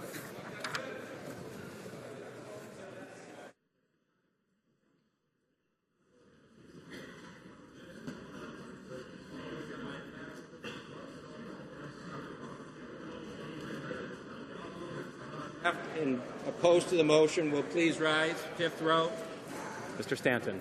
Mr. Stanton. Mr. Rathgaber. Mr. Rathgaber. Mr. Goldring. Mr. Goldring. Fourth row. Mr. DeVolen. Mr. DeVolen. Ms. Young, Vancouver South. Ms. Young, Vancouver South. Mr. Zimmer. Third row. Mr. Straw. Mr. Straw. Mr. Trottier. Mr. Trottier. Mr. Williamson. Mr. Williamson. First row. Mr. Lizon. Mr. Lizon. Mr. Opitz. Mr. Opitz. Mr. Mr. Seaback. All those on my right opposed to the motion, please stand. Mr. McColeman. Fifth Mr. row. McColeman. Mrs. O'Neill Gordon. Mrs. O'Neill Gordon. Mr. Payne. Mr. Payne. Mr. Richards. Mr. Richards. Mr. Shorey. Mr. Shorey. Mr. Weston, West Vancouver, Sunshine Coast, Sea to Sky Country. Mr. West Vancouver, Sunshine Coast, Sea to Sky Country. Mr. Weston St. John. Mr. Weston St. John. Mr. Armstrong. Mr. Armstrong. Sopa. Mr. Sopa. Mr. Harris, Caribou, Prince George. Mr. Harris, Caribou, Prince George. Mr. Adler. Mr. Adler. Mrs. Ambler. Mrs. Ambler. Mr. Aspen. Mr. Aspen. Madame Bateman. Madame Bateman. Mr. Butt. Mr. Butt.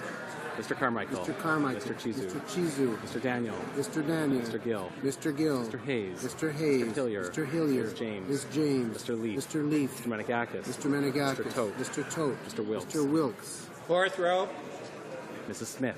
Mrs. Smith. Mr. Tilson. Mr. Tilson. Mr. Trost. Mr. Trost. Mr. Tweed. Mr. Tweed. Mr. Warwa. Mr. Warwa. Mr. Watson. Mr. Watson. Mr. Allen Tobik Mactaquac. Mr. Allen Tobik Mactaquac. Mr. Brownberry. Mr. Brownberry. Mr. Bernews. Mr. Bernews. Mr. Calkins. Mr. Calkins. Mr. Cannon. Mr. Cannon. Mr. Albrecht. Mr. Albrecht. Mrs. Davidson. Mrs. Davidson. Mr. Gallipo. Mr. Gallipo. Mr. Mays. Mr. Mays. Mr. Norlock. Mr. Norlock. Mr. Shipley. Mr. Shipley. Mr. Storseth. Mr. Storseth. Mr. Sweet. Mr. Sweet. Mr. Van Kesteren. Mr. Van Kesteren. Mr. Wallace. Mr. Wallace. Mr. Workington. Mr. Workington. Mr. Clark. Mr. Clark. Mrs. Block. Mrs. Block. Mr. Bowen. Mr. Bowen. Mr. Braid. Mr. Braid. Mr. Dreeshen. Mr. Dreeshen. Mr. Hoback. Mr. Hoback. Mr. Holder. Mr. Holder. Mr. Kerr. Mr. Kerr. Mr. Lobb. Mr. Lobb. Third row. Am I right? Mr. Bazan. Mr. Bazan. Mr. Brownleaf Grenville. Mr. Brownleaf Grenville. Mr. Hahn. Mr. Hahn. Mr. Chong. Mr. Chong. Mrs. Graywall. Mrs. Graywall. Mr. Alexander. Mr. Alexander.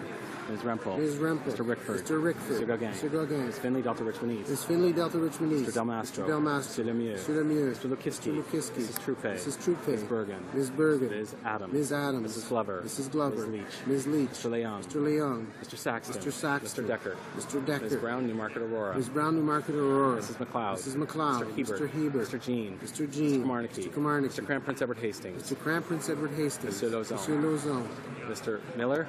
Mr. Miller. Return to Mr. Mackenzie. Mr. Mackenzie. Mr. Preston. Mr. Preston. Row. Mr. Breitkreitz. Mr. Brightcroft. Mr. Merrifield. Mr. Merrifield. Mr. Morfundy Royal. Mr. Morfundy Royal. Mr. Anders. Mr. Anders. Mr. Camp Pitt Meadows Maple Ridge Mission. Mr. Camp Pitt Meadows Maple Ridge Mission. Monsieur Poliev. Monsieur Poiliev. Mr. Lake. Mr. Lake. Mr. O'Brien. Mr. O'Brien. Mr. Dykstra. Mr. Dykstra. Mr. Bernier. Mr. Bernier. Mr. Goodyear. Mr. Goodyear. Mr. O'Connor. Mr. O'Connor. Mrs. Yelich. Mrs. Yelich. Mrs. Wong. Mrs. Wong. Mrs. Ablonsi. Mrs. Ablonsi. Mr. Menzies. Mr. Menzies. Mr. Upal. Mr. Upal. Mr. Mr. Calandra. Calandra. Mr. Anderson. Mr. Anderson. Mr. Gould. Mr. Gould. Mr. Carey. Mr. Mr. Carey. Ketty South Shore St. Margaret's. Mr. Ketty South Shore St. Margaret's. Mr. Velicott. Mr. Velicott. Mr. Reed. Mr. Reed. Mrs. Gallant. Mrs. Gallant. Mr. Lunny. Mr. Lunny. Mr. Rajat. Mr. Rajat. Mr. Sorensen. Mr. Sorensen. Mr. Schellenberger. Mr. Schellenberger. Mr. Allison. Mr. Allison.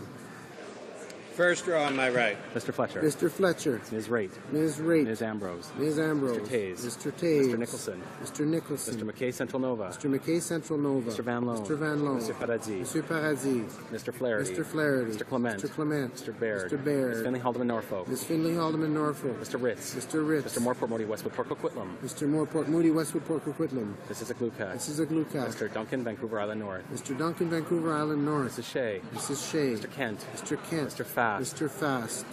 Mr. Fantino. Mr. Fantino. Mr. Benoit. Mr. Benoit.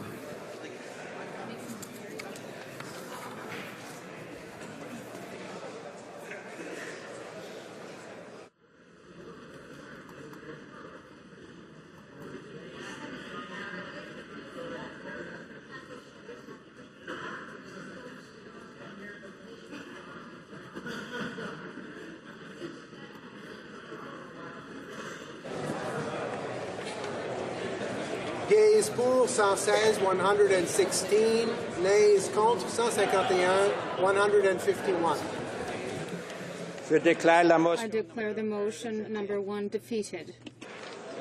The question is now on motion number 2. Monsieur Kotler. Mr. Kotler, seconded by Mr. Belanger, moved that Bill C-299 in Clause 1 be amended by replacing line 14 on page 1 with the following. other than a parent who has been deprived of all parental rights in respect of the person referred to in that paragraph pursuant to a court order to a minimum punishment of. Is it the pleasure of the House to adopt the motion? All those in favor, please say yea. All those opposed, please say nay. In my opinion, the nays have it.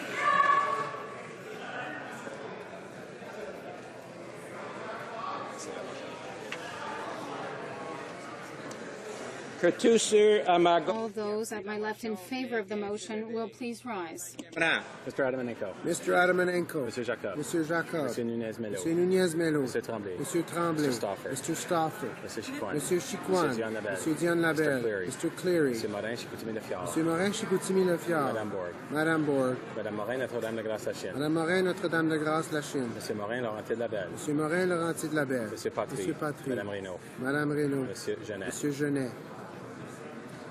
Mr. Casey. Mr. Casey. Madame Saint-Denis. Madame Saint-Denis. Deuxième minute. Second. Quatrième minute, excusez. Fourth row, I apologize. Ms. May. Monsieur Giguère. Monsieur Côté. Monsieur Côté. Monsieur Genet-Jourdain. Monsieur Genet-Jourdain. Monsieur Lapointe. Monsieur Lapointe. Madame Hassaini. Madame Hassaigna. Madame Doré-Lefebvre. Madame Doré-Lefebvre. Madame Lou. Madame Lou. Mr. Sandu. Mr. Sandu. Madame Sella. Madame Sella. Madame Quash. Madame Quash. Monsieur Nichols. Monsieur Nichols. Monsieur Tobias. Monsieur Tobias. Monsieur Nantel. Monsieur Nantel. Madame Latendresse. Madame Latendresse. Monsieur Rousseau. Monsieur Rousseau. Mr. Benskin. Mr. Benskin. Mr. Sullivan. Mr. Sullivan. Monsieur Blanchette. Monsieur Blanchette. Madame Michaud. Madame Michaud. Monsieur Choquette. Monsieur Choquette. Mr. Scarpalagia. Mr. Scarpalagia. Mr. Sims, Bonavista, Gander, Grand Falls, Windsor. Mr. Sims, Bonavista, Gander, Grand Falls, Windsor. Ms. Murray. Ms. Murray. Ms. Duncan, Etobicoke North. Ms. Duncan, Etobicoke North. Mr. Valeria. Mr. Valeria. Troisième minute. Third row. Madame Papillon. Madame Papillon. Monsieur Dussault. Monsieur Dussault. Mr. Cash. Mr. Cash. Monsieur Ravignan. Monsieur Ravignan. Madame Blanchette Lamotte. Madame Blanchette Lamotte. Monsieur Aubin. Monsieur Aubin. Mr. Harris, Scarborough Southwest. Mr. Harris, Scarborough Southwest. Monsieur Toon. Monsieur Toon. Ms. Ashton. Ms. Ashton. Monsieur Saganache. Monsieur Saganache. Monsieur Caron. Monsieur Caron. Madame Piclet. Madame Piclet. Monsieur Gravel. Monsieur Gravel. Monsieur Maille. Monsieur Maille. Monsieur Larose. Monsieur Larose. Mr. Kotler. Mr. Kotler. Ms. Scrow. Ms. Scrow. Mr. McKay, Scarborough Guildwood. Mr. McKay, Scarborough Guildwood. Mr. Cusner. Mr. Cusner. Mr. Eiking. Mr. Eiking. Mr. Leblanc Beauséjour. Monsieur Leblanc Beauséjour. Mr. McCallum. Mr. McCallum. Mr. McGinty. Mr. McGinty. Deuxième minute. Madame Ayala. Second row. Bevington. Mr. Bevington. Madame Moore, Abitibi-Témiscamingue. Madame Moore, Abitibi-Témiscamingue. Mr. Massey. Mr. Massey. Mr. Donnelly. Mr. Donnelly. Ms. Sims, Newton North Delta. Ms. Sims, Newton North Delta. Madame Leblanc, La Salle-Mort. Madame Leblanc, La Salle-Mort. Mr. Kelway. Mr. Kelway. Madame Brosseau. Madame Brosseau. Madame Tourmel. Madame Turmel. Madame Groguet. Madame Groguet. Mr. Chisholm. Mr. Chisholm. Monsieur Boulris. Monsieur Boulris. Mr. Marston. Mr. Marston. Madame Morin, Saint-Hyacinthe-Bagot. Madame Morin, Saint-Hyacinthe-Bagot. Madame Hughes. Madame Hughes. Monsieur Dubé. Monsieur Dubé. Madame Laverdière. Madame Laverdière. Mr. Scott. Mr. Scott. Mr. Pachetti. Mr. Pachetti. Ms. Foote. Ms. Foote. Monsieur Dion. Monsieur Dion. Ms. Bennett. Ms. Bennett. Première. First row. First row. Mr. Alan Welland. Mr. Alan Welland. Mr. Martin. Mr. Martin. Madame Boutin Madame Sweet. Boutin Sweet. Monsieur Godin. Monsieur Godin. Ms. Chow. Ms. Chow. Mr. Dewar. Mr. Dewar. Mr. Harris, St. John's East. Mr. Harrison John's East. Madame Boivin. Madame Boivin. Ms. Leslie. Ms. Leslie. Mr. Cullen. Mr. Cullen. Mr. Mukau. Mr. Mukau. Ms. Davies, Vancouver East. Ms. Davies, Vancouver East. Mr. Christopherson. Mr. Christopherson. Ms. Nash. Ms. Nash. Mr. Julian. Mr. Julian. Mr. Davies, Vancouver Kingsway. Mr. Davies, Vancouver Ms. Kingsway. Duncan, Edmonton, Strathcona. Ms. Duncan, Edmonton, Strathcona. Madame Perrault. Madame Perrault. Madame D. Madame Day. Mr. Macaulay. Mr. McCall. Mr. Goodale. Mr. Goodale. Mr. Easter. Mr. Easter. Ms. Fry. Ms. Fry. Mr. Regan. Mr. Regan. Monsieur Bélanger. Monsieur Bélanger. All those on my right in favor of the motion will please rise. Fifth row. Fourth row. Third row. Second row. First row.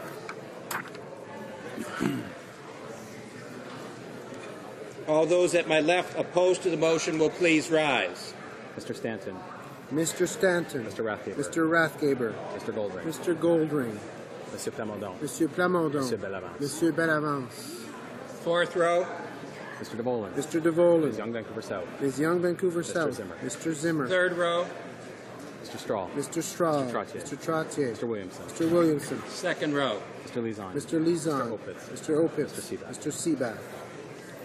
All those on my right opposed to the motion will please rise. Fifth row. Mr. McCollum. Mr. McCollum. Mrs. O'Neill Gordon. Mrs. O'Neill Gordon. Mr. Payne. Mr. Payne. Mr. Richards. Mr. Richards. Mr. Shorey. Mr. Shorey. Mr. Weston, West Vancouver, Sunshine Coast, Sea to Sky Country. Mr. Weston, West Vancouver, Sunshine Coast, Sea to Sky Country. Mr. Weston St. John. Mr. Weston St. John. Mr. Armstrong. Mr. Armstrong. Mr. Mr. Sopak. Mr. Harris, Caribou, Prince George. Mr. Harris, Caribou, Prince George. Mr. Adler. Mr. Adler. Mrs. Ambler. Mrs. Ambler. Mr. Aspen. Mr. Aspen. Madame Bateman. Madame Bateman. Mr. Butt.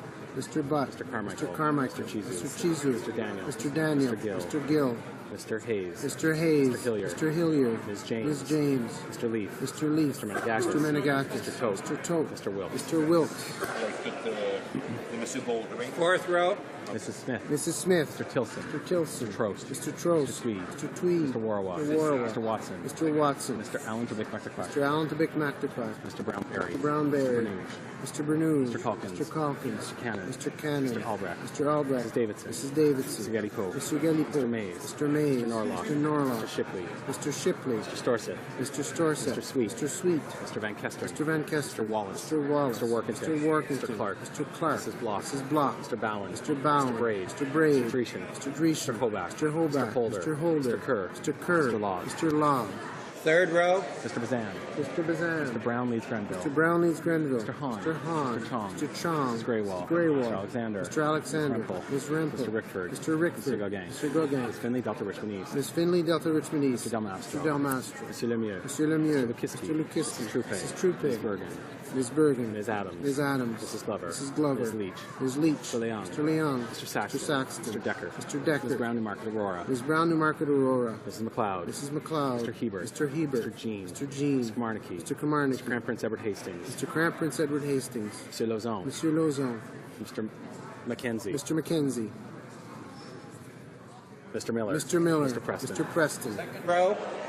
Mr. Breitkreitz. Mr. Breitkreitz. Mr. Merrifield. Mr. Merrifield. Mr. Morfundy Royal. Mr. Morfundy Royal. Mr. Anders. Mr. Anders. Mr. Camp, Pitt Meadows, Maple Ridge Mr. Mission. Camp at Meadows, Maple Ridge Mission. Monsieur Poliev. Mr. Poliev. Mr. Lake. Mr. Lake. Mr. O'Brien. Mr. O'Brien. Mr. Dykstra. Mr. Dykstra. Mr. Bernier. Mr. Bernier. Mr. Goodyear. Mr. Goodyear. Mr. O'Connor. Mr. O'Connor. Mrs. Yelich. Mrs. Yelich. Mrs. Wong. Mrs. Wong. Mrs. Oblonsky. Mrs. Oblonsky. Mr. Menzies. Mr. Menzies. Mr. Upal. Mr. Upal. Mr. Calandra. Mr. Calandra. Mr. Anderson. Mr. Anderson. Mr. Gould. Mr. Gould. Mr. Carey. Mr. Carey. Mr. Ketty, South Shore, St. Margaret. Mr. Ketty, South Shore, St. Margaret. Mr. Velicott. Mr. Velicott. Mr. Reed. Mr. Reed. Mrs. Gallant. Mrs. Gallant. Mr. Lunny. Mr. Lunny. Mr. Rajat. Mr. Rajat. Mr. Sorensen. Mr. Sorensen. Mr. Schellenberger. Mr. Schellenberger. Mr. Mr. Allison. Allison. First row on my right. Mr. Fletcher. Mr. Fletcher. Ms. Raitt. Ms. Raitt. Ms. Ambrose. Ms. Ambrose. Mr. Taze. Mr. Taze. Mr. Nicholson. Mr. Nicholson. Mr. McKay, Central Nova. Mr. McKay, Central Nova. Mr. Van Loan. Mr. Van Loan. Mr. Paradis. Mr. Paradis. Mr. Flaherty. Mr. Flaherty. Mr. Clement. Mr. Clement. Mr. Baird. Mr. Baird. Ms. Finley, Haldeman, Norfolk. Ms. Finley, Haldeman, Norfolk. Mr. Ritz. Mr. Ritz. Mr. Moore, Port Moody, Westwood, Port Coquitlam. Mr. Moore, Port Moody, Westwood, Port This is a glue cut. Coquitlam. This is a glue cut. Mr. Duncan, Vancouver Island North. Mr. Duncan, Vancouver Island North. Mrs. Shea. Mrs. Shea. Mr. Kent. Mr. Kent. Mr. Fast. Mr. Fast. Mr. Fantino. Mr. Fantino. Mr. Benoit. Mr. Benoit.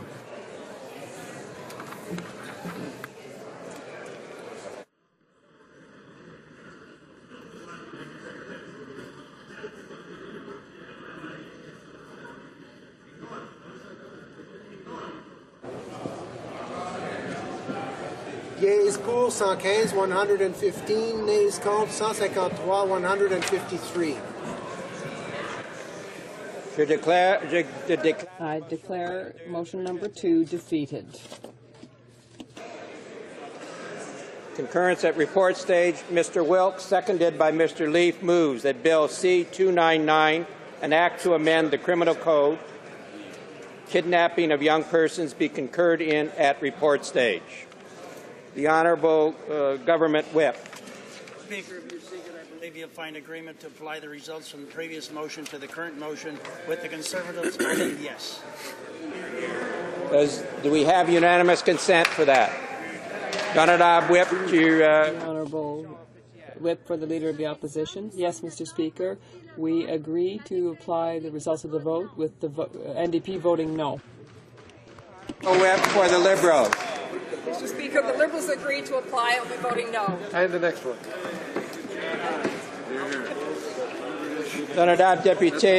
Honourable Member for Barry-Nicolet Bécancourt. The Bloc votes no, thank you, Mr. Speaker. The Honourable Member for Thunder Bay Superior North. Voting no. The honourable member for Saanich Gulf Islands. Green Party voting no. The honourable member for Edmonton East. I will be voting yes.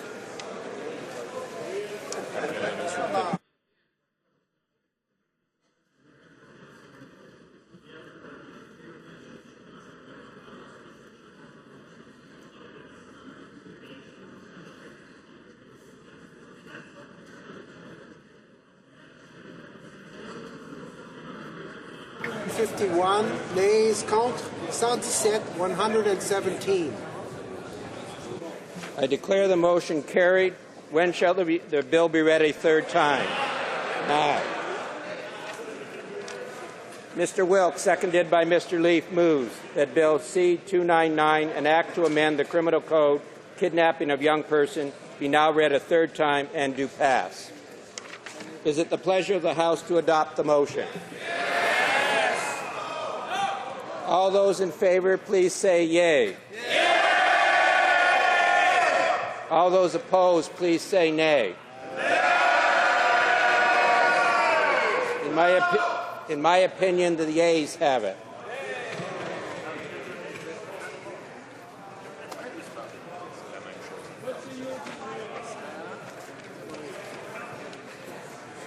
All those at my right in favor of the motion will please rise. Mr. Wilkes. Fifth row. Mr. Wilkes. Mr. McColeman. Mr. McColeman. Mrs. O'Neill Gordon. Mrs. O'Neill Gordon. Mr. Payne. Mr. Payne. Mr. Richards. Mr. Richards. Mr. Shorey. Mr. Shorey. Mr. Weston, West Vancouver, Sunshine Coast, Sea to Sky Country. Mr. Weston, West Vancouver, Sunshine Coast, Sea to Sky Country. Mr. Weston, St. John. Mr. Weston, St. John. Mr. Armstrong. Mr. Armstrong. Sopak. Mr. Sopak. Mr. Harris, Caribou, Prince George. Mr. Harris, Caribou, Prince George. Mr. Adler. Mr. Adler. Mrs. Ambler. Mrs. Ambler. Mr. Aspen. Mr. Aspen. Madame Bateman. Madame Bateman. Mr. Butt. Mr. Butt. Mr. Carmichael. Mr. Carmichael. Mr. Chizu. Mr. Chizu. Mr. Daniel. Mr. Daniel. Mr. Gill. Mr. Gill. Mr. Hayes. Mr. Hayes. Mr. Hillier. Mr. Hillier. Ms. James. Ms. James. Mr. Leaf. Mr. Leaf. Mr. Menegakis. Mr. Menegakis. Mr. Tote. Mr. Tote. Fourth row. Mrs. Smith. Mrs. Smith. Mr. Tilson. Mr. Tilson. Mr. Trost. Mr. Trost. Mr. Tweed. Mr. Tweed. Mr. Warwa. Mr. Warwa. Mr. Watson. Mr. Watson. Mr. Allen Tobic McTaquac. Mr. Allen Tobic McTaquac. Mr. Brownberry. Mr. Brownberry. Mr. Bernouge. Mr. Bernouge. Mr. Calkins. Mr. Calkins. Mr. Cannon. Mr. Cannon. Mr. Albrecht. Mr. Albrecht. Mrs. Davidson. Mrs. Davidson. Mr. Gellipo. Mr. Gellipo. Mr. Mays. Mr. Mays. Mr. Norlock. Mr. Norlock. Mr. Shipley. Mr. Shipley. Mr. Storseth. Mr. Storseth. Mr. Sweet. Mr. Sweet. Mr. Van Kesteren. Mr. Van Kesteren. Mr. Wallace. Mr. Wallace. Mr. Workington. Mr. Workington. Mr. Clark. Mr. Clark. Mrs. Block. Mrs. Block. Mr. Bowen. Mr. Bowen. Mr. Braid. Mr. Braid. Mr. Dreeshen. Mr. Dreeshen. Mr. Hoback. Mr. Hoback. Mr. Holder. Mr. Holder. Mr. Kerr. Mr. Kerr. Mr. Lobb. Mr. Lobb. Third row on my right. Mr. Bazan. Mr. Bazan. Brown leads Grenville. Mr. Brown leads Grenville. Mr. Hahn. Mr. Hahn. Mr. Chong. Mr. Chong. Mrs. Greywall. Greywall. Mr. Alexander. Mr. Alexander. Ms. Rempel. Ms. Rempel. Mr. Rickford. Mr. Rickford. Mr. Gauguin. Mr. Gauguin. Ms. Finley, Delta Richmond East. Ms. Finley, Delta Richmond East. Mr. Del Mastro. Mr. Del Mastro. Mr. Mr. Lemieux. Mr. Lukiski. Mr. Lukiski. Mrs. Troupe. Mrs. Troupe. Ms. Bergen. Ms. Bergen. Ms. Adams. Ms. Adams. Mrs. Glover. Mrs. Glover. Ms. Leach. Ms. Leach. Mr. Leung. Mr. Leung. Mr. Saxton. Mr. Saxton. Mr. Decker. Mr. Decker. Ms. Brown, Newmarket Aurora. Ms. Brown, Newmarket Aurora. Mrs.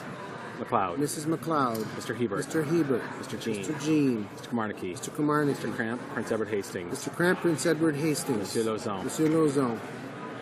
Mr. McKenzie. Mr. McKenzie. Mr. Miller. Mr. Miller. Mr. Preston. Mr. Preston. Second row on my right. Mr. Brightcrest. Mr. Merrifield. Mr. Merrifield. Mr. Moore-Fundy Royal. Mr. Moore-Fundy Royal. Mr. Anders. Mr. Anders. Mr. Camp, Pitt Meadows, Maple Ridge Mission. Mr. Camp at Meadows, Maple Ridge Mission. Mr. Poliev. Mr. Poliev. Mr. Lake. Mr. Lake. Mr. O'Brien. Mr. O'Brien. Mr. Dykstra. Mr. Dykstra. Mr. Bernier. Mr. Bernier. Mr. Goodyear. Mr. Goodyear. Mr. O'Connor. Mr. O'Connor. Mrs. Yelich. Mrs. Yelich. Mrs. Wong. Mrs. Wong. Mrs. Blonsey. Mr. Blonsey. Mr. Menzies. Mr. Menzies. Mr. Mr. Upal. Upal. Mr. Calandra. Mr. Calandra. Mr. Anderson. Mr. Anderson. Mr. Gould. Mr. Gould. Mr. Carey. Mr. Carey. Mr. Ketty, South Shore, St. Margaret. Mr. Ketty, South Shore, St. Margaret. Mr. Velicott. Mr. Velicott. Mr. Reed. Mr. Reed. Mrs. Gallant. Mrs. Gallant. Mr. Lunny. Mr. Lunny. Mr. Rajat. Mr. Rajat. Mr. Sorensen. Mr. Sorensen. Mr. Schellenberger. Mr. Schellenberger. Mr. Allison. Mr. Allison. First row on my right. Mr. Fletcher. Mr. Fletcher. Ms. Raitt. Ms. Raitt. Ms. Ambrose. Ms. Ambrose. Mr. Taze. Mr. Taze. Mr. Nicholson. Mr. Nicholson. Mr. McKay, Central Nova. Mr. McKay, Central Nova. Mr. Van Loan. Mr. Van Loan. Mr. Paradis. Mr. Paradis. Mr. Flaherty. Mr. Flaherty. Mr. Clement. Mr. Clement. Mr. Baird. Mr. Baird. Ms. Finley Haldeman, Norfolk. Ms. Finley Haldeman, Norfolk. Mr. Ritz. Mr. Ritz. Mr. Moore, Port Moody, Westwood, Port Coquitlam. Mr. Moore, Port Moody, Westwood, Port Coquitlam. Mrs. Aglukat. Mrs. Aglukat. Mr. Duncan, Vancouver Island North. Mr. Duncan, Vancouver Island North. Mrs. Shea. Mrs. Shea. Mr. Kent. Mr. Kent. Mr. Fast. Mr. Fast. Mr. Fantino. Mr. Fantino. Mr. Benoit. Mr. Benoit. All those at my left in favor of the motion will please rise. Fifth row. Mr. Stanton. Mr. Stanton. Mr. Rathgaber. Mr. Rathgaber. Mr. Goldring. Mr. Goldring. Fourth row. Mr. DeVolen. Mr. DeVolen. Ms. Young, Vancouver South. Ms. Young, Vancouver South. Mr. Zimmer. Mr. Zimmer. Third row. Mr. Strahl. Mr. Strahl. Mr. Trottier. Mr. Trottier. Mr. Williamson. Mr. Williamson. Second row. Mr. Lizon. Mr. Lizon. Mr. Opitz. Mr. Opitz. Mr. Seaback. Mr. Seaback.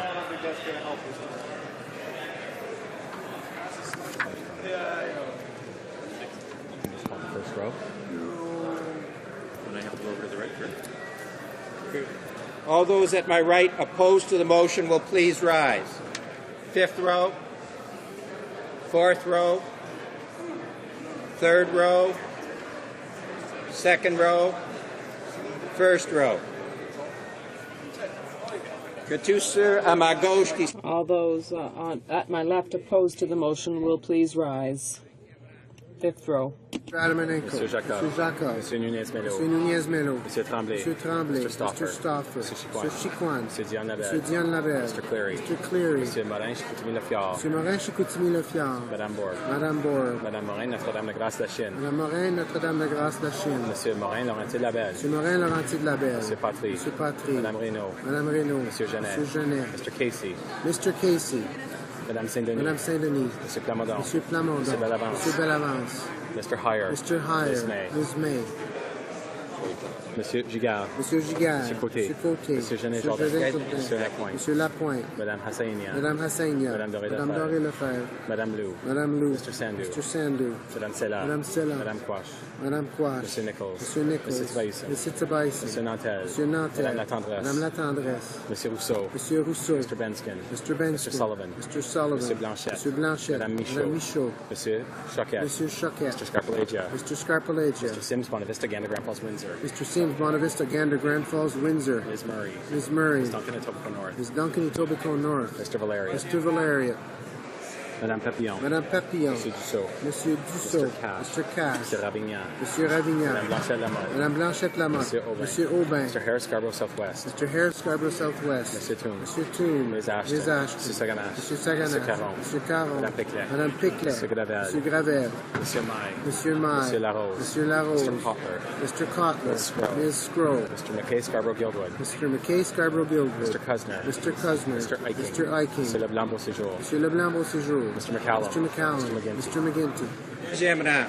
Madame Ayala. Second row. Mr. Bevington. Mr. Bevington. Madame Moura Bitibitimiskaming. Madame Moura Bitibitimiskaming. Mr. Massey. Mr. Massey. Mr. Donnelly. Mr. Donnelly. Ms. Sims Newton North Delta. Ms. Sims Newton North Delta. Madame Leblanc La Madame Salemar. Leblanc La Salemar. Mr. Kelway. Mr. Madame Kelway. Brosseau. Madame Brosseau. Madame Tourmel. Madame Turmel. Madame Groguet. Madame Groguet. Mr. Chisholm. Mr. Chisholm. Mr. Bouleris. Monsieur Boulris. Mr. Marston. Mr. Marston. Madame Morin Saint-Hyacinthe-Pagode. Madame Morin Saint-Hyacinthe-Bagot.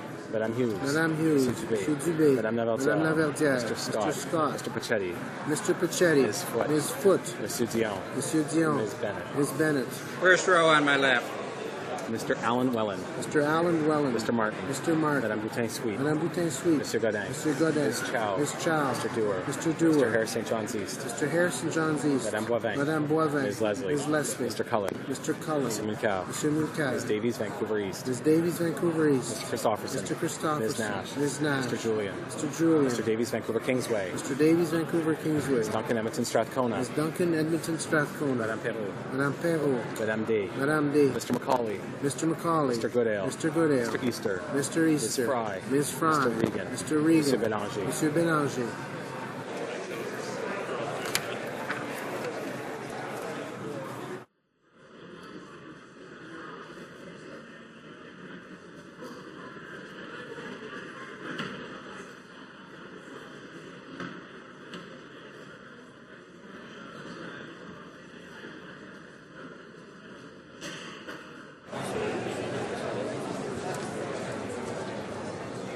Yeas pour 151, 151. Nays contre 117, 117. I declare the motion carried.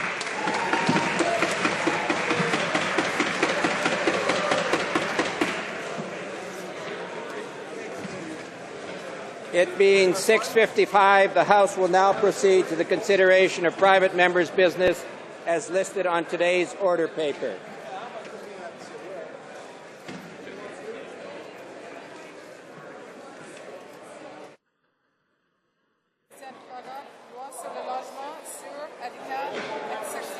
abordable.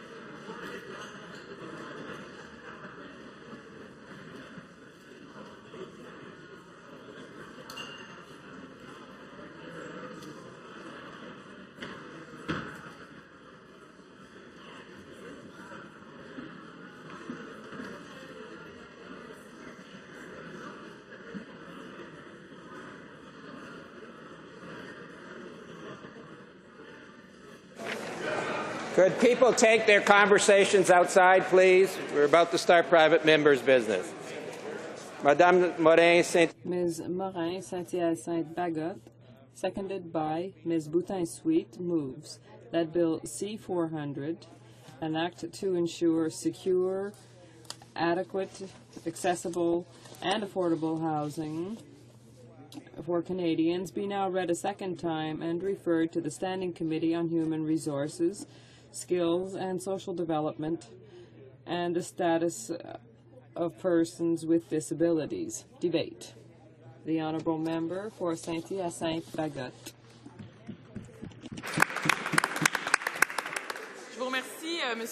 Thank you, Mr. Speaker. It's an honor for me to be here today to debate Bill C-400, which is intended to implement a national housing strategy. This bill, Mr. Speaker, would oblige the responsible minister, the minister responsible rather for CMHC, to work with the provinces and territories, the Aboriginal communities, municipalities, providers of housing, both nonprofit and private, and organizations from civil society. Coordination of these efforts is key. On this International Day to Combat Poverty, this bill couldn't be more relevant. I'd also like to warmly thank my colleagues, the members for Halifax, London Fanshawe, and Vancouver East, for their hard work and their long-standing efforts around housing. I'd also like to give a big shout out to the official opposition's critic for housing, the member for Hochelaga, for her support, for her encouragement and cooperation over the recent months. We worked hard on this since this bill was tabled last February. We've met with dozens and dozens of stakeholders, taken part in numerous forums, and received the support of a number of organizations all across Canada, including the YMCA, the YWCA of Canada, the Quebec Network of Nonprofit Housing, the Wellesley Institute, and the Canadian Federation of Municipalities, representing over 2,000 cities. Like the NDP, these organizations believe that Bill C-400 could solve a lot of problems. As you know, it's no accident that I'm sponsoring this bill. As an MP, we have an opportunity to table legislation that could improve the quality of life of Canadians. As a former community worker, housing and homelessness are of particular concern to me. I'd like to salute my former colleagues, members of the Commercial Development Corporation of Mascoutin and the Homelessness Roundtable in Mascoutin. And Jack Layton, too. On Toronto City Council, as the president of the Canadian Federation of Municipalities, or even here in the House of Commons, Jack Layton always worked to guarantee a roof over the head of every Canadian. So, in keeping with his efforts, I've tabled this bill, C-400. All Canadians should have access to secure, adequate, accessible, and affordable housing. Jack Layton said, and I quote, "I'm a Canadian, and I'm well housed in my community. When that is true of all Canadians, our work will be done. So much so that even the Conservatives agree. I quote the member for Ancaster, Dundas, Flamborough, Westdale, who said on September 14th, with respect to housing, our government is committed to supporting Canadian families and communities, but it takes the efforts of a number of partners and all levels of government to achieve real results. Working together, coordinating efforts, that's precisely what Bill C-400 proposes, Mr. Speaker. But the government prefers to leave Canadians to fend for themselves rather than listening to the official opposition. That's the problem with this government. They're all hot air and big talk, but when you look at the facts, you realize that the situation is out of control. Canada is a laughingstock at the UN when it comes to housing, and that's what the 2009 report of the UN on housing reveals. The special rapporteur indicated that Canada was experiencing delays in its obligations around housing and social housing and the combat against homelessness. The rapporteur also criticized the government's inaction and the lack of funding for housing projects. The 2009 Universal Periodic Review shared these concerns in its set of final recommendations for Canada. This is a sorry record. And yet Canada once did very well internationally when it came to housing.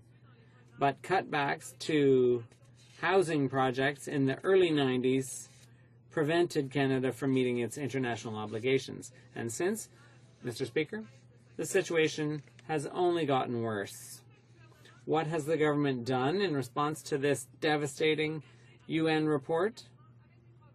It committed to work more effectively with the provinces and territories.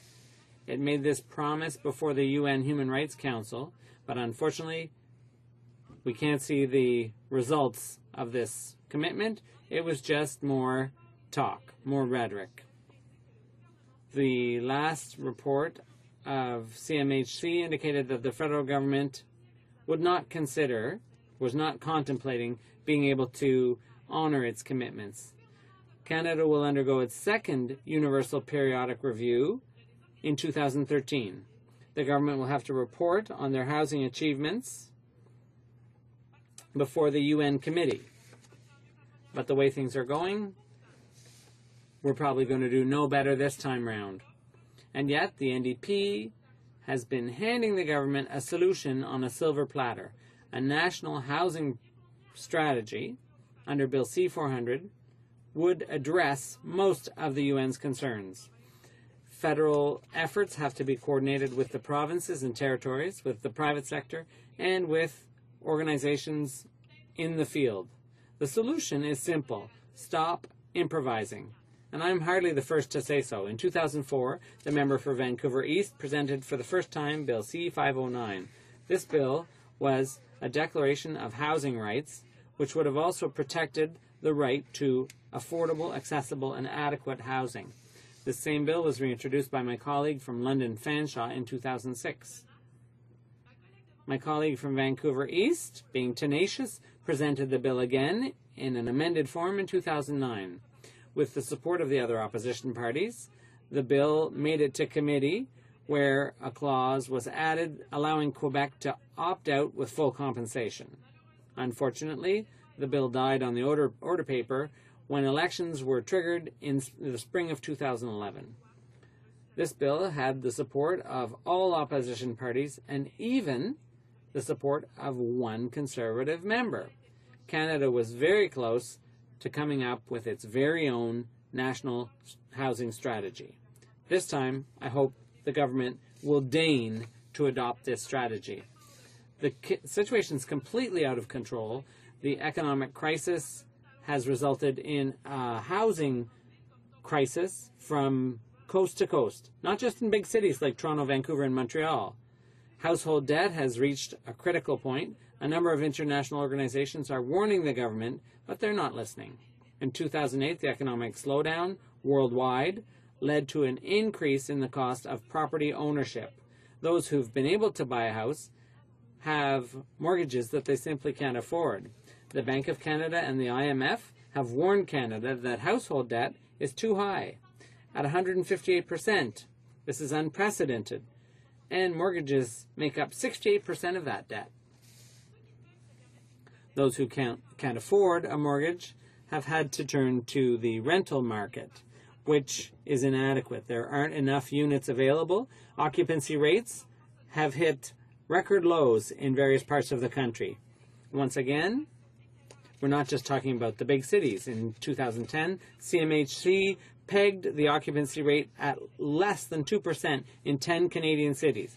0.9% in Winnipeg, 1% in Quebec City, 1.4% for St. John's, and 1.8% here in Ottawa. In these cities, there's a serious shortage of rental housing. The evolution of economic conditions in the world is reflected in housing needs in Canada. These conditions have created a lack of construction and housing units. There's a lack of housing, and low-income households have very few solutions. The federal government's not providing any. Ultimately, tenants are increasingly poorly housed, and they have to pay too much, and owners are increasingly indebted. The only thing that's clear here is that the government has lost control.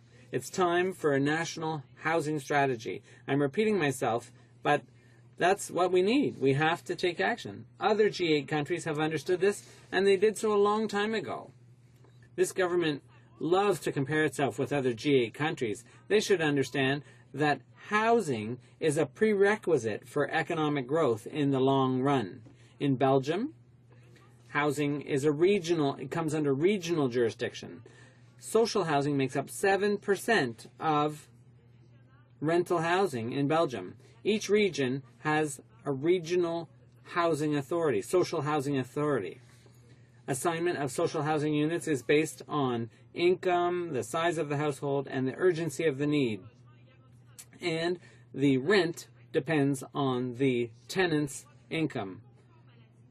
In this way, the right to housing is guaranteed in the Constitution. Section 23 says that everyone has the right to a life in keeping with human dignity, including the right to decent housing.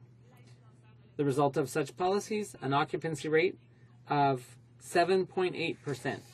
In Austria, the housing policy highlights two key elements: financial assistance from the government and strong and diligent for-profit sector.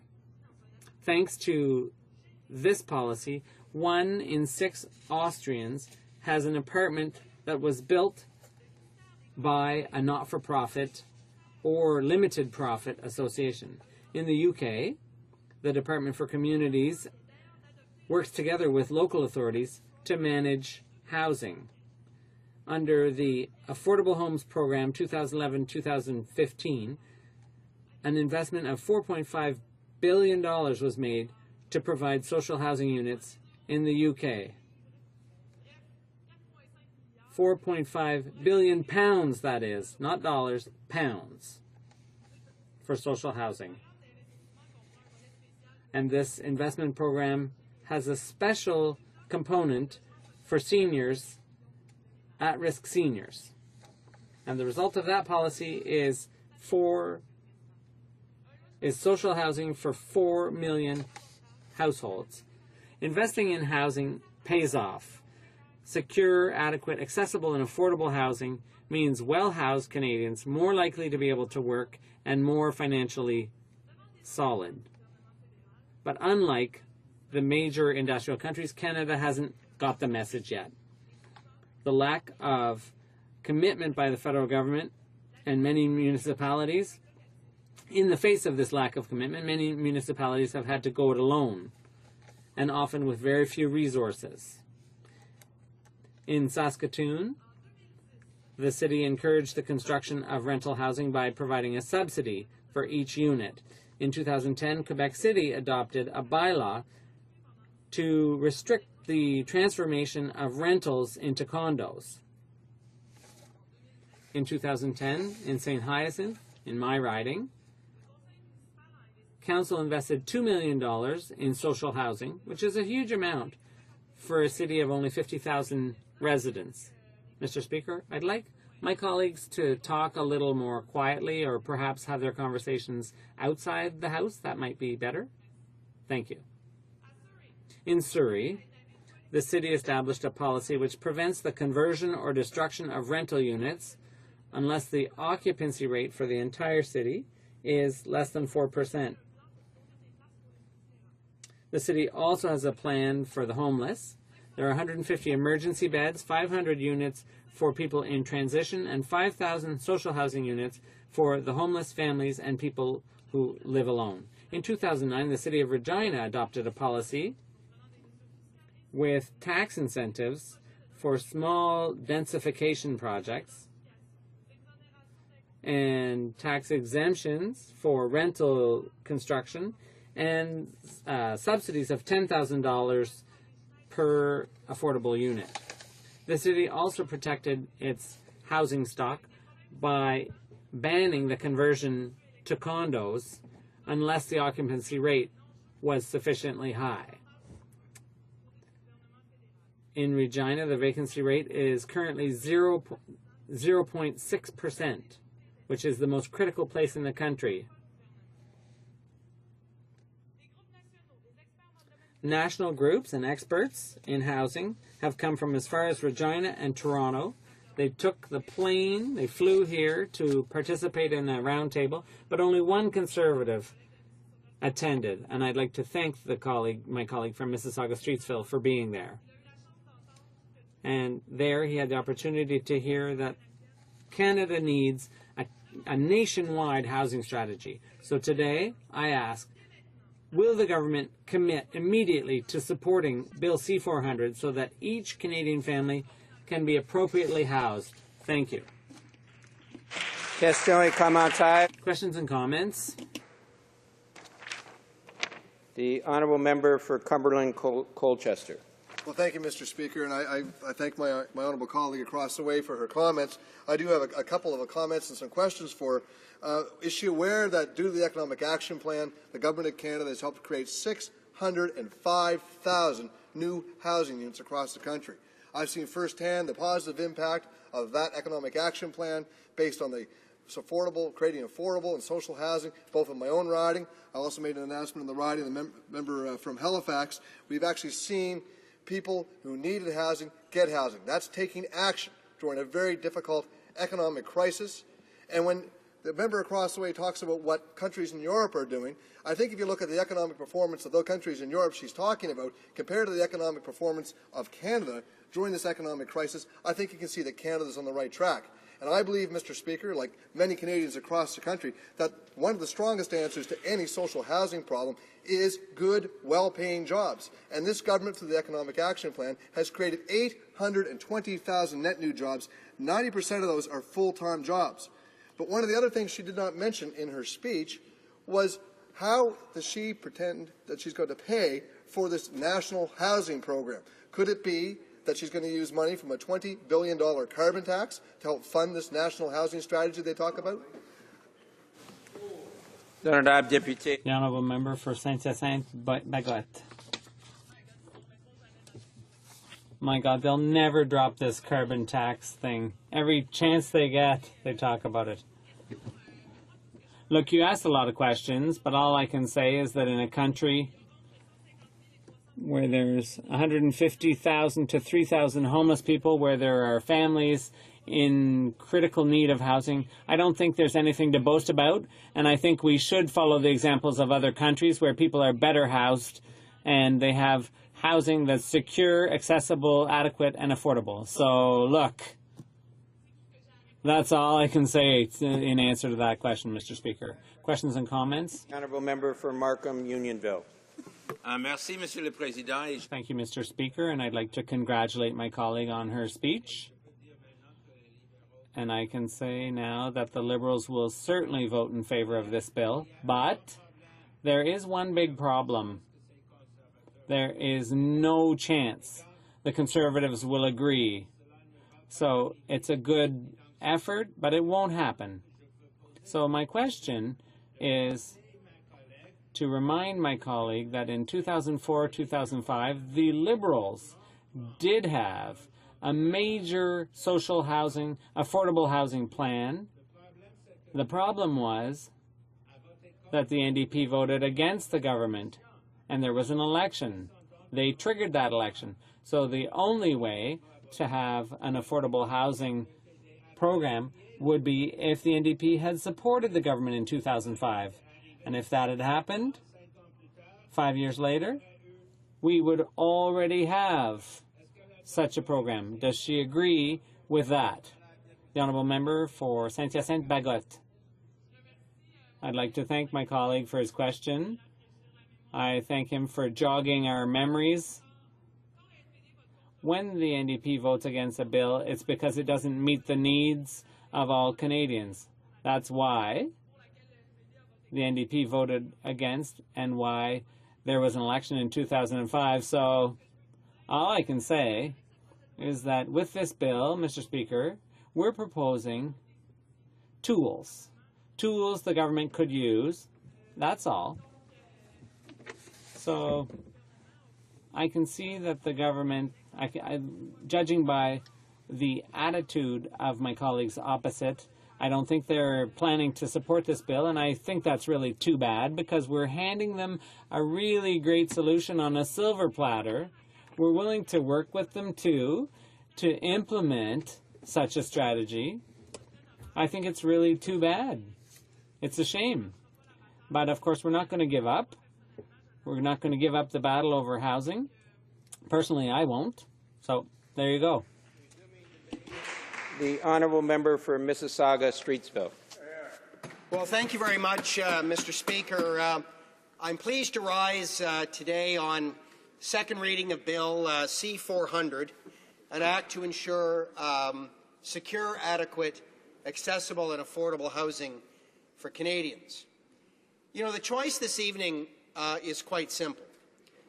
We could support this private member's bill, which will, I guess, host a conference, encourage a few more studies and maybe some essays on the topic, and allow for some more speeches to be made. Or members can support the unprecedented levels of funding our government has provided to social housing across Canada. More talk or more action? I know which one I support, Mr. Speaker. The sponsor of this bill tells us that it is meant to improve the access of Canadians to safe, affordable housing. Regrettably, this approach could actually have the opposite effect. By not recognizing that social housing is largely a provincial lead and moving away from the local delivery of social housing programming, this approach could lead to less effective and more costly social housing.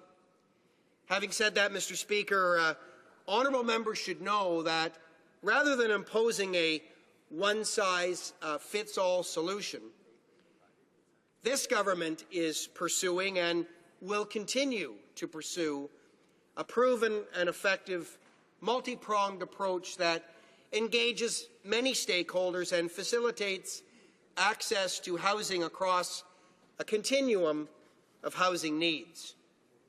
Rather than launching another round of meetings and discussion papers and conferences, as is proposed in this bill, we have opted for taking tangible action to address housing issues. Our government has invested heavily in a broad range of housing and homelessness programs and activities over the past number of years. In fact, Mr. Speaker, our government is already investing more on affordable and supportive housing than any other government in Canadian history. Through the Canada Mortgage and Housing Corporation, the government contributes to Canada's strong housing finance system by ensuring that mortgage financing is available for all types of housing in all parts of Canada. En partie grâce aux produits and the CMHC program. Canadiens arrivent à satisfaire le 80% of Canadians manage to meet their needs without direct assistance from the government. Recognize that the government cannot turn its back on those whose needs are not met by the marketplace, including low-income families, people with disabilities, First Nations households living on reserves, the homeless, and others in need. And that's why we are working with provinces and territories, municipalities, national Aboriginal organizations, the private sector, and not-for-profit groups to deliver a full range of housing support and assistance, from providing emergency shelter for those at greatest risk to assisted housing for low-income households. Regardless of what form federal assistance takes, Mr. Speaker, our government believes that local housing challenges require local solutions. We believe that the people closest to those requiring assistance are best positioned to develop and deliver effective, lasting solutions. Unlike this bill, our government's approach recognizes the constitutional jurisdiction of the provinces and the territories in this area of assisted housing, as well as the need to work with a variety of different partners in order to deliver results.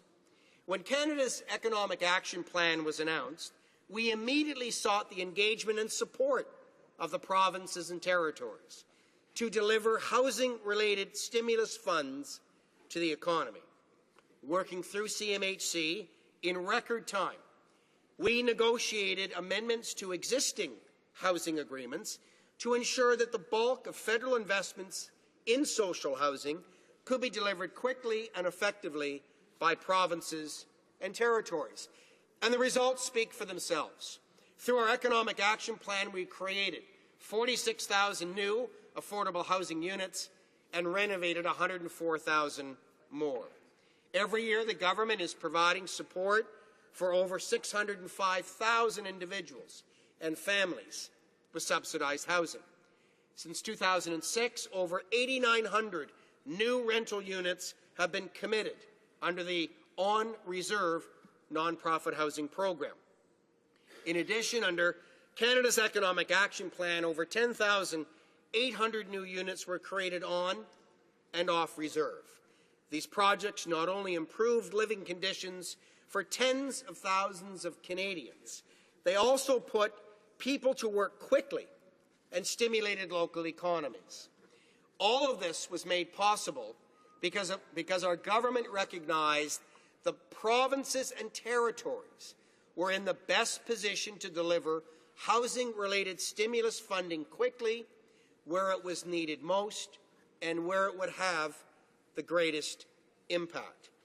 This philosophy is also reflected in the Investment in Affordable Housing 2011-2014 framework that this government jointly announced with provinces and territories in July of 2011. And under this framework, provincial and territorial governments are cost-matching the federal investment for a combined total of $1.4 billion over 3 years toward reducing the number of Canadians in housing need.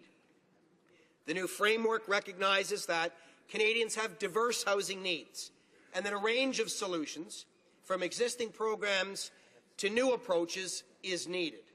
To that end, provinces and territories are responsible for designing and delivering affordable housing programs that address specific housing needs and priorities in their jurisdictions. Through bilateral arrangements negotiated with our government, most provinces and territories have opted for a new approach. In 11 out of 13 jurisdictions, federal housing investments are now provided under a single funding envelope, and provinces and territories have the flexibility to invest in a range of programs and initiatives to reduce the number of households in need. As honourable members can appreciate, this is the opposite of the one-size-fits-all approach that could result from Bill C-400. CMHC also works closely with Aboriginal Affairs in Northern Development Canada and First Nations leadership, as well as housing organizations, to deliver federal funding to address housing needs on reserve, including supports for new construction and the renovation of existing homes on reserve. Toutes ces initiatives importantes sont These are all important initiatives carried out in partnership with a range of housing stakeholders. Mr. Speaker, they are key components of the multi-pronged approach I mentioned at the outset. Since 2006, our government has invested some $13.1 billion in housing and homelessness programs. Working with our partners, assistance has been provided to about 755,000 Canadian households, including low-income families, seniors, persons with disabilities, and First Nations people. Mr. Speaker, in conclusion, our government believes that actions are more important than talk, and our focus is about delivering results, not holding more conferences.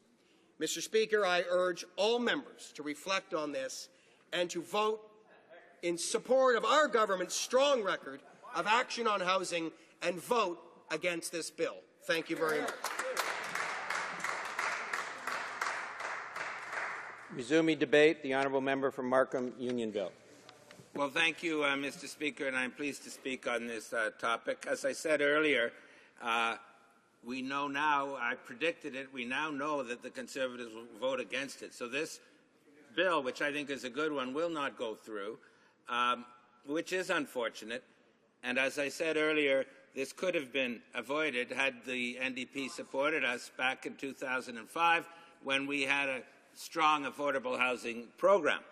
I do congratulate my Conservative colleague for his speech, but I must say that the Conservatives' performance in the area of housing has been absolutely pathetic, notwithstanding his words. Let me explain why I say this. First of all, he mentioned the Constitution, and it's true, as stated in a Conservative document in 2006 called Fiscal Imbalance, it's true that the Conservatives said explicitly that housing should be purely a provincial matter, and he echoed that thought. So they don't like federal involvement in housing by their nature, by their ideology. And the performance reflects that, because it's true during the 2 years of the Economic Action Plan, there was a little blip in housing, I accept that. But now it's over and it's come dropping down like a stone by hundreds of millions of dollars, nothing whatsoever committed beyond 2014. And now we have these CMHC long-term 35-year mortgages coming due this year, next year, and for 10 years to come. As those come due, the rent to the subsidies geared to income disappear. There are 200,000 such people now needing that support. Over the next coming years, that support will gradually wither away to zero. And not only that, but when co-ops want to refinance their mortgages, they are treated by CMHC in a manner that is much more negative than the way they would be treated by an ordinary commercial bank. So I don't really mind what he says. The facts are there. A little blip during the 2-year Economic Action Plan, but other than that, federal support for housing is dropping like a stone and is en route to dropping to zero, which is consistent with what they said in their fiscal imbalance document in 2006, so none of us should really be surprised by that. So there we have it, Mr. Speaker. We have a worthy bill. It's not one size fits all, as he says. Discussions with stakeholders would probably produce many sizes, depending on the different needs in different regions of the country. But it is not to come to be because these Conservatives don't want anything to do with housing, and therefore they will vote against it. So I think that's all I need to say, Mr. Speaker, because the outcome is clear, the reasons are clear. A good project that would have helped many Canadians will not come to pass so long as we have a Conservative majority government. Thank you very much. Resuming debate. The Honourable Member for Hochelaga. Président. Thank you, Mr. Speaker. Monsieur le Président,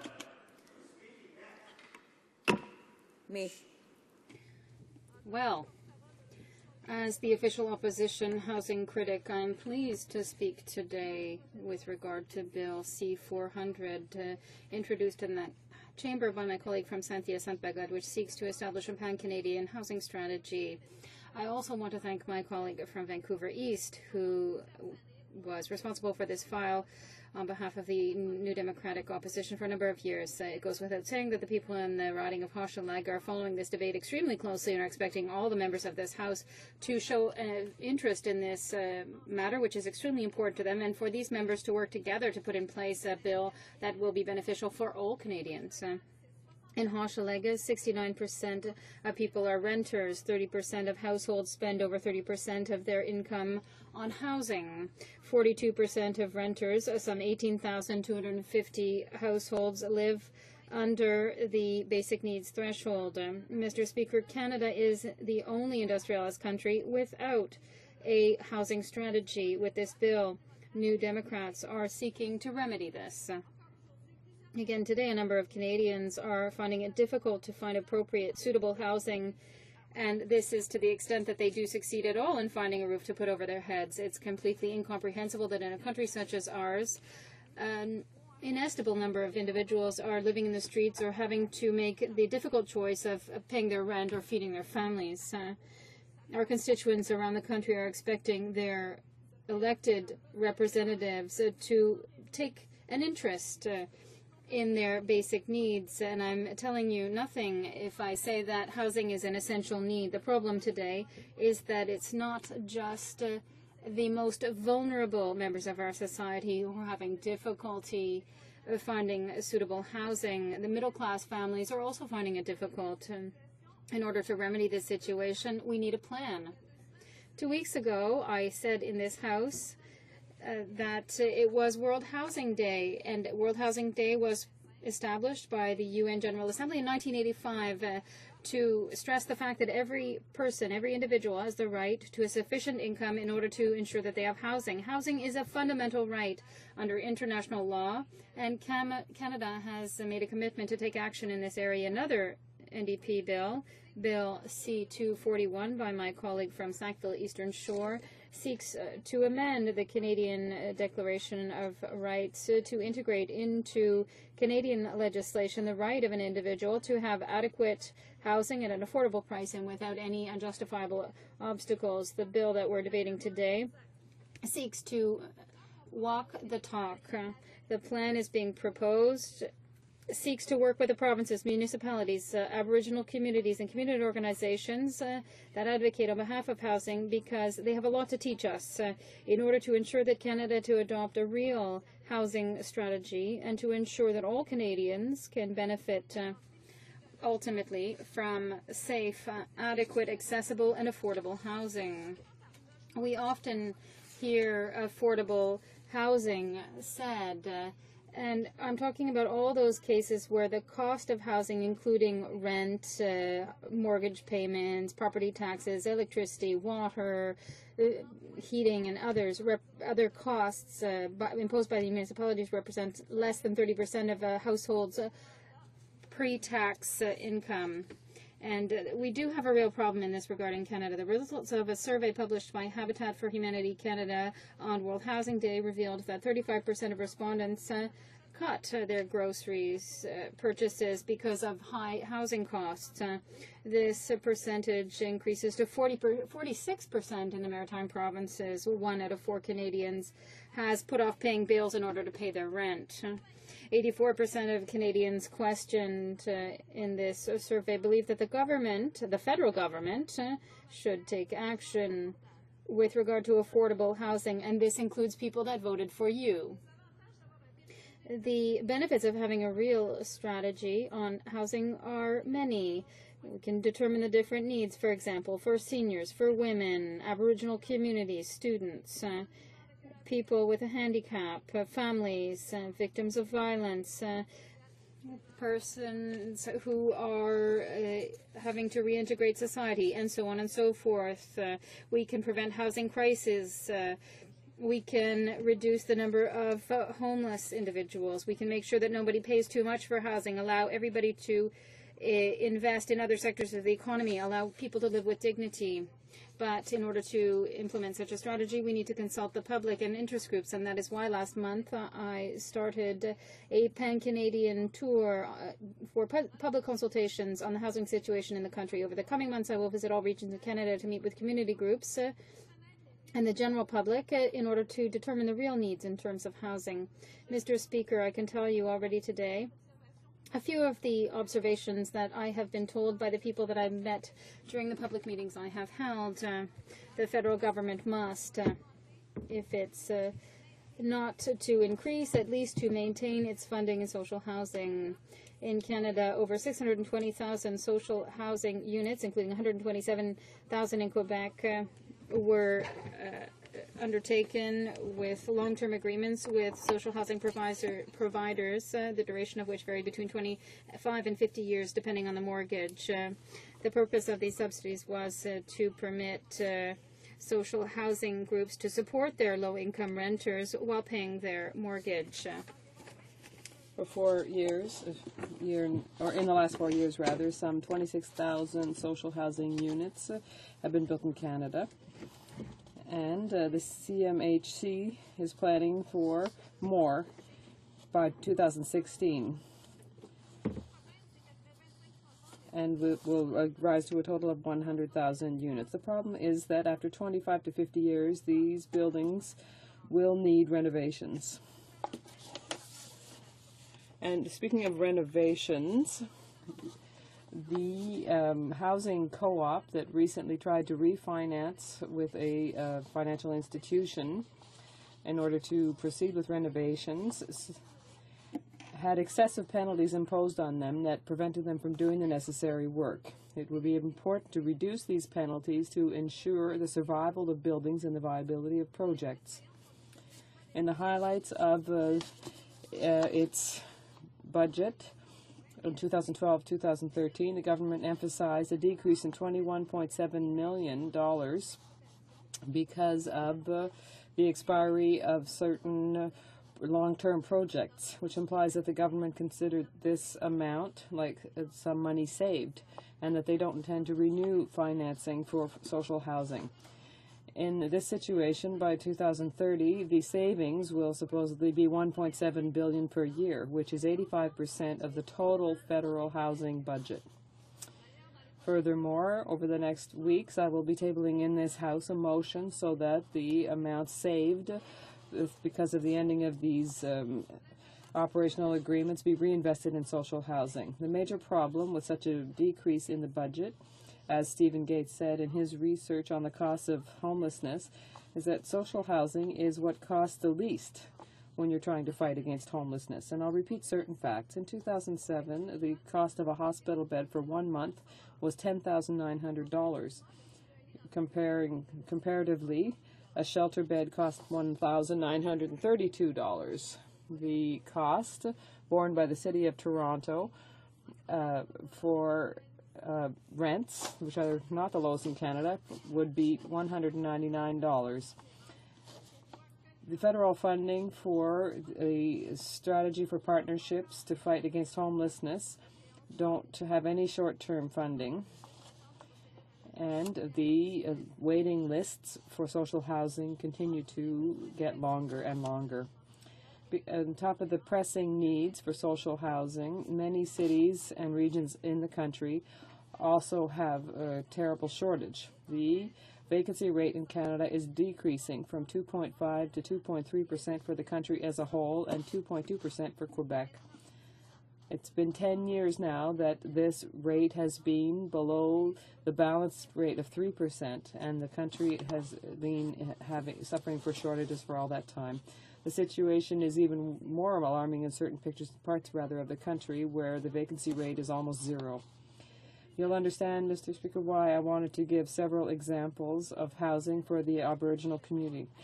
What we saw in Attawapiskat is only one example among many of the alarming situation that exists in many communities in the country. Mr. Speaker, it's high time that we provided ourselves with a pan-Canadian strategy for housing. It is urgent. Thank you. The honourable member for Brant. Thank you, Mr. Speaker, and I rise today to speak against Bill C-400. Our government believes in taking action. We're focused on delivering results, not holding more conferences. Mr. Speaker, as you will see and can see, our plan is working. In September 2008, the government announced more than $1.9 billion in housing for homelessness funding over 5 years until March 2014. This included a 2-year renewal of the homelessness partnering strategy and existing housing programs until March 2011, and a commitment to maintain annual funding for housing and homelessness until March 2014.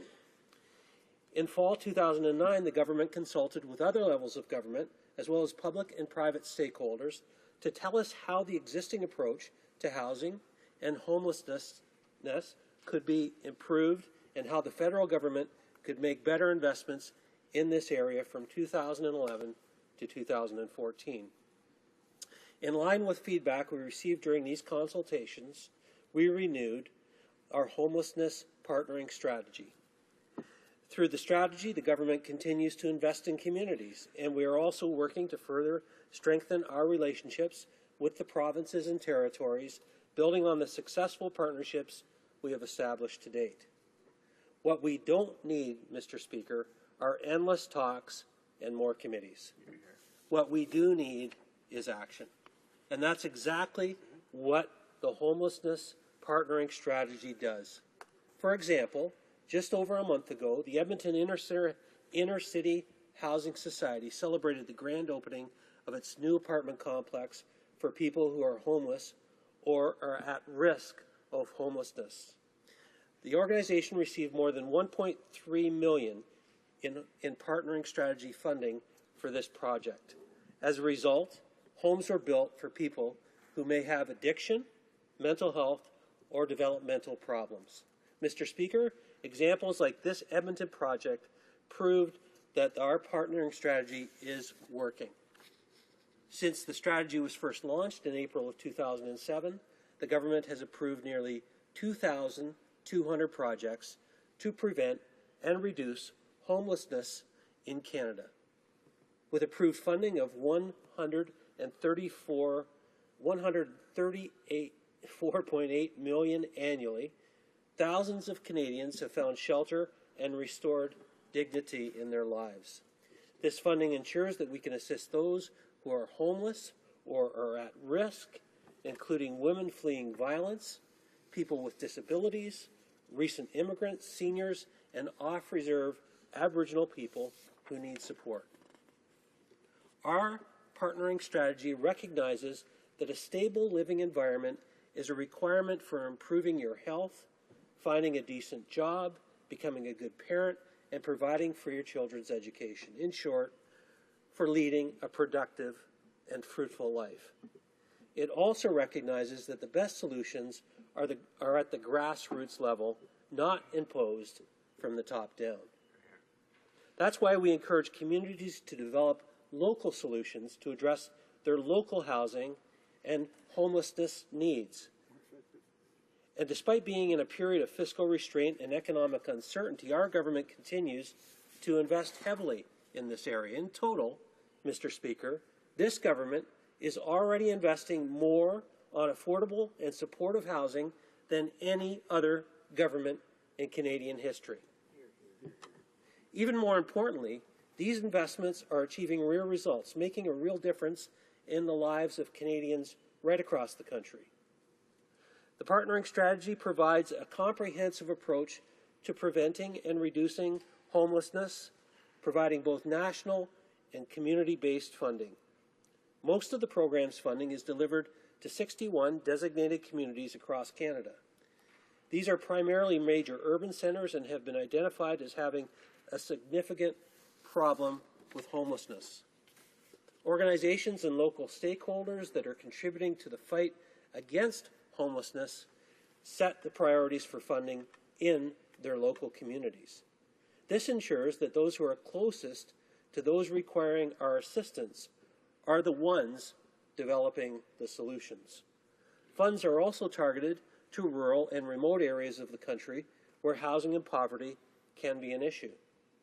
The strategy's Aboriginal homelessness funding stream addresses the specific needs of the off-reserve homeless Aboriginal population.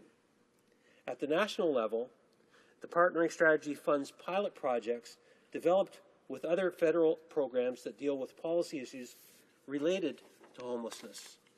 As an example, we are working with Veterans Affairs Canada to test innovative approaches to addressing homelessness among those who have served our country. The Knowledge Development Funding Stream provides grants and contributions to stakeholders for research. The findings are widely disseminated to support the ability of communities to identify problems and develop solutions.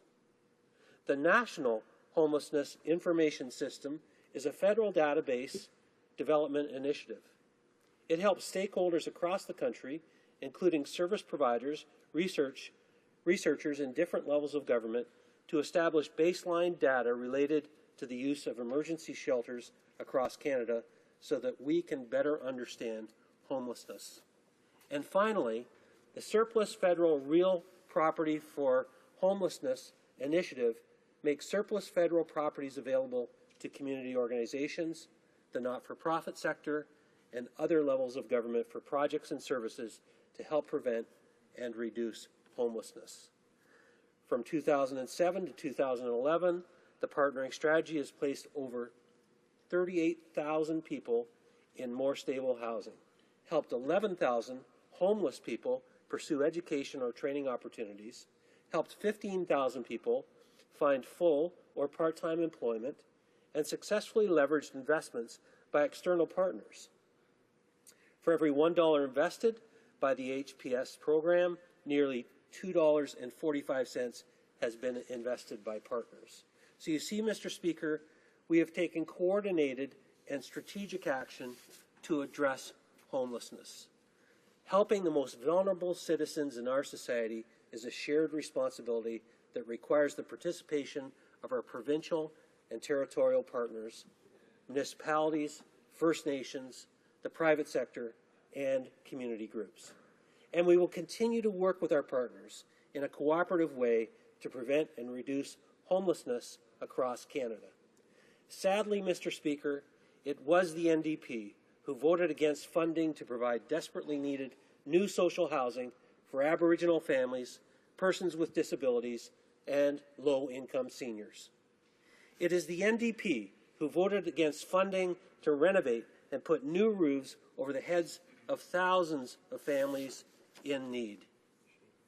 Mr. Speaker, while the NDP talk about helping the needy, our government is getting the job done. While the NDP talks about helping the vulnerable, the reality is they had voted against every single measure we have put forward to help these very people. Mr. Speaker, this is why I will be indicating my support for a plan that is working by voting against this bill. Thank you, Mr. Speaker. Resuming debate, the honourable member for York South Weston. Thank you, Mr. Speaker. I'm pleased to rise today to speak in favour of Bill C-400, an act to secure adequate and affordable housing for all Canadians. I would like to congratulate my colleagues who have spoken on the bill today, the member for St. Hyacinthe-Bagot, in presenting this important piece of legislation before us, and the member for Hochelaga, who speaks for our party on housing issues. I would like to also pay tribute to my colleague and friend, the member for Vancouver East, whose Bill C-304 in the last Parliament this legislation is based on. It illustrates the commitment of the New Democratic Party to dealing with one of the most important issues facing Canadians, affordable housing. This is not just about homelessness, as the member opposite would have you believe. This bill isn't just about homelessness. There are many individuals in Canada who are underhoused, who have not enough housing. I have people in my riding who have a woman who is disabled, who is widowed, who has 3 teenage children. She's living in a one-bedroom apartment because that's all that anybody has for her. That's not a way to raise 3 children in a one-bedroom apartment. She's been on a waiting list now for 7 years. They tell her it'll be another 5 years. Her children will be grown before she receives adequate housing. And that's the message that this government opposite seems to be missing in this debate, is that this is not just about homelessness, it's about adequate housing for all Canadians. It's one of the most fundamental needs of our society. Indeed, Canada is a signatory to a number of international agreements, including the United Nations Declaration of Human Rights, that recognize that adequate housing is a basic human right. Unfortunately, in Canada, there are too many families for which adequate and affordable housing is not within their reach. Nearly 1.5 million Canadian households pay too much in their rent, over 30% of their gross income, leaving not enough for their children, their health, and for their future. This is not acceptable when we live in one of the wealthiest countries in the world. I know this from my own city of Toronto and my own riding of York South-Weston. My riding is home to 115,000 people. It's an urban riding within the metropolis of Toronto, Canada's largest city. Of the 42,000 homes in York South-Weston, half are rental apartments. Many of these apartments can be found on Weston Road, Lawrence Avenue, Jane, Keele, Trethewey, and Eglinton in my riding. And in half of those rental apartments, that's over 10,000 apartments, we have seniors, single individuals, lone parent families, and families with children who are paying more than 30% of their gross income in rent. That's not acceptable to the NDP. Now, to the members opposite have suggested, well, maybe we should get them all better jobs. Well, that's not going to happen for the seniors. That's not going to happen for the children. And it's certainly not going to happen when there's no industrial strategy from this government to create the jobs that will pay enough. In fact, every chance they get, they want to lower wages and lower expectations. Well, people can't afford the housing if their wages are being lowered by this government. By paying more than 30% of their gross income, they have less money to support their children, their health, and provide for their future. Why do we have in York South-Weston so many paying more than they can afford for rent? Because in our economy today, despite your action plan, there are so many low-paying minimum wage jobs that someone earning $11 an hour will be paying 40% of their before-tax income to be able to rent a bachelor apartment in Toronto. You can't raise a family in a bachelor apartment in Toronto, and even that is over 40% of your before-tax income. According to the CMHC, the average rent for a bachelor last year was $822 a month. It's higher now. For a 2-bedroom apartment, which the woman I was telling you about earlier would need at least, it was $1,161 a month. And again, it's higher now. And that's the average. No wonder we have over 10,000 households in my riding alone paying more than they can afford in rent. And that means less for their health, less for their children, less for their future. And that should concern us all, not just this side of the House. It's not a story unique to my riding of York South-Weston, as the briefs from the Federation of Canadian Municipalities, among many other groups, makes quite clear, and indeed have been making clear for over a decade now. The social costs of bad health outcomes, of lower educational attainments, of inadequate pensions that people live with and low incomes endure are well documented and indisputable. That's why we need a national housing strategy to be developed under the leadership of the federal government in concert with our provincial and municipal partners in order to address this housing crisis. A national housing strategy is needed now more than ever, and Bill C-400 seeks to achieve that very necessary goal. Earlier this summer, the Ontario Nonprofit Housing Association released its 2012 survey of social housing waiting lists in Ontario. It illustrates the deepening housing crisis for low-income families. The data showed that in 2011, there were 156,358 households in Toronto alone on the social housing waiting lists. Another year of increased numbers, a net increase of 4,281 more households waiting for housing whose rents they can afford. Of the 156,358 households on that waiting list, over one-fifth were seniors. One-third were families with children. And as Ontario has only 260,000 social housing homes, it takes a long time to gain access to this affordable housing. Last year, only 18,500 in Ontario were successful in getting into social housing, but despite that, the waiting list grew larger for the 5th consecutive year. For some families, according to the Nonprofit Housing Association, the wait can be over 10 years. That's unacceptable in Canada. That's unacceptable here. In my hometown of Toronto, the survey showed there were 69,342 households on the waiting list for social housing in 2011, representing over 44% of the Ontario list, despite the fact that Toronto represents only 20% of Ontario's population, and despite the fact that Toronto has only 96,000 rent-geared-to-income social housing units. That means that for every 10 social housing homes in Toronto, there are 7 families waiting to get in. 7 families paying more rent than they can afford while they wait. I met with the Vice President of Toronto Community Housing last week.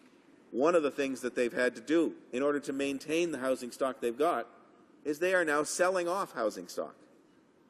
We are reducing the amount of housing. And I'll conclude next time, Mr. Speaker. Thank you very much. The time provided for the consideration of private members' business has now expired, and the order is dropped to the bottom of the order of precedence on the order paper. In accordance with Standing Order 38, a motion to adjourn the House is deemed to have been made and seconded at this time. Therefore, the question is that this House do now adjourn. L'honorable député The honourable member for Algoma, Manitoulin, Kapuskasing. Visit the important issues and specific challenges related to mental health for First Nations communities. Last spring, the Conservatives' omnibus budget undermined any government intention to take this issue seriously. At that time, it became clear that the actions of this government speak volumes while its words ring nothing. Certainly, no amount of rhetoric will fill the void that is created when reporting agencies are cut. No sympathetic message will pick up the slack created when groups that help focus services based on community needs are cut, which we are seeing now as tribal councils have become the next in line on the Conservatives' chopping block. Why is that, Mr. Speaker? Is it because we have a government that values its own opinion more than the experience of those on the ground? Is it because the government wants to protect that opinion from any facts or information that might challenge it? What we do know is that mental health problems happen more regularly in Canada's First Nation population. We know that for men, the suicide rate is 5.25 times greater among the First Nations population than it is for other Canadians. For women, too, even though the total occurrences is considerably less, the rate among First Nation women is actually 7 times the number of other Canadians. This speaks to a true epidemic, and the government must pay attention to the problem and address it in a meaningful way. But the magnitude of the problem is much bigger than suicide. Suicide can only be seen as a horrible culmination of deteriorating mental health, not as a standalone phenomenon. This government has to get involved in mental health issues amongst our First Nations. It's their responsibility to provide health care to the First Nations. Here's a quote from Health Canada's website. A large number of factors may affect your health, including your mental health. These are currently referred to as determinants of health, and they include, among other things, wages, level of education, family relationships, and friendships. And education, in many of our First Nation communities, there is much work to be done. These are items that can be measured, that can be addressed by proper regional strategies that are informed by local knowledge and the nuance that can only come from responsive bodies like tribal councils. But understanding what we are hoping to achieve, we can reasonably expect that good statistical analysis will only help us focus those efforts and ensure we are using all available resources in the best way possible, Mr. Speaker. But this is not the view of this government. No. What we have learned is that the Conservatives are decidedly anti-information. These are the same people who hobbled the census under false pretenses. Behavior like this ensures they can challenge statistical information and rely on anecdotal stories to back up their ideological-driven opinions. We see this in the way they callously abandon funding for the First Nations Statistical Institute. They label it a waste, but we know it is in fact more for an inconvenience to the stories they like to tell themselves. I say the real waste is the time that is not being used to address the mental health challenges in many of our First Nations communities, challenges that are significantly out of proportion to those in the rest of Canada. It is a waste to make flashy announcements and promote strategies while taking away the ability to organize and report that would only ensure the better success. The Conservatives like to talk about partnership, but First Nations in my constituency and throughout Canada feel dismissed by this government. Aboriginal people face unique and serious health challenges, yet this government has slashed funding to the few organizations in the country that specifically address challenges faced by Aboriginal people. Mr. Speaker, there is a huge need to address First Nations mental health concerns. This is widely known. How can this government believe that the best way to solve mental health problems that disproportionately plague our First Nation is to reduce resources? That is my question, Mr. Speaker. The Honourable Parliamentary Secretary to the Minister of Aboriginal Affairs. Thank you, Mr. Speaker. Very pleased to rise in this House and respond to this question, not just because I think that the government is responding effectively to this issue that's raised, but as somebody who worked as a nurse in these isolated, remote First Nations communities for more than 8 years of my life, Mr. Speaker, I think I bring some credibility in this response.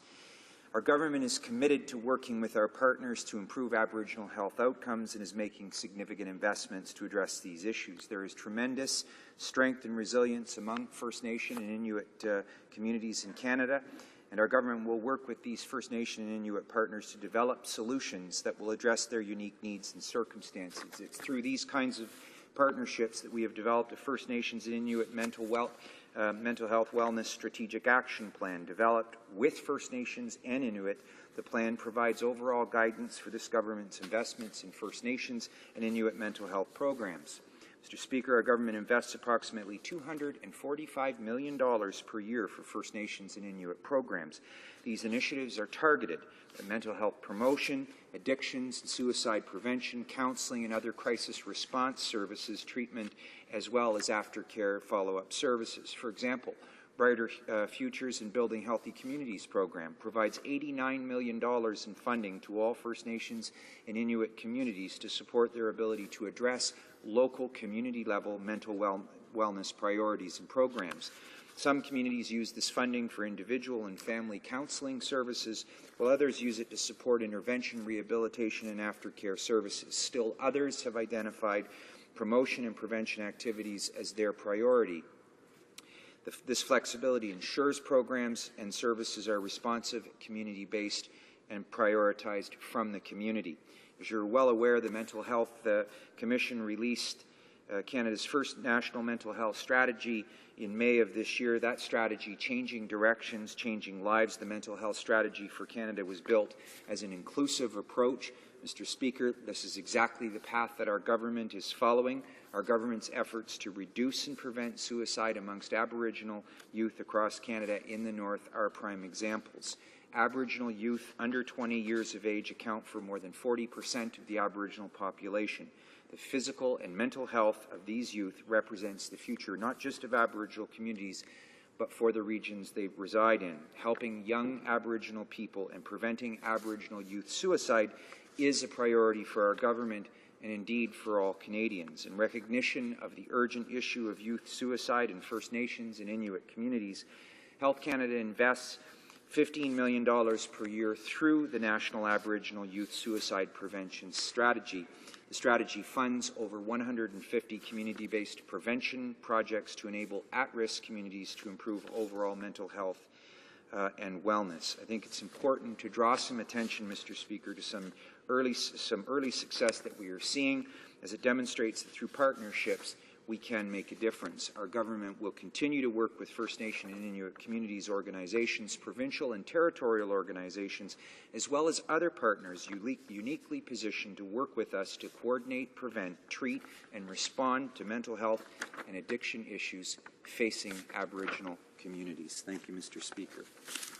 The Honourable Member for for Algoma, Manitoulin, Kapuskasing. Just to find out that the member opposite sees this issue in a different light. I would remind him that the ultimate gauge to judge this by is on the ground, in the communities and not in this place. That is made all the harder without the First Nations Statistical Institute, without the good work undertaken by tribal councils. It sends the message that Canada wants to work in a vacuum, that we do not care to hear how things are. Instead, we would rather just tell First Nations how they should be. New Democrats are worried, Mr. Speaker. We are worried that this government is setting the agenda for discussions without the input of First Nations. We are concerned that this government is doing damage that could take another generation to undo. We know that First Nations do not want to be treated as unequal partners, but that is what is happening time again, and the cost is significant. Mental health is an indicator of community health. This government is not helping matters with their indiscriminate cuts. When will this government give First Nations the tools they are asking for to deal with mental health challenges that disproportionately affect their community? The Honourable Parliamentary Secretary. Well, thank you, Mr. Speaker. It just shows how little this member and perhaps the official opposition actually knows about funding when it comes to these kinds of programs. As I mentioned, Brighter Futures, for example, is a program that allows the community, provides for the community to make priorities, particularly around mental health, wellness, addiction, prevention-based programs in their own community, Mr. Speaker. So that was patently false. This government is supporting the mental wellness of First Nations and Inuit, as is evident from our investments in mental health, suicide prevention, addictions, and to address prescription drug abuse in particular. Our approach is aligned, imagine, Mr. Speaker, with the recommendations of the Mental Health Commission's national strategy, something we hear from this opposition quite frequently. This government has a national prevention strategy that is specific to Aboriginal youth. This strategy was renewed by this government in Budget 2010 with an increase in funding. Health Canada will continue to work with all partners to develop comprehensive approaches to address these important issues. Thank you, Mr. Speaker. The Honourable Member for Vancouver, Kingsway. Thank you, Mr. Speaker. A few months ago, I rose in this House following the tabling of a so-called Human Rights Impact Assessment with regard to the Canada-Colombia Free Trade Agreement. I say so-called because the report was absolutely devoid of any assessment of the effect of the Free Trade Agreement on the human rights situation in Colombia. This is concerning for a number of reasons. First, this government has broken its own law. The legislation that implemented this agreement states the following, and I quote, "Each party shall provide a report to its national legislature by May 15 in the year after the entry into force of the Free Trade Agreement between Canada and Colombia and annually thereafter. These reports will be on the effect of the measures taken under the Free Trade Agreement between Canada and Colombia on human rights in the territories of both Canada and the Republic of Colombia." End quote. Mr. Speaker, the report tabled in Parliament by this government did not do this. It contained no reporting whatsoever on the effects of the Free Trade Agreement on human rights. There were no measurements, no consultations with people on the ground, no analysis of the human and labour rights situations as they stand now. Instead, what we got was a restatement of economic statistics that we already know. And I note that this reporting requirement was mandatory, Mr. Speaker. It didn't say may, it said shall, and this government simply did not comply. Second, Mr. Speaker, the importance of the Human Rights Impact Assessment and the importance that it is a thorough and comprehensive assessment cannot be overstated. Let me give a little history of the Human Rights Impact Assessment and why it is part of the Free Trade Agreement. When we were studying this bill in the House, we heard very disturbing stories about the human rights situation in Colombia. Trade unionists being killed or disappeared, the most dangerous country in the world, as it is. Government suppression of opposition, the forced expulsion and removal of Indigenous people from traditional land. We heard that the Canadian government had failed to perform due diligence and had not followed UN guidelines for implementing a free trade agreement. The UN's guiding principles on human rights impact assessments of trade and investment agreements states this, that all states should prepare human rights impact assessments prior to the conclusion of trade and investment agreements, end quote. Our government did not do any assessments prior to signing this agreement. Mr. Speaker, New Democrats took a principled stand against this deal, not because we were anti-trade, as Conservative Kant often says. On the contrary, we are and always have been supportive of expanding trade opportunities for Canadian business. We oppose this deal because this government ignored experts and moved forward with an extreme trade agenda that ignored human rights. But in the minority parliament, the Conservatives were able to secure the support of what has since become the third party by assuring Parliament that they would report back annually on the human rights situation. This empty report proves that was an empty promise.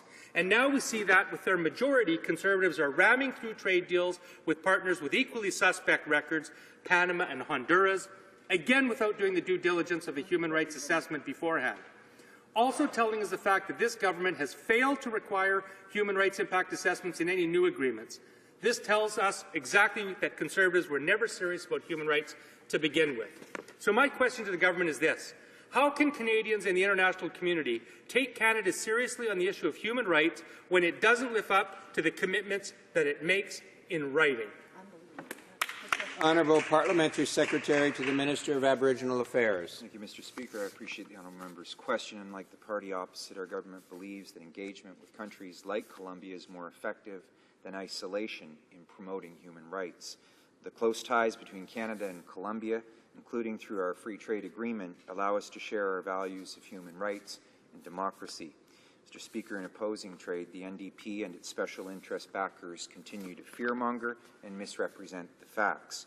They would rather a Canada that isolates itself from the world, a Canada that doesn't engage with countries like Colombia. Ultimately, the NDP's Canada is a Canada that lacks confidence and a Canada that can't compete. Our government, on the other hand, knows that Canadians can compete with the best in the world and win. Our government is focused on the priorities of Canadians and the Canadian economy. Through our ambitious pro-trade plan, we're helping create jobs for Canadian workers and their families. This plan includes engagement with our neighbours in the Americas.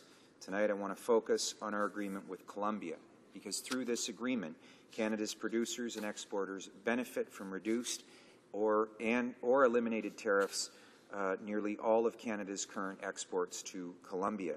The agreement also provides a more predictable, transparent, and rules-based trading environment for Canadian investors and businesses.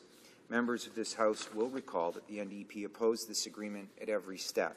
Yet another example of their failure to stand up for new opportunities for Canadian exporters. Canada signed the agreement concerning annual reports on human rights between Canada and the Republic of Colombia due to the unique relationship Canada has with Colombia, a relationship that includes the promotion of human rights. The agreement requires both Canada and Colombia to each produce separate annual reports on the impact of measures taken under our free trade agreement on human rights in both countries. The Canada-Colombia Free Trade Agreement did not enter into force until August 15, 2011. It was therefore only in force for the last 4.5 months of 2011, the calendar year covered in the report tabled in 2012. As the Free Trade Agreement had not been in force for a full calendar year, and since there was not sufficient data to do an analysis on any changes that might have taken place over such a short time period, this year's report focused on outlining the methodological steps to be followed in our future annual reports. The entire period from August 15, 2011 to December 31, 2012 will be covered in the report to be tabled in May of 2013. Thank you, Mr. Speaker. The honourable member for Vancouver Kingsway. Mr. Speaker, the problem is that this government pursues an extreme ideological approach to trade, and they do it incompetently. Under this government, we have gone from a trade surplus of $26 billion when they took office to a deficit of $50 billion today. Our manufacturing trade deficit has exploded 6 times to $90 billion. We are exporting $30 billion more in raw materials, but $35 billion less in value-added products. Now, the Conservatives brag that they have signed trade agreements, but with the smallest economies around: Panama, Honduras, Jordan, Liechtenstein, Colombia, but none with India, Japan, Brazil, Russia, the large economies. Worse, there is no strategy to pursue agreements with countries that would really benefit Canada. For Conservatives, it's only about the number of deals, not the quality of deals or the strategic value of selected partners. Mr. Speaker, can we pursue a pro-trade policy that respects human rights, Can we sign trade agreements that have positive effects on the environment and labour standards? Can we expand Canadian exports, create good-paying jobs in Canada, and increase our value-added products? New Democrats say yes, Conservatives say no. Why not? The Honourable Parliamentary Secretary. Well, asking the tough questions, Mr. Speaker, we really shouldn't be surprised by the NDP's opposition to trade. Ever since the historic NAFTA, the NDP has consistently opposed our efforts to open new markets for Canadian workers and businesses. In fact, the only reference to trade in the NDP platform is to their cap-and-trade carbon tax that would raise the price of everything for Canadian workers, including gas, hydro and groceries. Mr. Speaker, on top of harming the interests of hardworking Canadians and their families, the anti-trade agenda of the NDP and their radical activist supporters would deny a better life to the millions of people in the emerging economies that Canada is deepening its relationships with. Countries just like Colombia, Mr. Speaker. Trade creates new economic opportunities for people struggling to lift themselves out of poverty and hardship. By opposing trade, the NDP is standing in the way of economic development, improving living standards, and the emergence of democracy, Mr. Speaker, freedom and prosperity in these emerging economies. Thank you. The Honourable Member for Western Arctic. Thank you, Mr. Speaker. On September 12th, the Minister of Aboriginal Affairs and Northern Development issued offshore exploration leases to more than 9,000 square kilometres of the Beaufort Sea to Franklin Petroleum, a UK company, for $7.5 million in promised work. Franklin has no experience in the Arctic. According to its most recent corporate filing, it had $220 in the bank and a corporate value of minus $32,000. It is unlikely this company will actually do any work. Instead, they now have exclusive control over a vast area of the Beaufort Sea. Now that Franklin has these leases, Section 85 of the Natural Resources Development Act allows them to transfer the leases to anyone by only notifying the minister of the transfer. No approval required. Internationally, it is common that transfer of leases require ministerial approval. This is how things are done in the North Sea. Norway requires approval of the minister before licenses can be transferred. Their law states transfer of a license or participating interest in a license for petroleum activities may not take place without the approval of the minister. Well, Franklin Petroleum could just sit on these leases or do no work without any penalty. No jobs created while companies able to do this work are going to be excluded for many years. So how does this help the economy or work in the national interests of Canada? The oil patch is scratching its head as to why this minister did what he did when he could have simply, through the Canada Petroleum Resources Act, is not required to issue an interest as a result of a call for bids. Canada Business magazine on October 10th questioned this decision, saying, "How could a little-known British firm with 2 employees and no producing assets end up owning the largest oil lease ever issued in the Canadian Arctic?" Longtime oil patch analyst Paul Ziff said, "We're talking about one of the most environmentally sensitive areas in Canada. This type of award flies in the face of public opinion." Nigel Banks, professor and chair of Natural Resources Law, University of Calgary, said, "I don't think we have seen such a giveaway on this scale since the giveaways that occurred before the first major discovery of oil and gas resources in the Arctic and Prudhoe Bay in '69. Following that discovery, federal policymakers resolved to be more demanding of international oil companies. This recent decision looks like a step back in time." Professor Banks has put forward 3 recommendations which the minister should have followed if he was doing his job.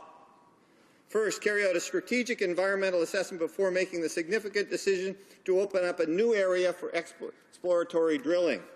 Second, develop and implement a scheme for the pre-qualification of bidders in an effort to ensure that those who are bidding on these blocks have the assets, the experience, and the safety record to engage in this type of activity. And third, tighten up the bidding systems, either to change their standard practice to a cash bidding system or require that the minimum work bid be at least cover the cost of the estimated exploratory well that must be drilled during the first period of the license.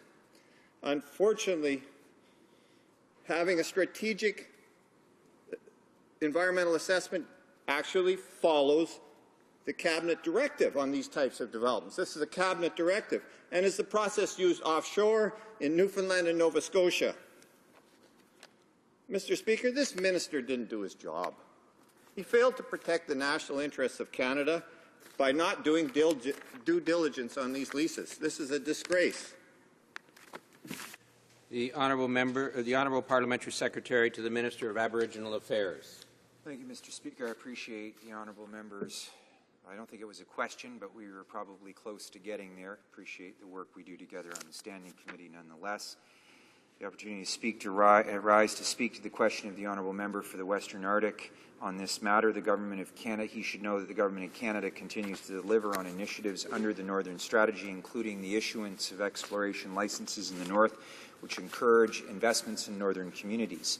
The process to acquire the rights to explore for oil and gas on Crown lands in the North is called the rights issuance process. It's the result of an open and transparent process set out in the Canadian Petroleum Resources Act. The process has 4 phases, which include community engagement, call for nominations, a call for bids, and the issuance of exploration licenses. It's a public process through and through. Rights issuances in Canada's offshore areas are market-driven and are awarded based on competitive calls for bids. Industry identifies parcels of interest which may be included in a subsequent call for bids. We have one bidding criterion: the highest bidder wins. The minimum bid is set at $1 million, and before a license is awarded, a financial deposit is required, which represents 25% of the bid. Mr. Speaker, companies are required to come up with this financial deposit within 15 days of being announced as the highest bidder before any license is issued. Let me be clear, lands are not sold in the process. Rights issuance does not provide permission to conduct exploratory activities. In fact, a license is awarded for a specific period of time that affords the holder the exclusive right to apply for authorizations to undertake work. When companies get to the stage of seeking permission to conduct exploratory activities, they require authorization from the National Energy Board. Only after a rigorous review process and environmental assessments does the National Energy Board authorize exploration. By law, the company needs to demonstrate that they have the financial capacity to afford potential liabilities in the event of a major incident. What's more, this exploration of Canada's offshore regions generates economic opportunities for communities and direct and indirect benefits to northern and Canadian economies. We're getting things done in the North, Mr. Speaker, whether it's setting high standards for regulatory frameworks, increasing opportunities, or making food more readily available. Our government takes its responsibility to the North and all Northerners seriously. We are committed to working with our partners to ensure any future development takes place in a manner that protects the Northern environment and is respectful of community interests. Thank you, Mr. Speaker. The Honourable Member for Western Arctic. Well, Mr. Speaker, my colleague neglects to say that there is a cabinet directive to provide a strategic environmental assessment before any leases are handed out.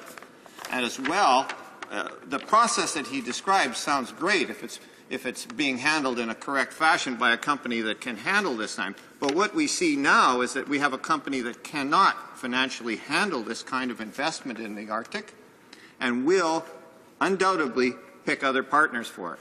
If the company is, or the other partners are successful in finding a significant discovery in that area, the companies then have the right to that resource. That resource remains with them. So what we have is a situation where we don't have a clear future outlined in the handing out of this lease for such a low sum of money. And I might add, Mr. Speaker, that a letter of credit is all that's required for the deposit that goes on these leases. The Honourable Parliamentary Secretary. Thank you, Mr. Speaker. Our government is committed to ensuring that a strong and prosperous North helps shape the future of our nation. This includes meeting our responsibilities for ensuring sustainable and balanced development in the North. This includes oil and gas exploration in the Northwest Territories, Nunavut, and the northern offshore areas through the rights issuance process. This process is open and transparent. and it abides by the Canada Petroleum Resources Act. Winning bidders must provide financial security for their bid, and what's more, drilling can only take place after a rigorous review and environmental assessment. Protecting the North and the interests of Northerners is a priority for our government. The rights issuance process is carefully managed to ensure that the Northern environment is safeguarded. Thank you, Mr. Speaker. The motion to adjourn the House is now deemed to have been adopted. Accordingly, this House stands adjourned until tomorrow at 10 a.m. pursuant to Standing Order 24, Bracket 1.